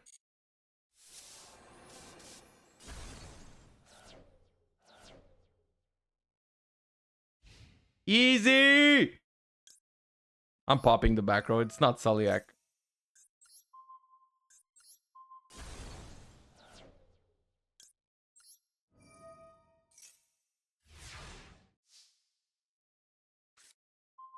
Andal! Hell yeah, I'm specialing.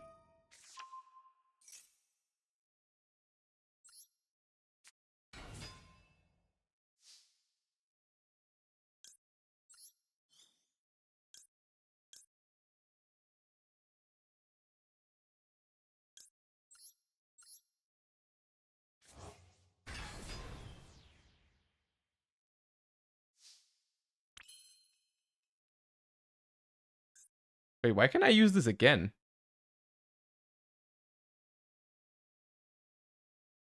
Oh no, it's the other effect. Never mind.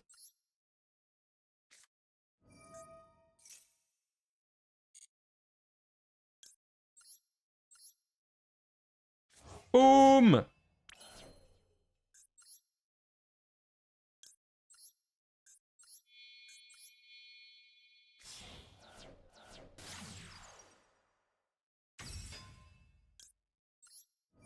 Bro, we're popping off!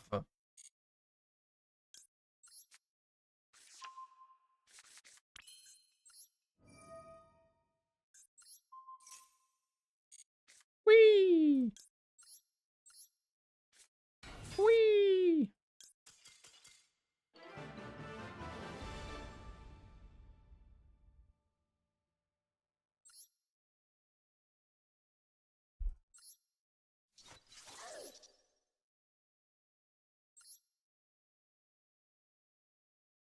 This is World's preparation, baby.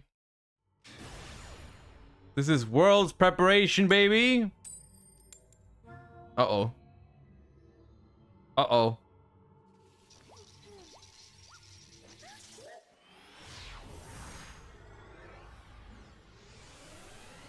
Just checked in. Why am I seeing Gladiator Beasts? Don't worry about it. Don't worry about it. Can I stop drawing Draco back?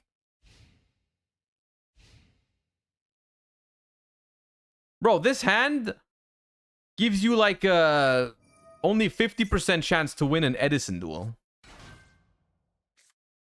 Uh-oh. Uh-oh. Uh-oh. Abandon. Uh-oh.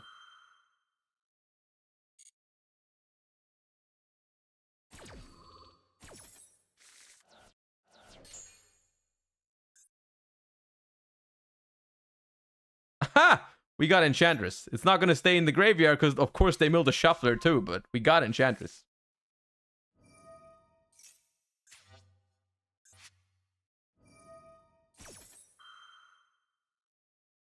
Okay, okay, that does not count. That does not count. I said we would play until we lose.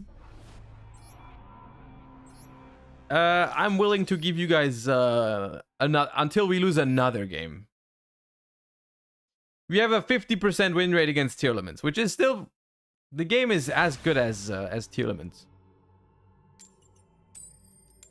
Come on, dude. We're being high rolled. We didn't lose, we forfeited. True, true, also true, yes.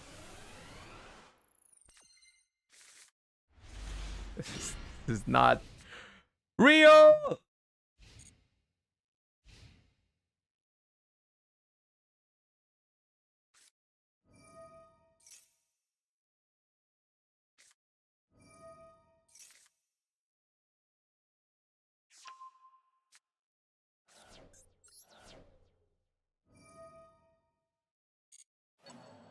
Okay, this looks like a worthy opponent. This looks like a worthy opponent.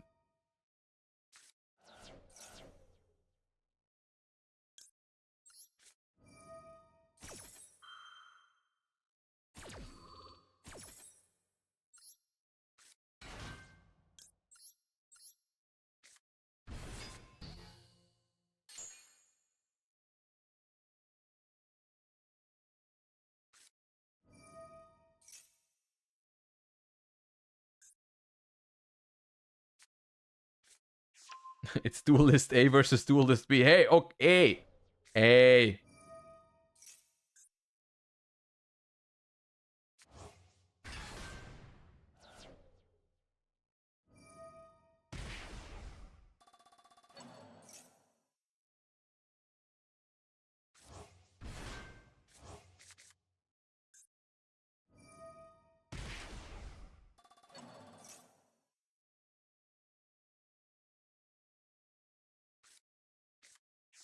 The hell is that?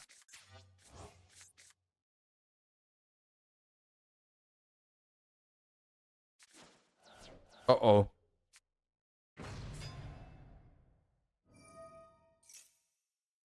Why did I play into that?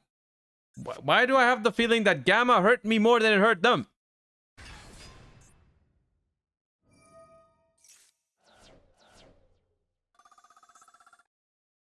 Why did they mill a Dark Lord trap?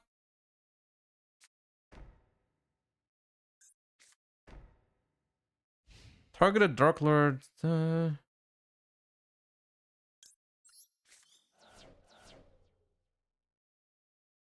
What rank is this? No questions. No questions. Send one Dark Lord monster from your hand or face-up field to the graveyard. Fusion summon a Dark Fusion monster using monster from hand or field as fusion material.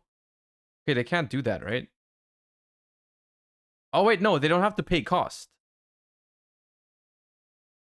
Okay.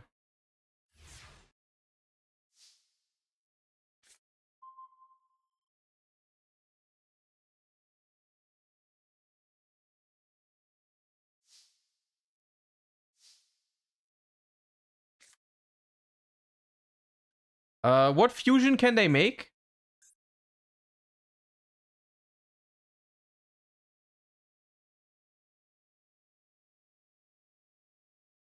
The first Dark Lord. No, that means that needs 3 Dark Fairies. They don't have 3 Dark Fairies. Okay.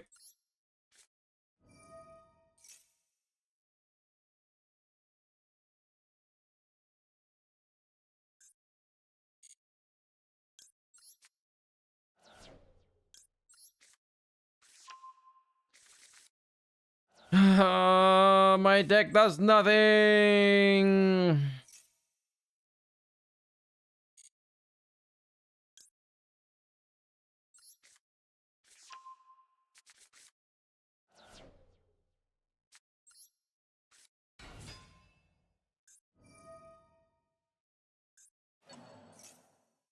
Wait, where did Magnamood come from? Did they mill? Oh, they milled it.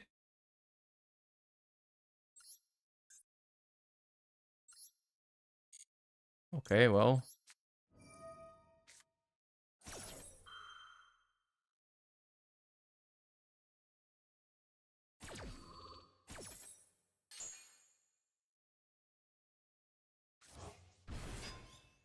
Oh.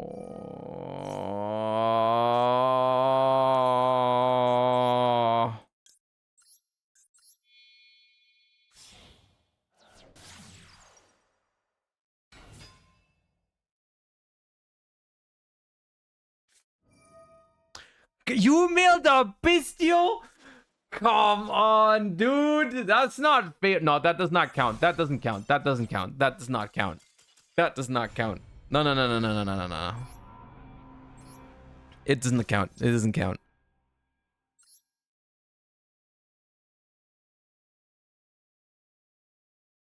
We should have stopped while we were ahead.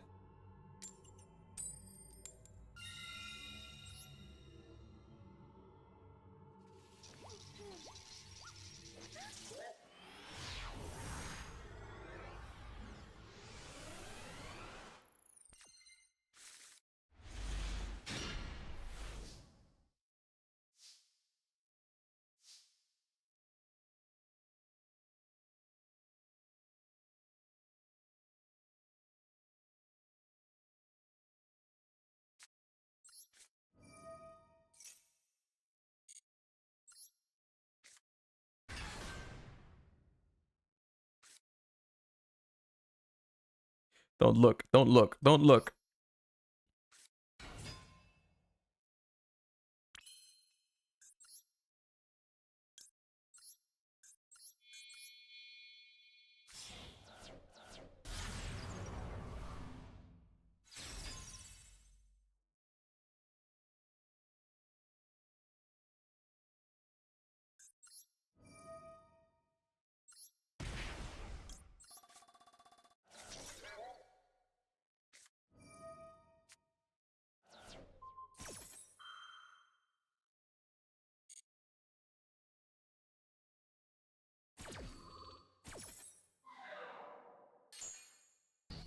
Why did I agree to this? Why did I agree to this?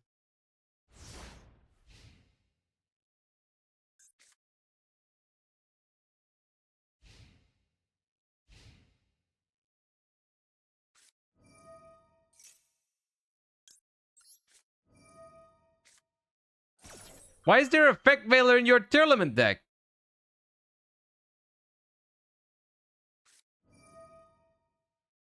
That's a nice Druid Worm. That's a nice Druid Worm. I'm not gonna lie. I want that.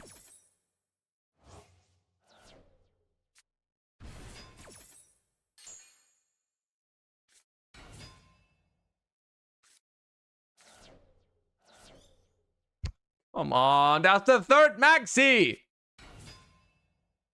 Yo.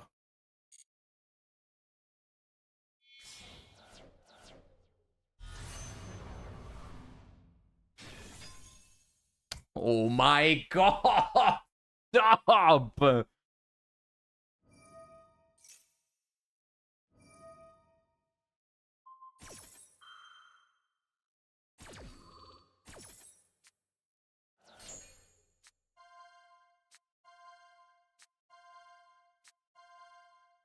Okay, Shinobi Necro, it's alright, I'll die.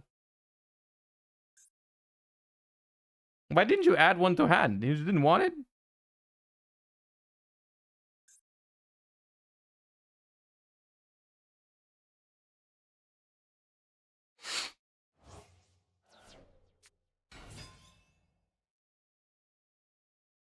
Brother, you don't need to do anything. I can't play anyways.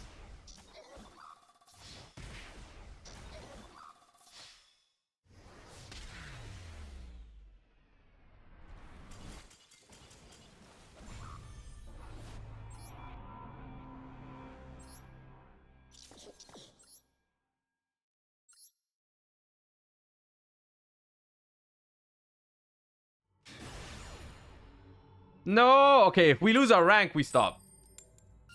I just want to do the combo once. I just want to do the combo one time.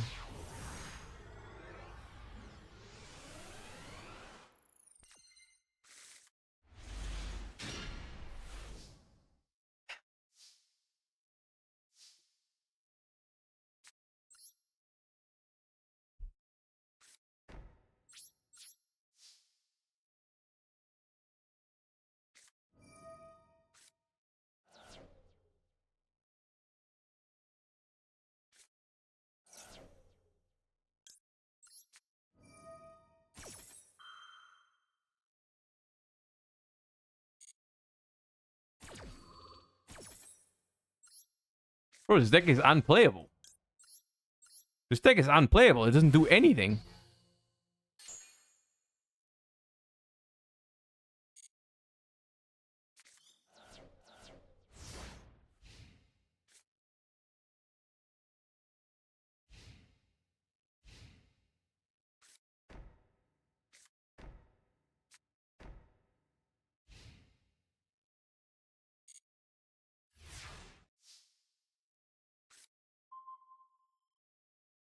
Surely... Surely Andal breaks 3 back row, right?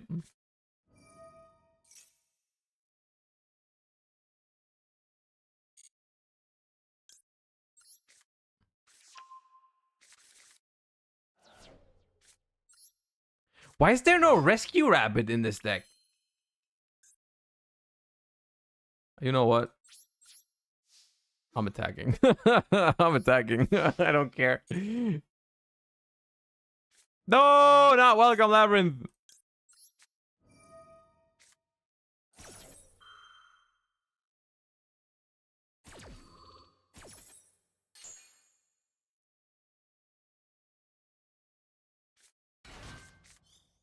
Oh my god. Ah!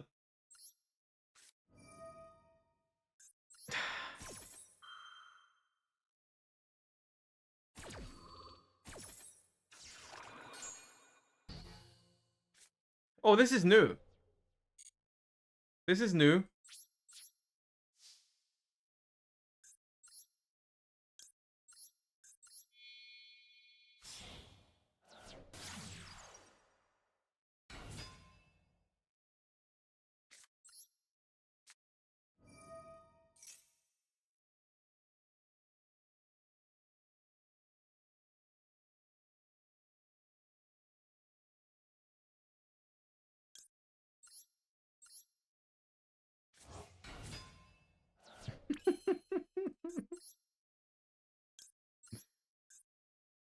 Test Panther, go!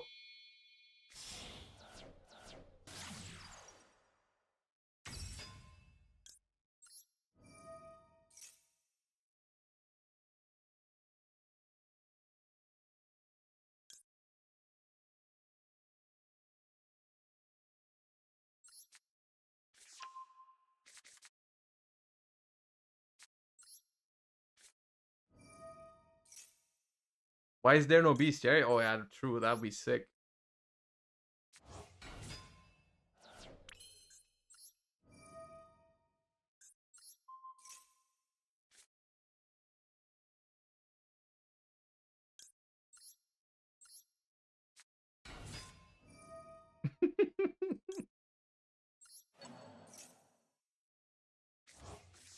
We're popping off!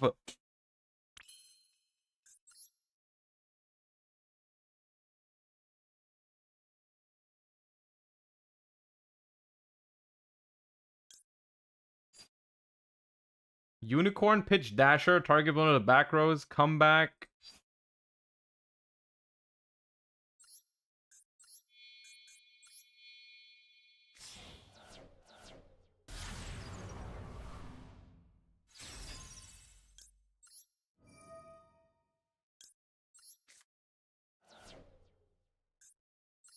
Oh wait, I should have discarded 0 day. Fine, I'm doing access code anyways. I'm not going Verte, I'm going access code.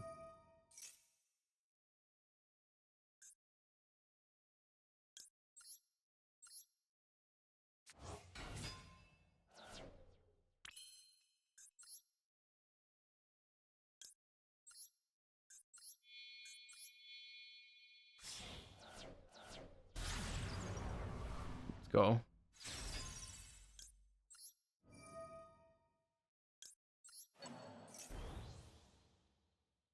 No! No, there's a Cybers in my grave. Oh, I drew a card. Oh, that doesn't do anything, does it?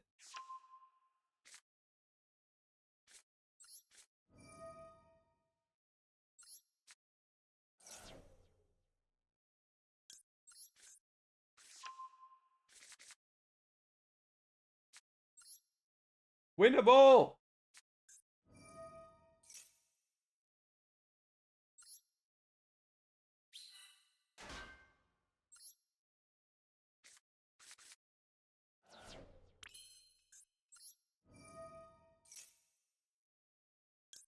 If only we didn't draw like 10 bricks. Okay, use that. Fine.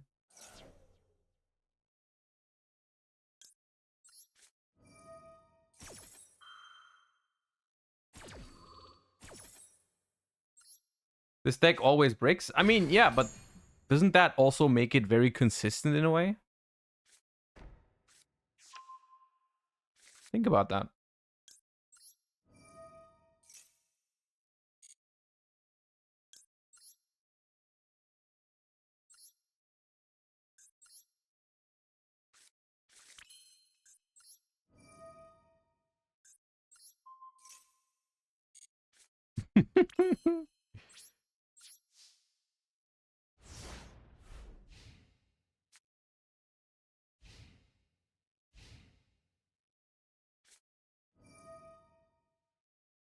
That is not good. That is a problem.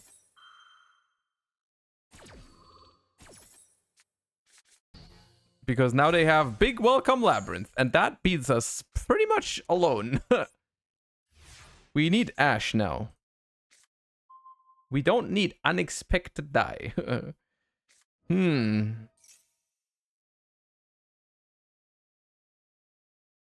Maybe maybe they no. This is yeah.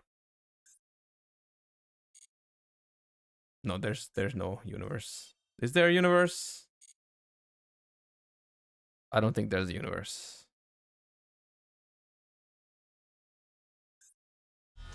Yep. Bounce this, bounce this. Misclick. Unfortunate. All right, well.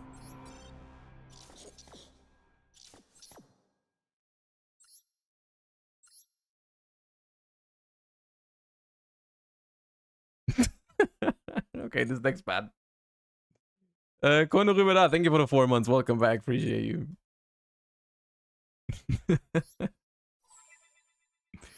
That was not worth it. I just want to say that was not worth it. We should not have done that.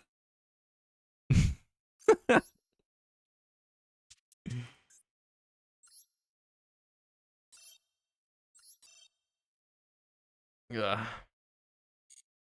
How many subs for round 2? No. We're not playing that deck again.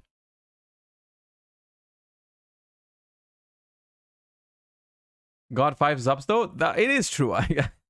But still, the thing is, 5 subs is like what do I have from that? Like $10? 2 ultra rares is I think more than $10 if you go ahead and you buy packs until you have 2 ultras. I think that's more than $10. I think I made a bad deal. It was a bad decision. I shouldn't have said 5. I should not have said 5 subs. I'm not good at this yet. I'm not good at this yet. I should have calculated this more in beforehand. This was not a good deal. Okay. You know what? Since it's already after 4, I don't want to spend too much time building another new deck, because then we're not going to have much time to play it. We could just play Labyrinth again. Anything on the screen right now we can technically play. Yeah. I don't mind anything. I don't mind all these. Except Karakuri, maybe. Maybe Karakuri. I'm gonna make a poll. Hold up.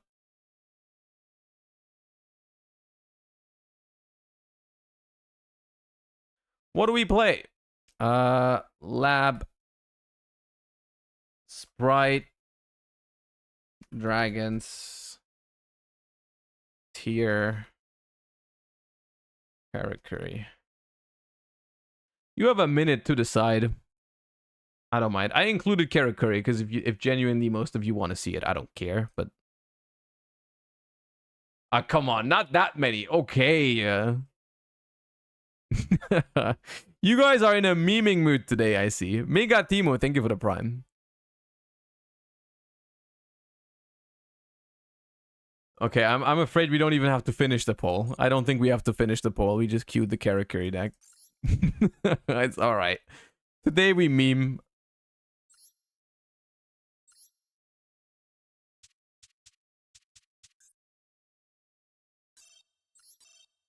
Wait, what did they say? Prohibited. Why is it prohibited?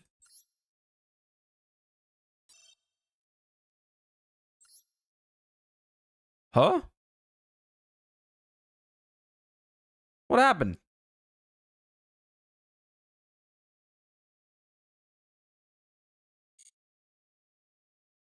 Okay.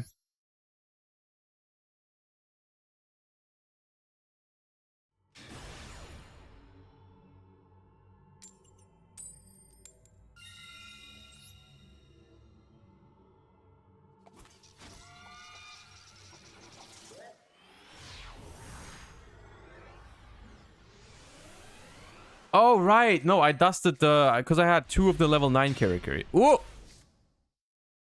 Oh! You know, the problem with this is that it's not very exciting in this deck.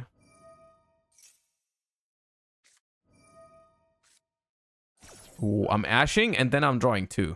Pog.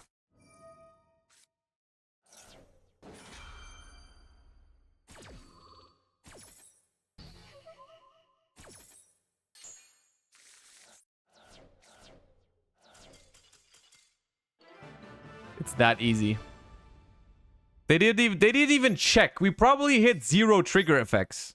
Oh, I unlocked the Gamma. I unlocked Gamma. Maybe that's gonna give me better luck with my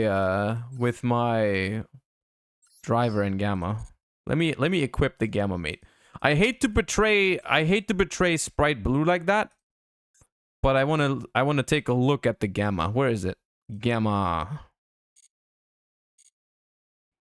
Why not driver? Why would I need driver as my mate? I already have it in my hand. What do you mean? That'd be stupid.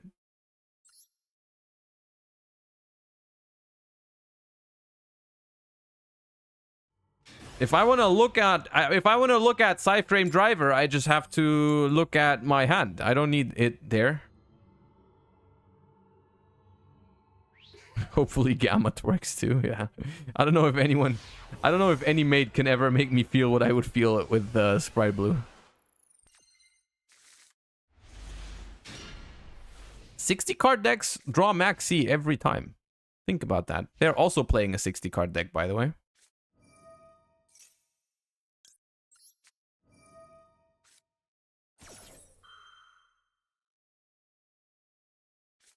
Now that is frustrating. Now that's frustrating. Oh my god. 60 card open Sharon plus crossout. No! You also have it? Doesn't matter. Doesn't matter.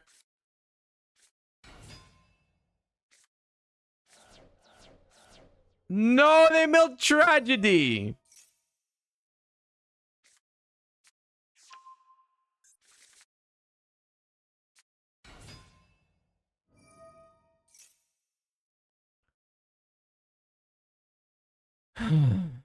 What does Gamma do when you click it? It does this.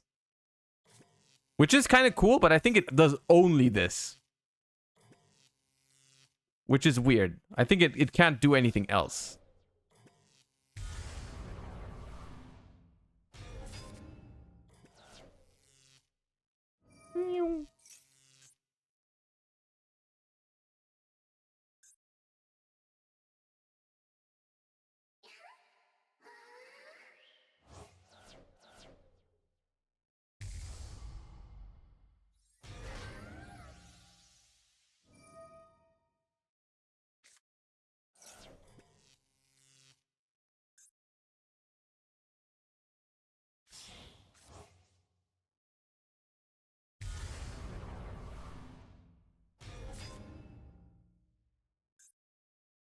The fact that you didn't go for Kid Kalos is kind of mind-blowing to me.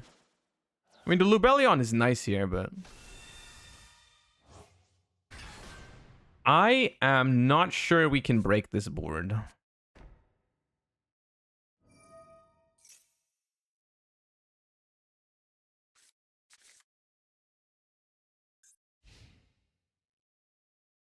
The most annoying part is that they didn't even play into my Gizmek. Branded Retribution. Okay, I think they already have Branded Beast. But they don't go for Branded in Red. That's interesting. Or they have Branded in Red. Probably more likely. Oh.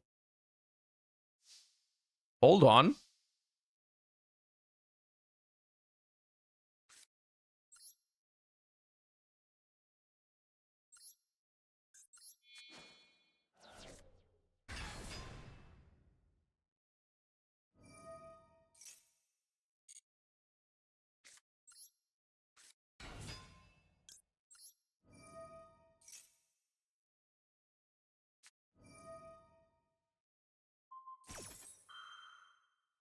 We play that, I think.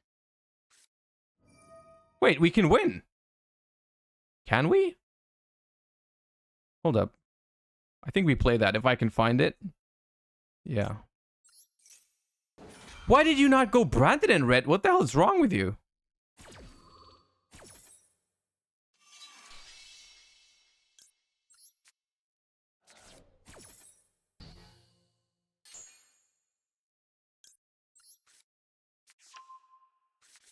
Just one? Yeah, we play one for crossout. Obviously, chat. Obviously.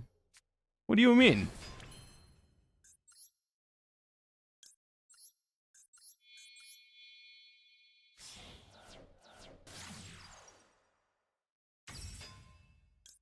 You thought we would be losing this game?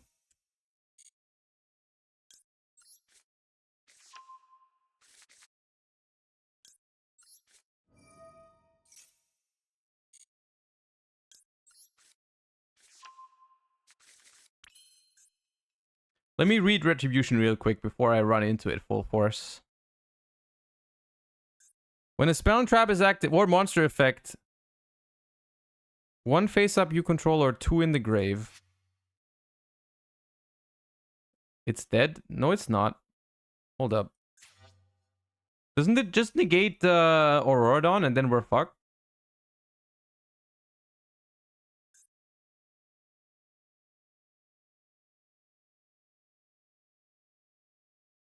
That's a problem. We might actually still lose.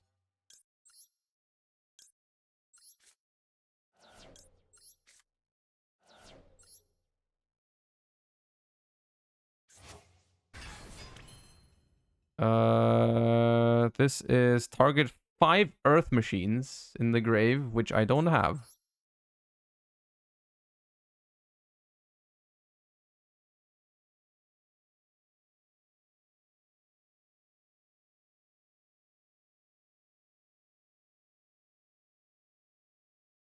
Hmm.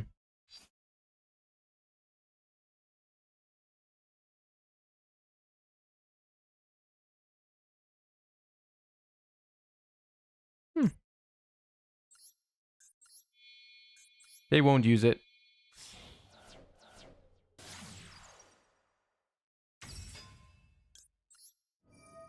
They won't use it.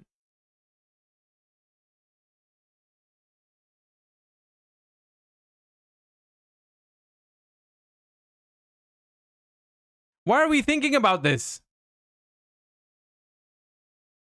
Stop playing with my feelings. Of course you're going to negate that. Yeah, okay. Much thinking.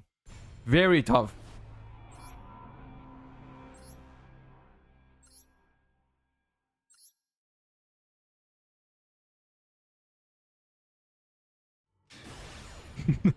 God damn it.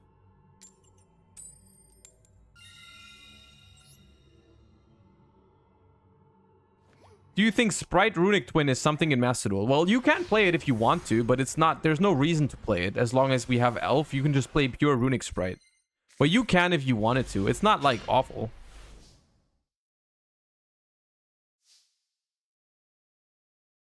Bro, how is every game against, like, 57 cards, 60 cards, 48 cards? No one's playing 40 anymore. Says the one with 55, by the way.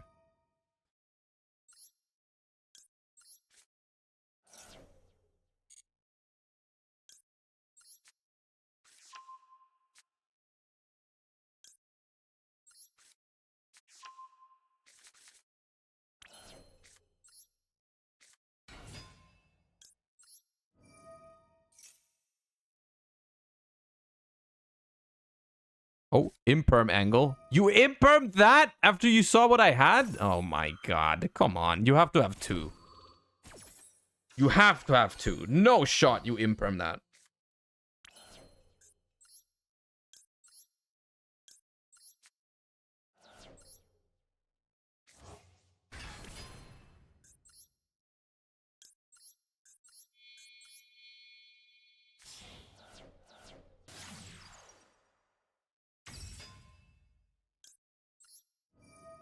Surely.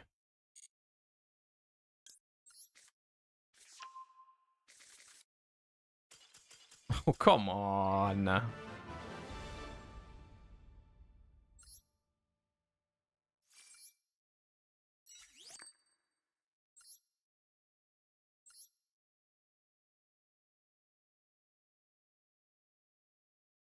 To be fair, no one knows what this deck does. Yeah, but you've seen me add all the Machina cards already. You know I have everything, pretty much.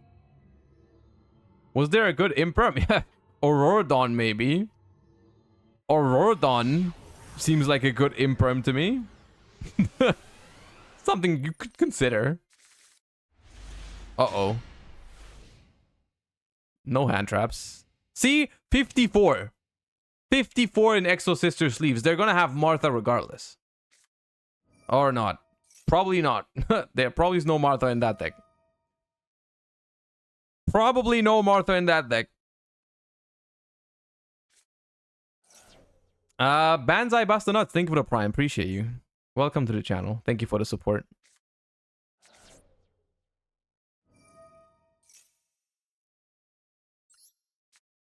I respect it. Recharger.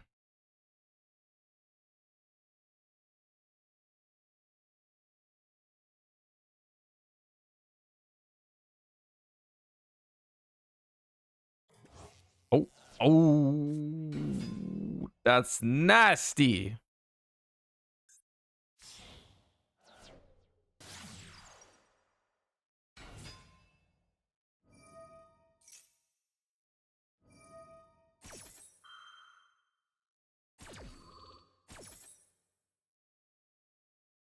Why do we not run any Vernusyphilis monsters? Oh, because of Auroradon and Liberian and such.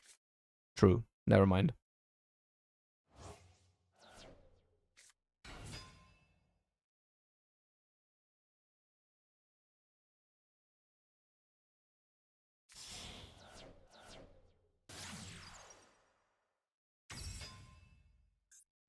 You played two of them things? No, okay.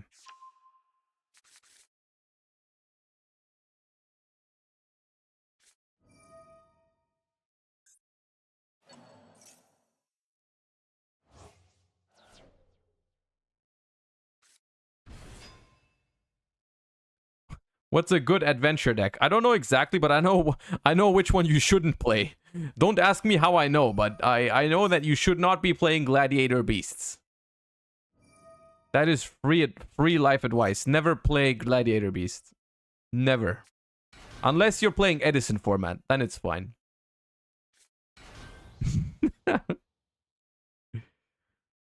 How do you know? A friend told me, apparently. A friend of a friend has an uncle who's played Gladiator Beasts in 2023, and they apparently did not have a good time.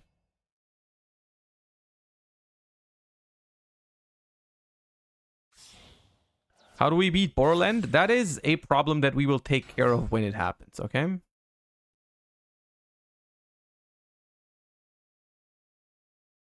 My friend played GB after receiving 5 sub zones. Yeah, that was probably not worth it for your friend then. That was probably not worth it. Kind of a stupid decision to do that.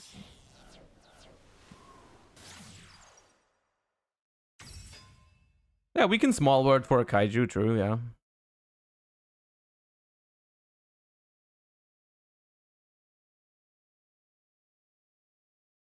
Trap Trick or Labyrinth? If you're asking which deck is stronger, then Labyrinth is stronger, for sure. Ruin Force just eats Borderland alive? We can... Can it destroy by battle? I don't remember, but maybe. Don't Chaos Ruler me, come on. Call it a day. Oh, God.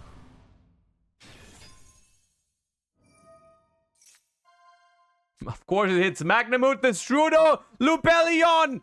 Oh my, and Seyfert, oh my god! Bro!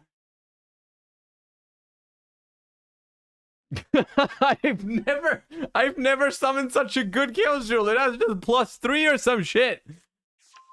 Oh, you took Baldrake? Why did you take Baldrake? Do you know what Magnamut does? Oh my god, come on, dude. What the hell is that? Oh, man.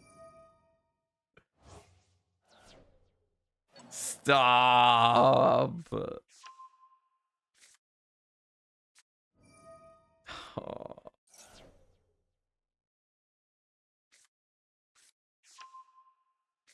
Alright, they have Druid Worm, Baldrake in hand.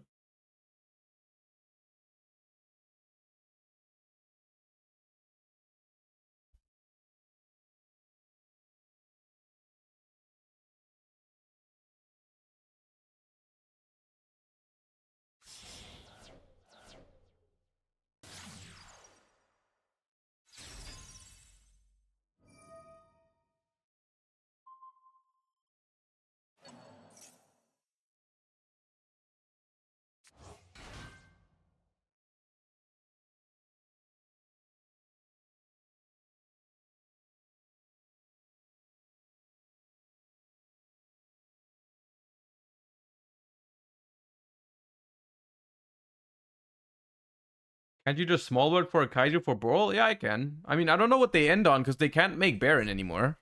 They can't make Baron. I'll still have to play through both Bestials in hand, which isn't super easy. Right? Because they can set up Baldrake and Druid Worm, which is like Baldrake, Tribute, Druid Worm, negate, and then pop. But technically, we can maybe beat this.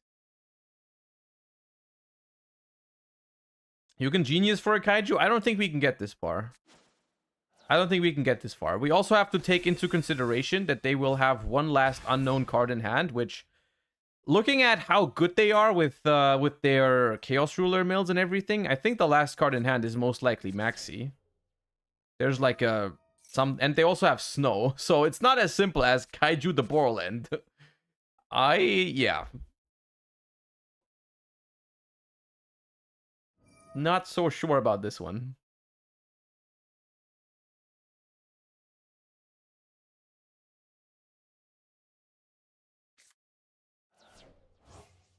Okay, the last card in hand was that, which they decided to banish. They had no other light except for Snow. Okay. Bro, stop! Okay, now they might be killable with Ruin Force somehow.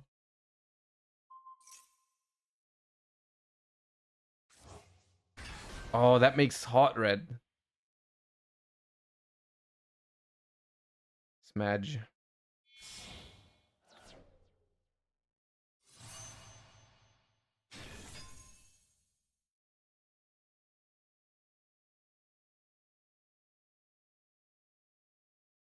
He red and he hot.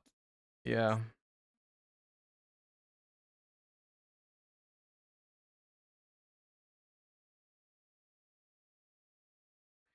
Okay. Snow, Beast, Baldrake, Druid Worm, Hot Red. It's tough. There's a lot. There's a lot going on here. Let's see what we draw.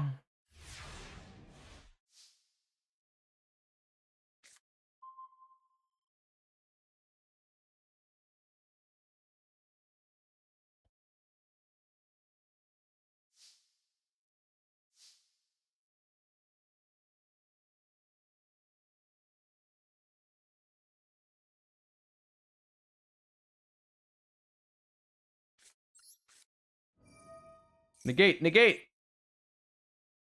Do it. Oh, come on. Lame.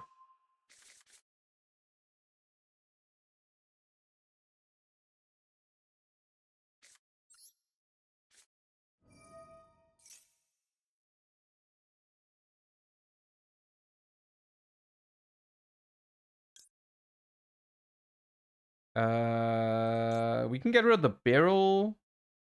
No, we can get rid of the Regulus. And we want the kaiju.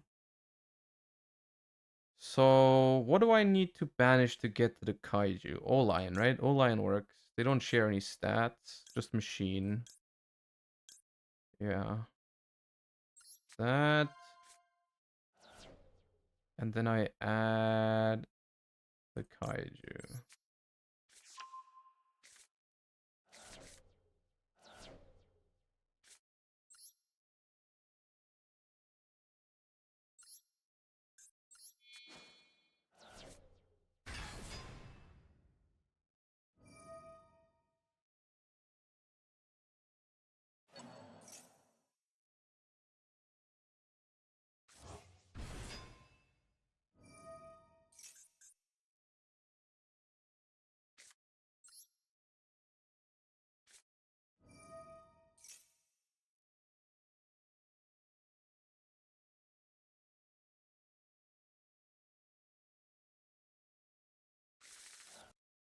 We milled Ruin Force. We have Jet Synchron. Fortress Ruin Force. Hold up. Do I have a gear frame in the graveyard as well?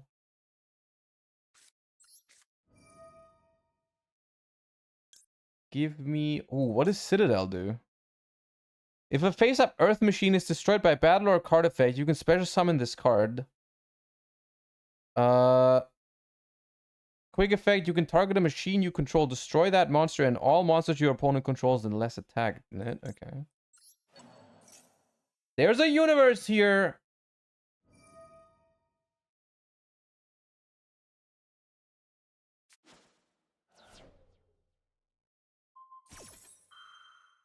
Well, now there's definitely a universe.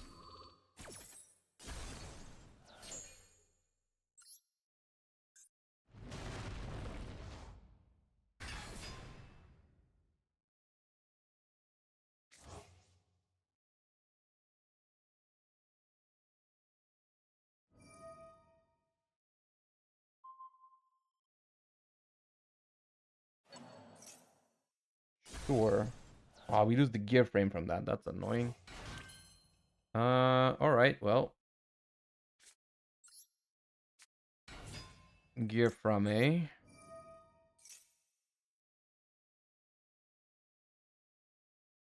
Metal Cruncher. Did we mill? No, we didn't. We can win this. Hold up. Ballista?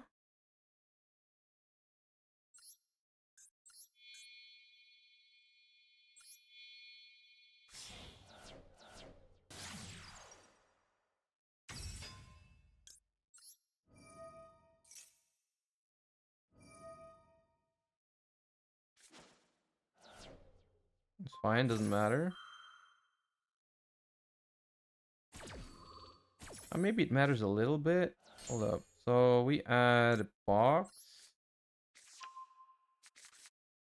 Use box. Funneler.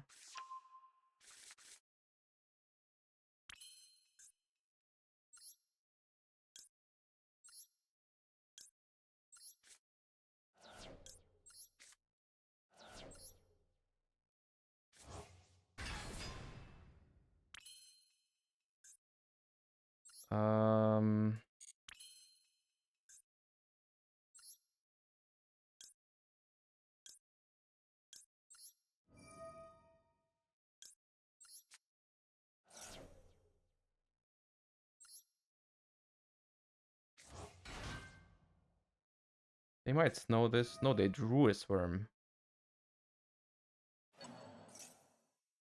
Oh, that's dark. Oh, god damn, I forgot. Okay, that's a problem.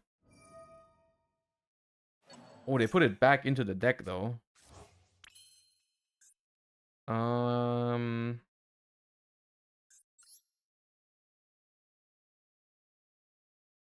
Axel Stardust? No. Burrito? Yeah, this.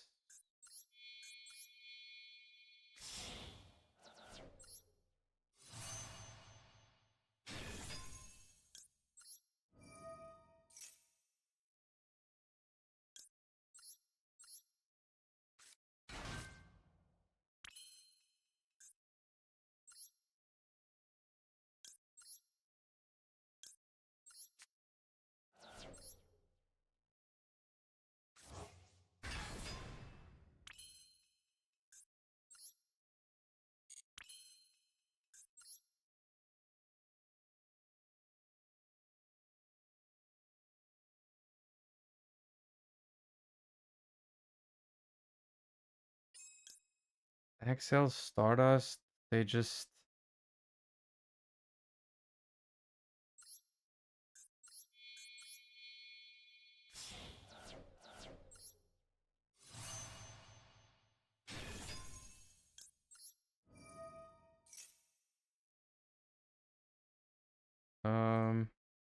Oh wait, they used Baldrake, right? Or Barrel.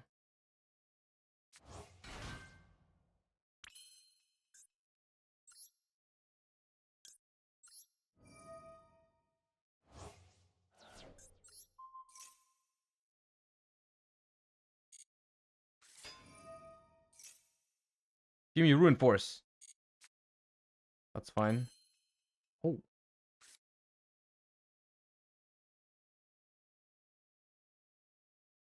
Destroy all monsters spare some from the extra deck. Okay, that doesn't do anything. Can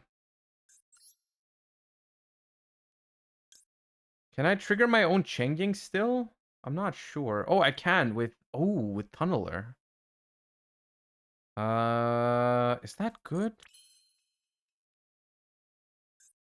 It might be. So...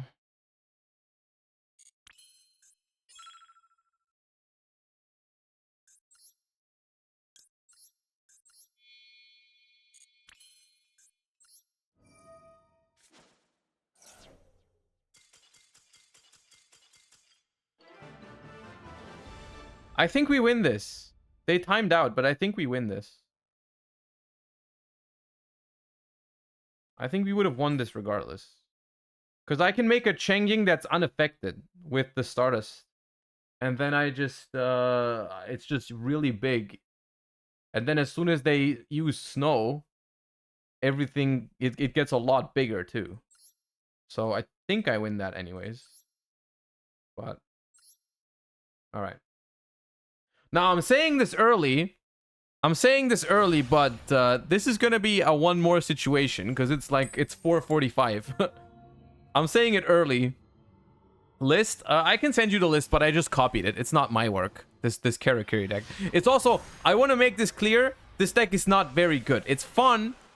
It's not terrible, but it's not very good, and it takes a lot of ultra rares. So I'm not advising you to do it, but it is it's a fun deck, I think.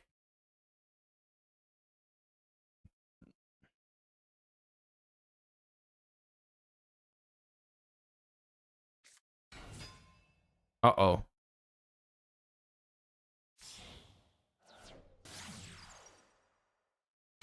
Uh-oh.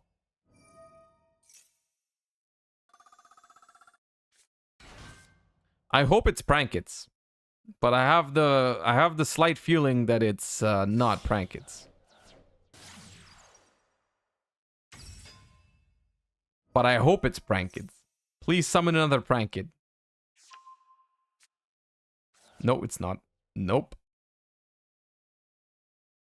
Wait, you had no target? They didn't summon. Right?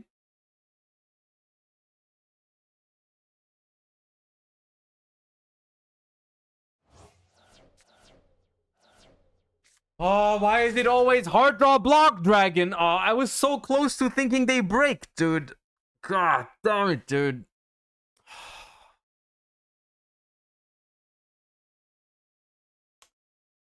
I freaking hate block dragon, dude. Okay, well, I don't know why you did that. I don't know why you scooped. Didn't you just... weren't they just winning? Weren't they just winning? Couldn't you just... Hold up.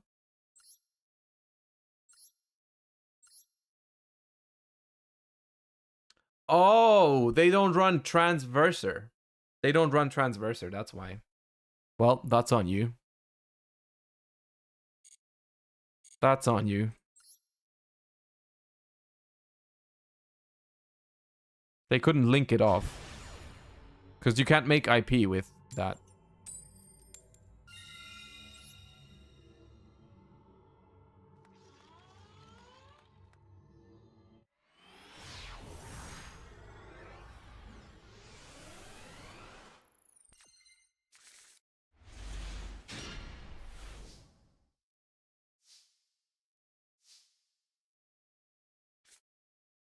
I'm gonna be honest with you, I'm using grass to bait Ash, because this card is more important than grass with this hand. Or they just don't have Ash. It's so pathetic that we literally have like 0 triggers whenever we activate grass, nothing triggers. It's kind of the saddest feeling in the world, but alright.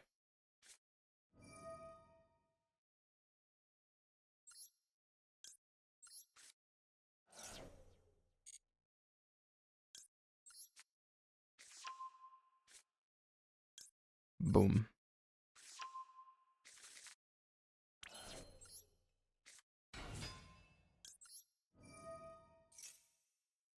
There is hand traps. Or there is at least one hand trap. Which is not a good sign. That is not great. I don't love to see that.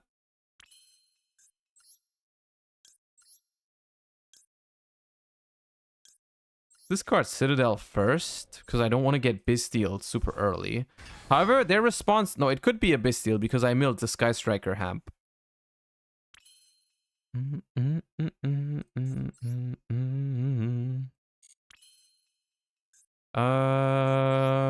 Let us continue with a Ballista. Every type should get a block dragon. Thoughts? No. Tagazok, thank you for the 2 months, by the way. I don't know if I said that already, but I appreciate you. Thank you. Box in graveyard? Oh, we are prepared. We run 2 boxes. Of course.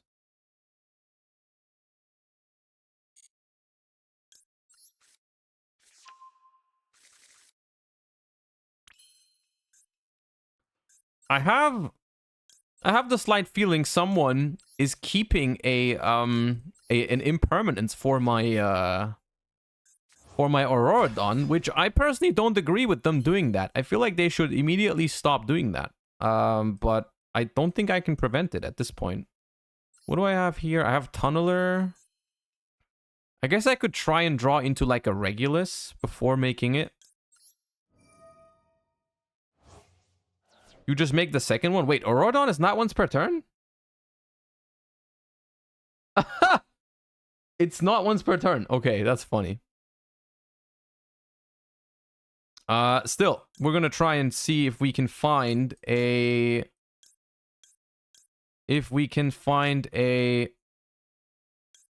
Let's put all the low levels back into the deck. Let's keep a gear frame there. Yeah. See if we can find a Regulus. We play 5 copies of Regulus or something.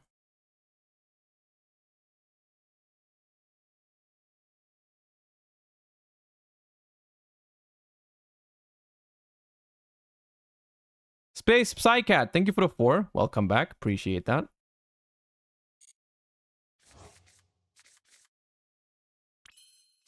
Chat, it's not that hard. Yu-Gi-Oh! In general, it's just like not that hard. It's not that big of a deal, right?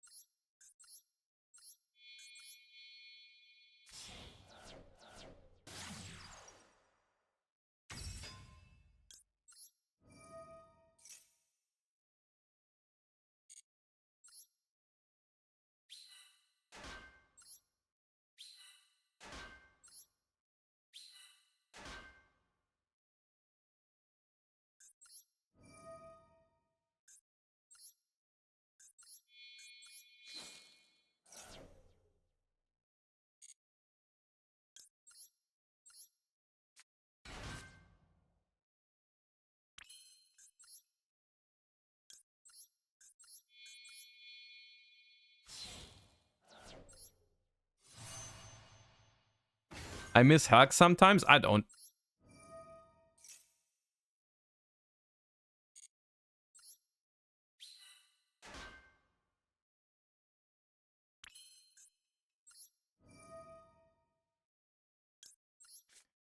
I would reduce, right? I forgot how I would even do the combo here. You would reduce, and then you would make burrito.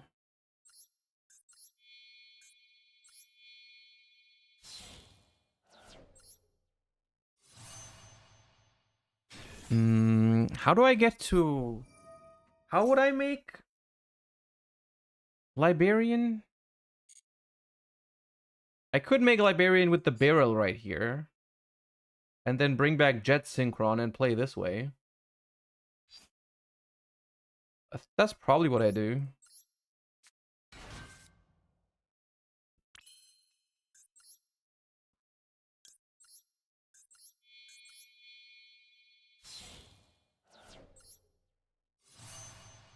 And this is where the fun starts. If you thought this was fun up until now, this is where the fun starts.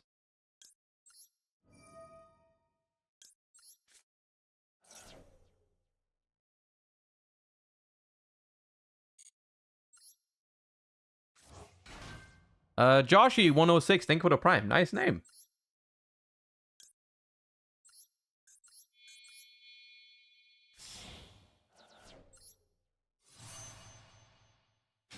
Isn't Ruin Force engraved more valuable? Yes, but we're going to be able to discard it for a fortress later. It's going to get into the graveyard, don't worry.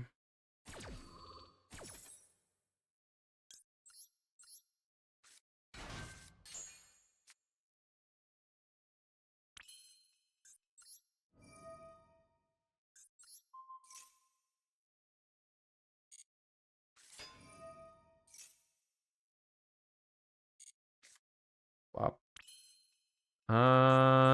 We can normal summon this.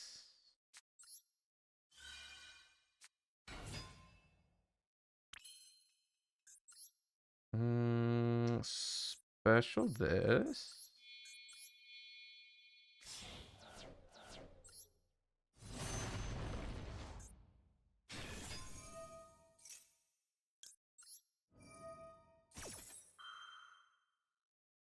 It's funny, I said one more game and it's taking up almost all the time just from this. Well, depending on who you are in this situation, you might not think it's that funny. I'm pretty sure my opponent doesn't think it's that funny right now, but I personally think it's hilarious. Wait, no, what am I doing? Baron.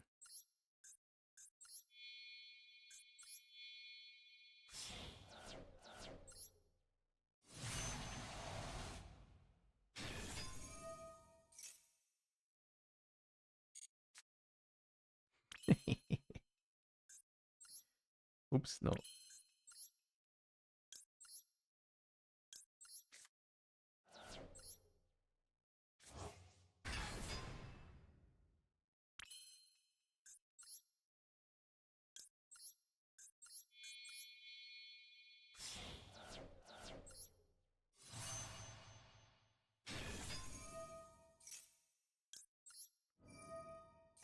Timer is running, but we're not done drawing yet. There's a Bestial. I knew there was a Bestial. You know what? Fine. I don't need Ruin first.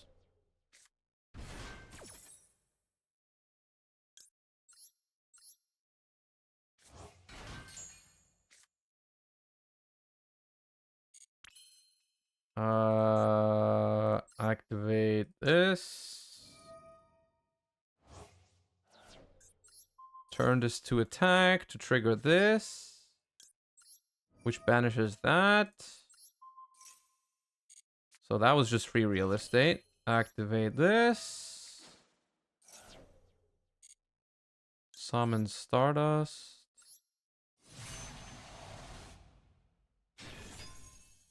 Make Chengying.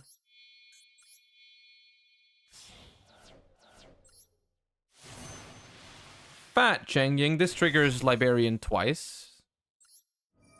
Because, yeah.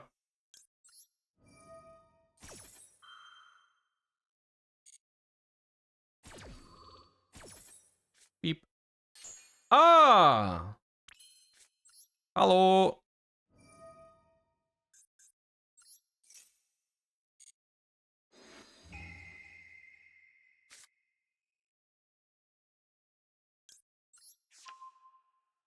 Beep.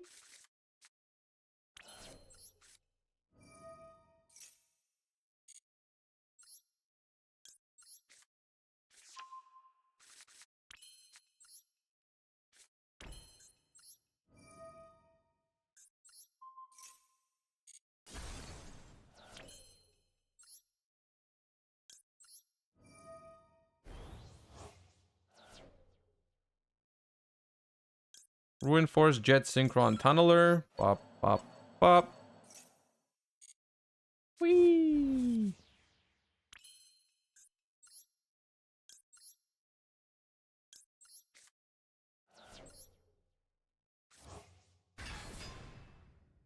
Pog! Go!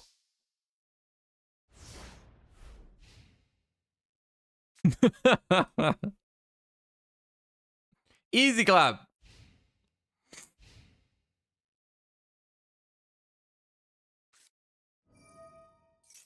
Oh, we're trying. Okay. Yes.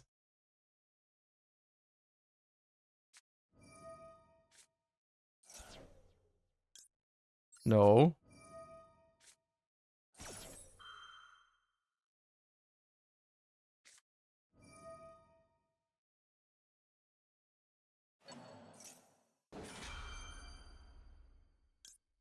Nah.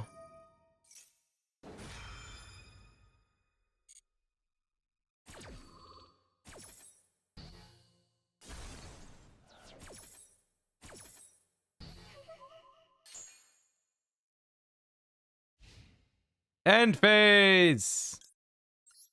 Effect.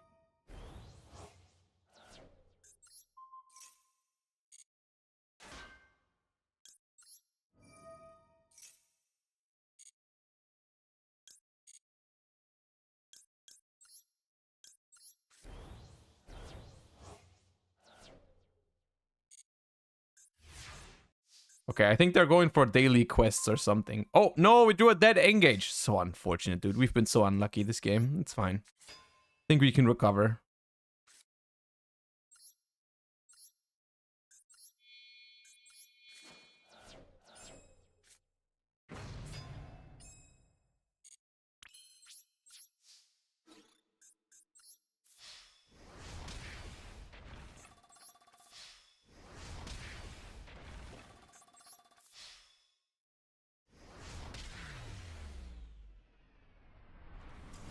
Easy clap. It's not BM. I just haven't summoned Metal Cruncher in a while, okay? Easy rank up game. Easy rank up game. Okay, you know what they say. You need to quit when you're ahead.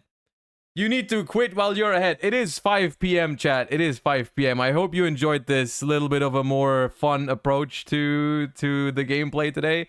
I can show you the deck real quick. It's nothing too serious. It needs a lot of ultra rares. And I probably did not... it was probably not worth building this because I probably didn't get enough subs for what I spent for this. But it is fun if you want to try it out. But if you don't have the cards, you need to think about it twice before getting it. Or maybe think about it 3 times. Think about it 3 times before getting it. Anyways, I hope you enjoyed the stream. Let me see where I send you guys today. Let me see where we raid. Let me see where we raid today. And then I hope you guys have a wonderful rest of your day. I will send you guys. Where do I send you guys?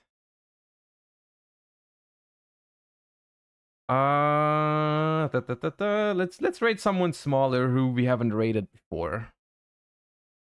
Why not? Okay, I would raid that person, but they're playing plant. Who's playing a base deck?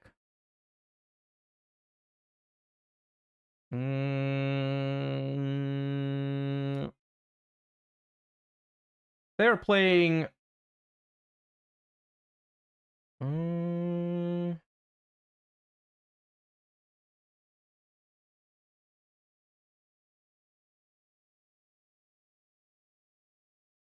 I'm just gonna take one of your suggestions. Hold up.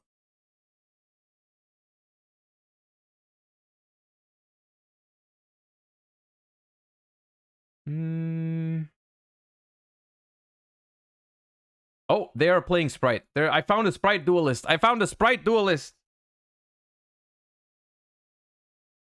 I have found a Sprite duelist, chat. The wait is over. All right, I'll send you guys over to a Sprite duelist. I hope you enjoyed the stream. Hope you have a wonderful rest of the day. I hope to see you guys again tomorrow. Thank you so much for watching. Thank you for all the subs, all the follows, all the support in general. And